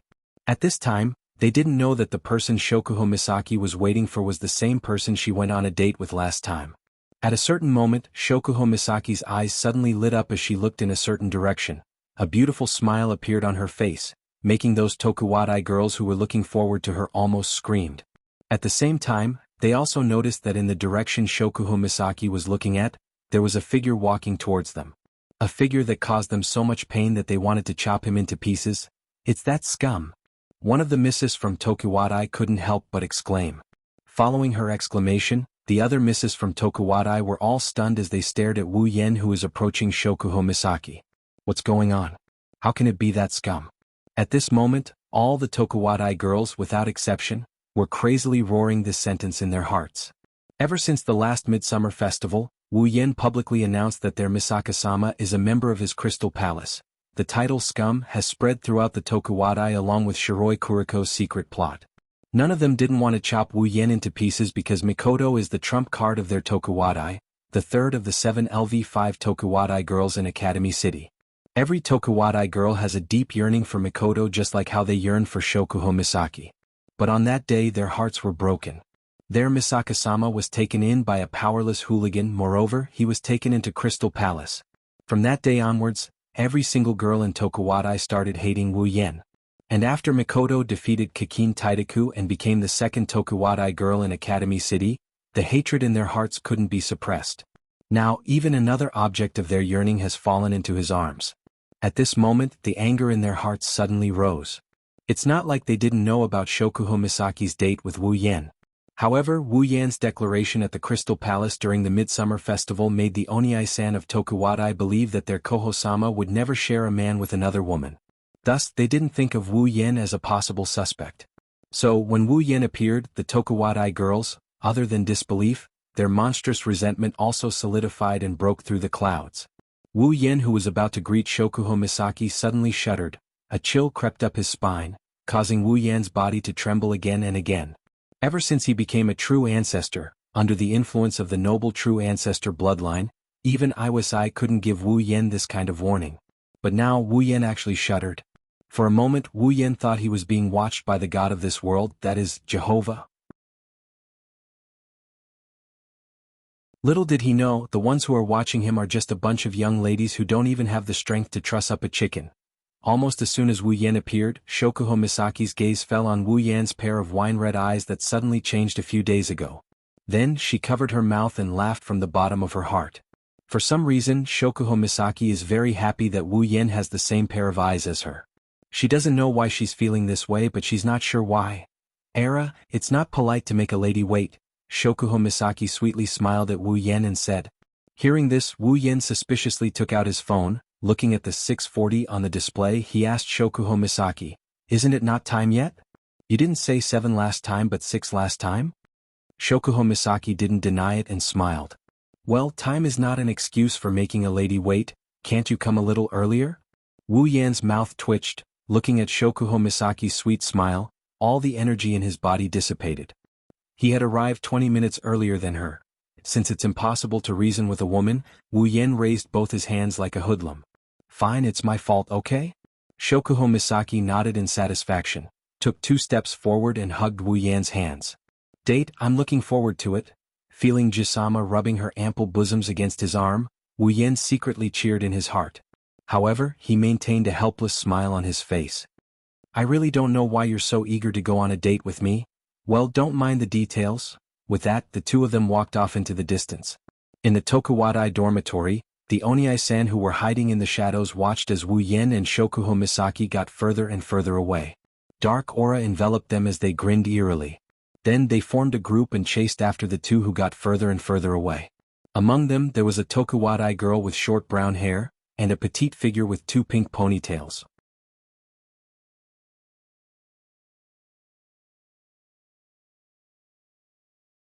Chapter 230. On a certain commercial street in the 7th district of Academy City, Wu Yen and Shokuho Misaki are sticking close to each other like a real couple. While walking down the street they are pointing at the shops and chatting happily. Be it the bachelors or the ones with girlfriends, all of them cast envious and jealous gazes at Wu Yen. The bachelors are envious because he has a girlfriend, the non-bachelors are envious because he has a beautiful girlfriend. As for the girls, they are looking at the two of them with envy. Along with the envious and jealous gazes, they are sending Wu Yen and Shokuho Misaki off into the distance. However, the expressions on their faces, regardless of whether they were envious or jealous, soon all turned into frozen faces of sweat. Just as Wu Yen and Shokuho Misaki's figures disappeared from their sight, a group of beautiful girls from Tokuwadai rushed up from another direction. Logically speaking, with so many beautiful girls appearing in a group, it should attract a lot of admiring gazes. But at this moment, looking at those beautiful faces, they can't even squeeze out an appreciative gaze. It should be said that as long as a person saw a group of beautiful girls covered in black gas, holding whips, brooms, stools, kitchen knives and even scissors in their hands and pouncing on them like wolves and tigers in front of them, they would not be able to appreciate them at all. And at the front of this group of beasts, which is also the leader, is Mikoto and Kuriko. Hiding at a distance where Wu Yen can't sense her electromagnetic field, Mikoto gritted her teeth as she looked at the two figures sticking close to each other. Blue and white electricity crackled on her forehead. "Damn Yen. He actually went on a date with that girl and came to the Tokuwadai dorm without informing me. Is blonde hair and huge breasts really that attractive to you? Seeing Mikoto's nagging, Kuriko quickly added insult to injury. Wani-sama, look, that scum really doesn't care about Wani-sama. He already has Wani-sama, but he still doesn't know how to be satisfied. He still goes and flirts with other girls. Wani-sama should just use your iron sand sword and give him a chop. Hearing this, the girls of Tokuwadai quickly added insult to injury. That's right, Misaka-sama. That scum is not worthy of you being together with him. It's better to abandon him and follow me. Without a doubt, this was a Yuri girl who looked like a black and white creature. Misaka-sama, let's just chop him up. A Tokuwadai girl who was holding a kitchen knife said. She seemed to be quite knowledgeable. No. We should throw him out on the street and parade him around. The girls of Tokuwadai who have already occupied the street said. No. For scum like him, I think we should use a pair of scissors and chop him up. This is a Tokuwadai girl who is holding a pair of scissors. By the way, she's the girl who led Wu Yen to Shokuho Misaki and told her that Mikoto has a boyfriend. She's the one who indirectly caused the relationship between Wani-sama and Wu Yen. No. We should. Enough. Stop arguing. Mikoto, who was already a little annoyed, is now scared witless by this group of dangerous girls. She quickly stopped them from talking and saved a certain scum, who is enjoying a date. Wani-sama. Kuriko shouted at Mikoto in exasperation. Looking at how Mikoto is protecting Wu Yen, Kuriko gritted her teeth. Wani-sama, at this time, you should decisively abandon that scum, Wani-sama. Mikoto bitterly smiled.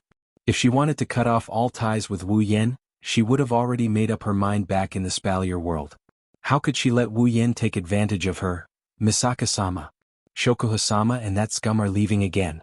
One of the Tokuwadai girls who was assigned as a scout saw Wu Yen and Shokuho Misaki heading towards a certain direction and quickly informed Mikoto. Mikoto turned her head to look. That direction, it looks like an amusement park. Yes, Misaka-sama. That amusement park is a place where the girls in school who have boyfriends often go for dates. It should be Shokuho-sama's idea. That woman. Mikoto clenched her fist tightly. You keep biting on someone else's boyfriend. If I don't teach you a lesson today, you'll think that I, Misaka Mikoto, only know how to flirt. Her brown eyes turned and an idea popped up in her mind. She called out to the Tokuwadai girls behind her and started whispering something to them. Then she asked them to pass on the message. On the other side, Wu Yen and Shokuho Misaki have already entered the amusement park where the girls of Tokuwadai often go for dates. It's the first time he's been to a place like an amusement park. Even Wu Yen felt a sense of novelty, let alone Shokuho Misaki who has never been to these things. Looking at the roller coaster not far away, Shokuho Misaki's eyes sparkled. She tugged at Wu Yan's sleeve and said with a hint of anticipation. Hey little Yen, let's go play that. Hearing Shokuho Misaki's words, Wu Yen teased her. What's wrong? Our Queen-sama also likes this kind of childish stuff? For the first time, Shokuho Misaki blushed and pretended to be elegant as she said, Of course I'm not interested. It's just that I'm a little curious as to why the people up there are shouting so loudly. Oh? Is that so? Wu Yen looked at Shokuho Misaki with a half-smile and held her hand. Then I hope the polite Queen-sama will maintain her manners later. Of course. Of course, this of course, was quickly broken by Queen-sama. As soon as they got on the roller coaster, Queen-sama's calm face started to show signs of nervousness. She's an exercise idiot to begin with. Looking at the twists and turns of the road, which is as high as a cliff and as low as the sea level, she started to regret it. Hey little Yen, why don't we go play something else? Jusama couldn't help but turn her head around when the car was about to depart. She chuckled guiltily at Wu Yen. Era. Wu Yen covered his mouth with the back of his hand and smiled very elegantly. Shokuho Misaki's face turned red as she said angrily. Don't copy me. As Shokuho Misaki's angry voice sounded, the roller coaster started to move upwards. Queen-sama was shocked and tried to stand up but Wu Yen held her back. Wu Yen chuckled. Queen-sama, the best part is yet to come. You? This was the voice of Her Highness Queen who was shouting that screaming equals rude just now, screaming on the roller coaster. When the roller coaster finished, Wu Yen who was holding Queen-sama was now being held by Queen-sama like a pillar. Her limbs were strangely removed from the safety belt and railings and were wrapped around Wu Yan's body. Jusama's petite face turned a little pale. Her starry eyes were brimming with tears, giving her a pitiful look. Upon seeing this, not only did Wu Yan not console her, he even snickered, causing Jisama to glare at him. Hurry up and get off. Queen-sama just wanted to leave this roller coaster that made her lose face. However, it seems like someone doesn't want her to leave. Mikoto, Kuriko, and a group of girls from Tokuwadai were standing on a fake mountain in the amusement park. They were looking at Wu Yen and Shokuho Misaki on the roller coaster with a strange smile on their faces. You want to leave? It's not time yet. Mikoto raised her electric hand and pressed it on the ground. Suddenly, blue and white electricity spread out like a spider web and touched the roller coaster's controller. At the same time, the roller coaster that had stopped trembled. Shokuho Misaki and Wu Yen, who were about to get off the roller coaster, fell back onto their seats. What's going on? What's wrong with the roller coaster? Shokuho Misaki suddenly felt an alarm in her heart, telling her that something bad is about to happen.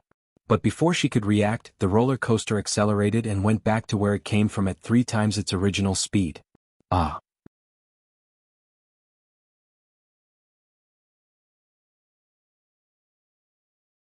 Chapter 231. In the amusement park, all the people who saw the roller coaster flying backward at a very fast speed were in a mess. The kind-hearted people began to look for the managers, but they didn't know why those managers all disappeared. So the kind-hearted people could only watch the fun. Thus, the bottom of the roller coaster is filled with people while the top of the roller coaster is filled with Jusama's screams, echoing throughout the entire amusement park. What's going on? On the roller coaster, Wu Yan's neck was tightly strangled by Jusama. Her screams almost broke his eardrums, making his head dizzy. Coupled with the suffocating feeling caused by the lack of oxygen, even though he's already a true ancestor, Wu Yan still felt like he's about to die. Only a part of his mind is left blank, wondering why the roller coaster suddenly malfunctioned. Unfortunately, his brain cells were all scared to death by the deafening screams around him. In the distance, Mikoto looked at Shokuho Misaki on the roller coaster. Her face is pale with fright. She smiled evilly, seemingly satisfied with what she's done. Kuriko, who was standing beside Mikoto, glanced at the unscathed Yuan Shao on the flying car with resentment. She glanced at Wu Yan and blamed her own sister for being biased. Why didn't she teach that scum a lesson? Gritting his teeth indignantly, Hazy rolled his eyes as if he had thought of something.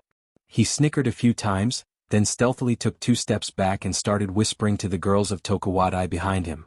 As Hazy's words fell into the ears of the ladies of Tokuwadai, their eyes lit up as they excitedly nodded their heads and smiled tacitly. Almost in the next second, Wu Yen, who was sitting on the roller coaster, suddenly felt his body lighten. Jusama's hand that was strangling his neck loosened. At the same time, a gust of wind blew his body out of the roller coaster. Wu Yen didn't even get the chance to curse before he started free-falling towards the ground at a height of about 10 meters. Jusama, who was still screaming, didn't realize that her biggest support at this moment is falling face first. She also didn't realize that her hands that were strangling Wu Yan's neck have turned into a pillar. As for the people who saw Wu Yan fall, they all screamed and scattered like birds and beasts. It's obvious that they don't plan to save Wu Yan. Mikoto, who is on top of the fake mountain, also exclaimed in surprise. Then she thought of something and glared at Kuriko and the other Tokuwadai misses. As for the creators, they already put on a surprised expression and managed to get away with it. Looking at the ground that's getting closer and closer to him, Wu Yan let out a long sigh. He cursed his bad luck in his heart. How would he know that the reason why he's in this state is because of someone's dirty tricks? Wu Yan's eyes narrowed and he turned his body. His body immediately did a 180-degree turn and he slightly bent his body. The moment he landed, he stomped on the air. One hand and both feet landed on the ground together. His body slightly squatted down to dissipate the force. Wu Yan dragged 2 lines of several meters on the ground. Then he stood up as if nothing happened. How is this possible? Kuriko and the other Tokuwadai girls all screamed. When Mikoto looked at them in confusion, they quickly pretended that nothing happened. But in their hearts they were cursing. He's still not dead.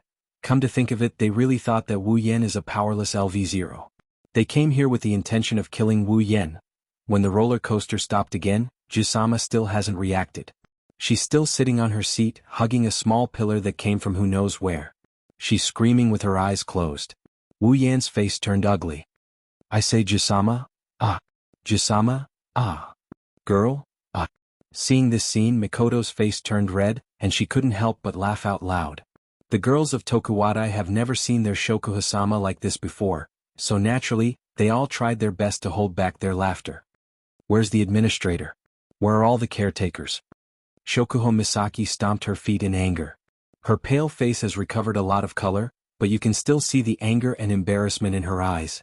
Shokuho Misaki felt that the reputation she's built up her entire life is gone. She wanted to cry but no tears came out. Wu Yen also tried his best to hold back his laughter and patted Jisama's shoulder. Well, Jisama, as a Tokuwadai girl you can't be so rude. Shokuho Misaki's face turned red. She glared at Wu Yen in embarrassment but she didn't ask for an administrator anymore. She humphed coldly and walked away. Let's go. Let's go to the next roller coaster. You still dare to play? Wu Yen was shocked. He quickly chased after her. On the fake mountain, Mikoto looked at Shokuho Misaki and Wu Yen walking away. She was a bit surprised. That woman, she's still not going to give up?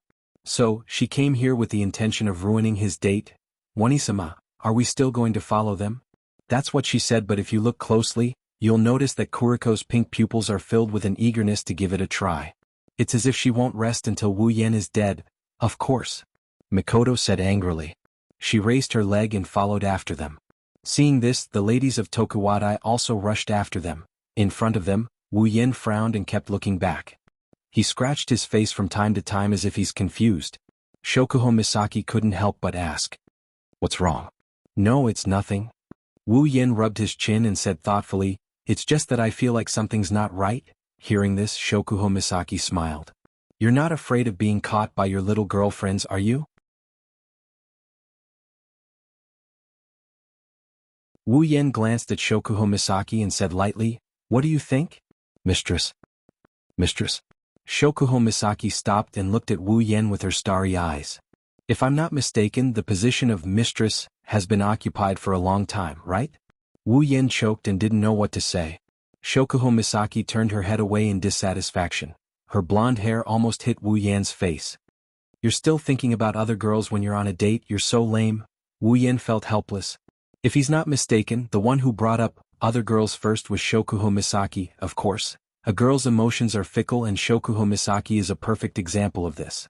She was just complaining about Wu Yen and in the blink of an eye, she's hugging Wu Yen's arm again.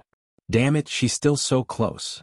Mikoto gritted her teeth as she looked at Shokuho Misaki's arm hugging Wu Yen's arm. From her angle, she can clearly see Shokuho Misaki's ample bosom clamping onto Wu Yen's arm. This made her feel both dissatisfied and envious. To put it simply, she's envious and jealous. Looking at Wu Yen's smiling face, Mikoto's dissatisfaction grew. Unable to take it anymore, Mikoto stomped on the ground and a small electric current flowed from the ground towards Wu Yen and Shokuho Misaki. Shokuho Misaki, who was hugging Wu Yen's arm, suddenly screamed and let go of her hand as if she was bitten by a bug. Wu Yen was stunned and quickly asked, "What's wrong?" Shokuho Misaki touched the back of her hand, her starry eyes were filled with confusion. I don't know, my hand suddenly went numb." "Your hand went numb?" Wu Yen looked at Shokuho Misaki's hand with a strange expression. He didn't know why, but when he heard the word, numb, he felt enlightened, but he couldn't figure out what it was. It felt weird to the extreme. Shokuho Misaki frowned and looked at the back of her hand. Suddenly, she saw a figure in her line of sight.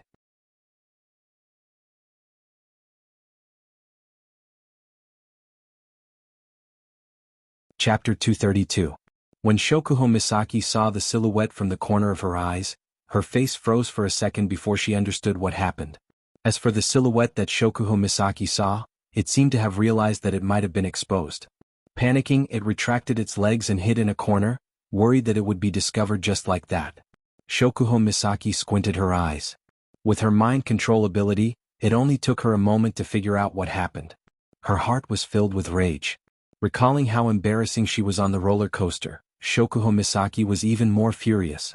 She's always been the one messing with others, since when was she the one being messed with? The more she thought about it, the angrier Shokuho Misaki got. Even her pretty face was tainted with black lines. It's obvious that she's feeling right now. "Jisama, are you alright?" Wu Yan's mouth twitched as he looked at Shokuho Misaki, who's in a strange state. His heartbeat quickened as he tried to recall if he's done anything to offend this lady. Hearing Wu Yan's words, Shokuho Misaki's still angry face turned towards Wu Yan. Seeing the fear on Wu Yan's face, she glanced at the corner where the silhouette disappeared. Suddenly, a small scheme appeared in her mind. Jisama instantly retracted her anger. She smiled sweetly at Wu Yan like a blooming flower. I'm fine, Yan. Looking at Jisama's sweet smile, Wu Yan was stunned. He looked like a CPU overheated.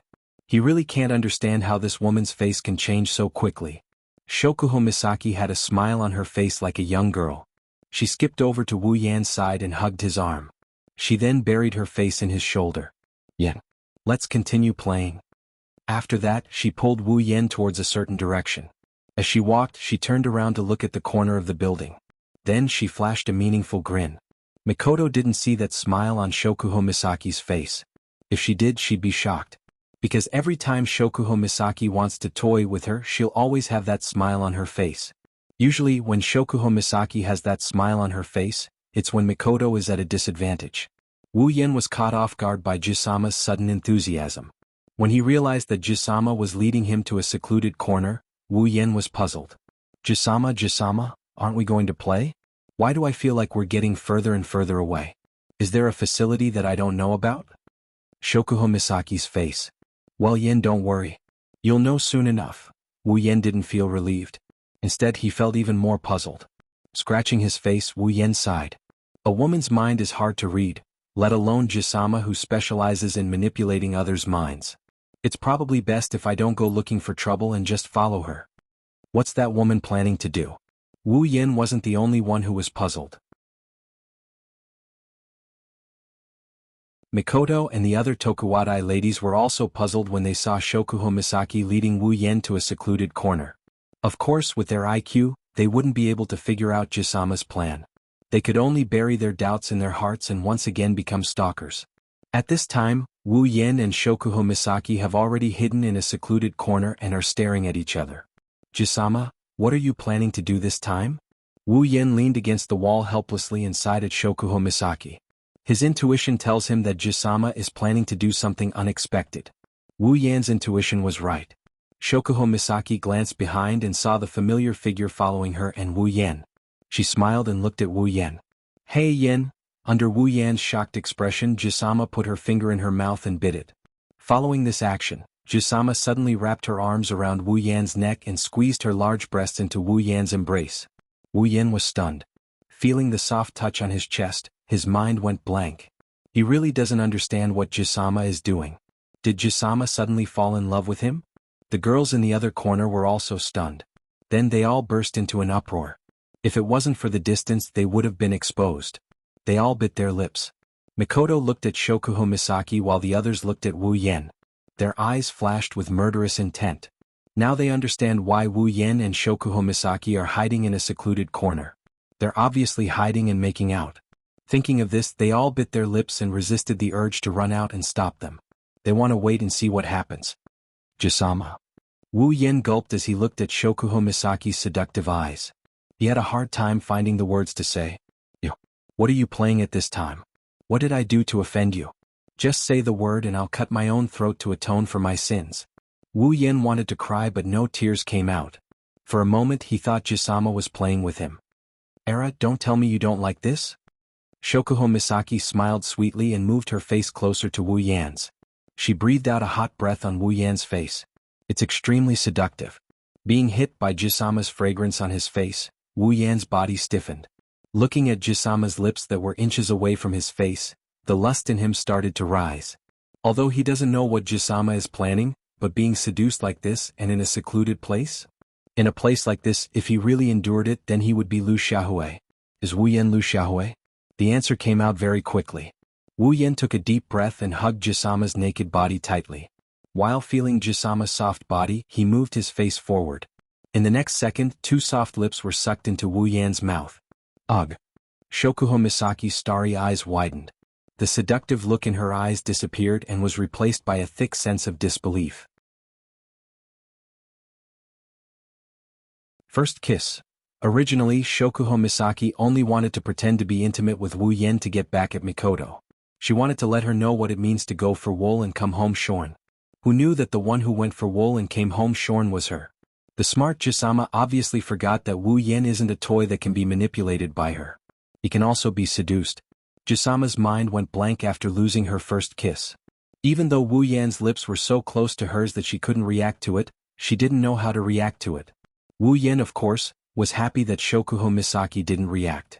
This way he can do whatever he wants, right? Shokuho Misaki's mouth opened wide, and Shokuho Misaki's cherry lips opened. At the same time, Shokuho Misaki felt her mouth expand, and a large tongue quickly swam into her mouth, captured her little tongue and entangled them together. Shokuho Misaki's eyes widened a bit, her blank mind finally came back to her senses, but soon after, the sensation of their tongues intertwining caused Shokuho Misaki's widened eyes to soften. A faint mist started to crawl into her eyes, making her eyes look like water. Soon, Shokuho Misaki was immersed in the wonderful sensation of the kiss. She closed her eyes and responded to Wu Yan's kiss. The two of them started off with a light kiss, but it quickly escalated into a passionate kiss. You're tuning in to the Han Lee's Wuxia Chronicles YouTube channel. We're so grateful for your support, and don't forget to subscribe to join us on this incredible journey through captivating stories. Your generosity through donations truly makes a world of difference, as it's the primary source of revenue that allows me to expand and enhance this channel for you. Thank you from the bottom of my heart for being a part of this adventure.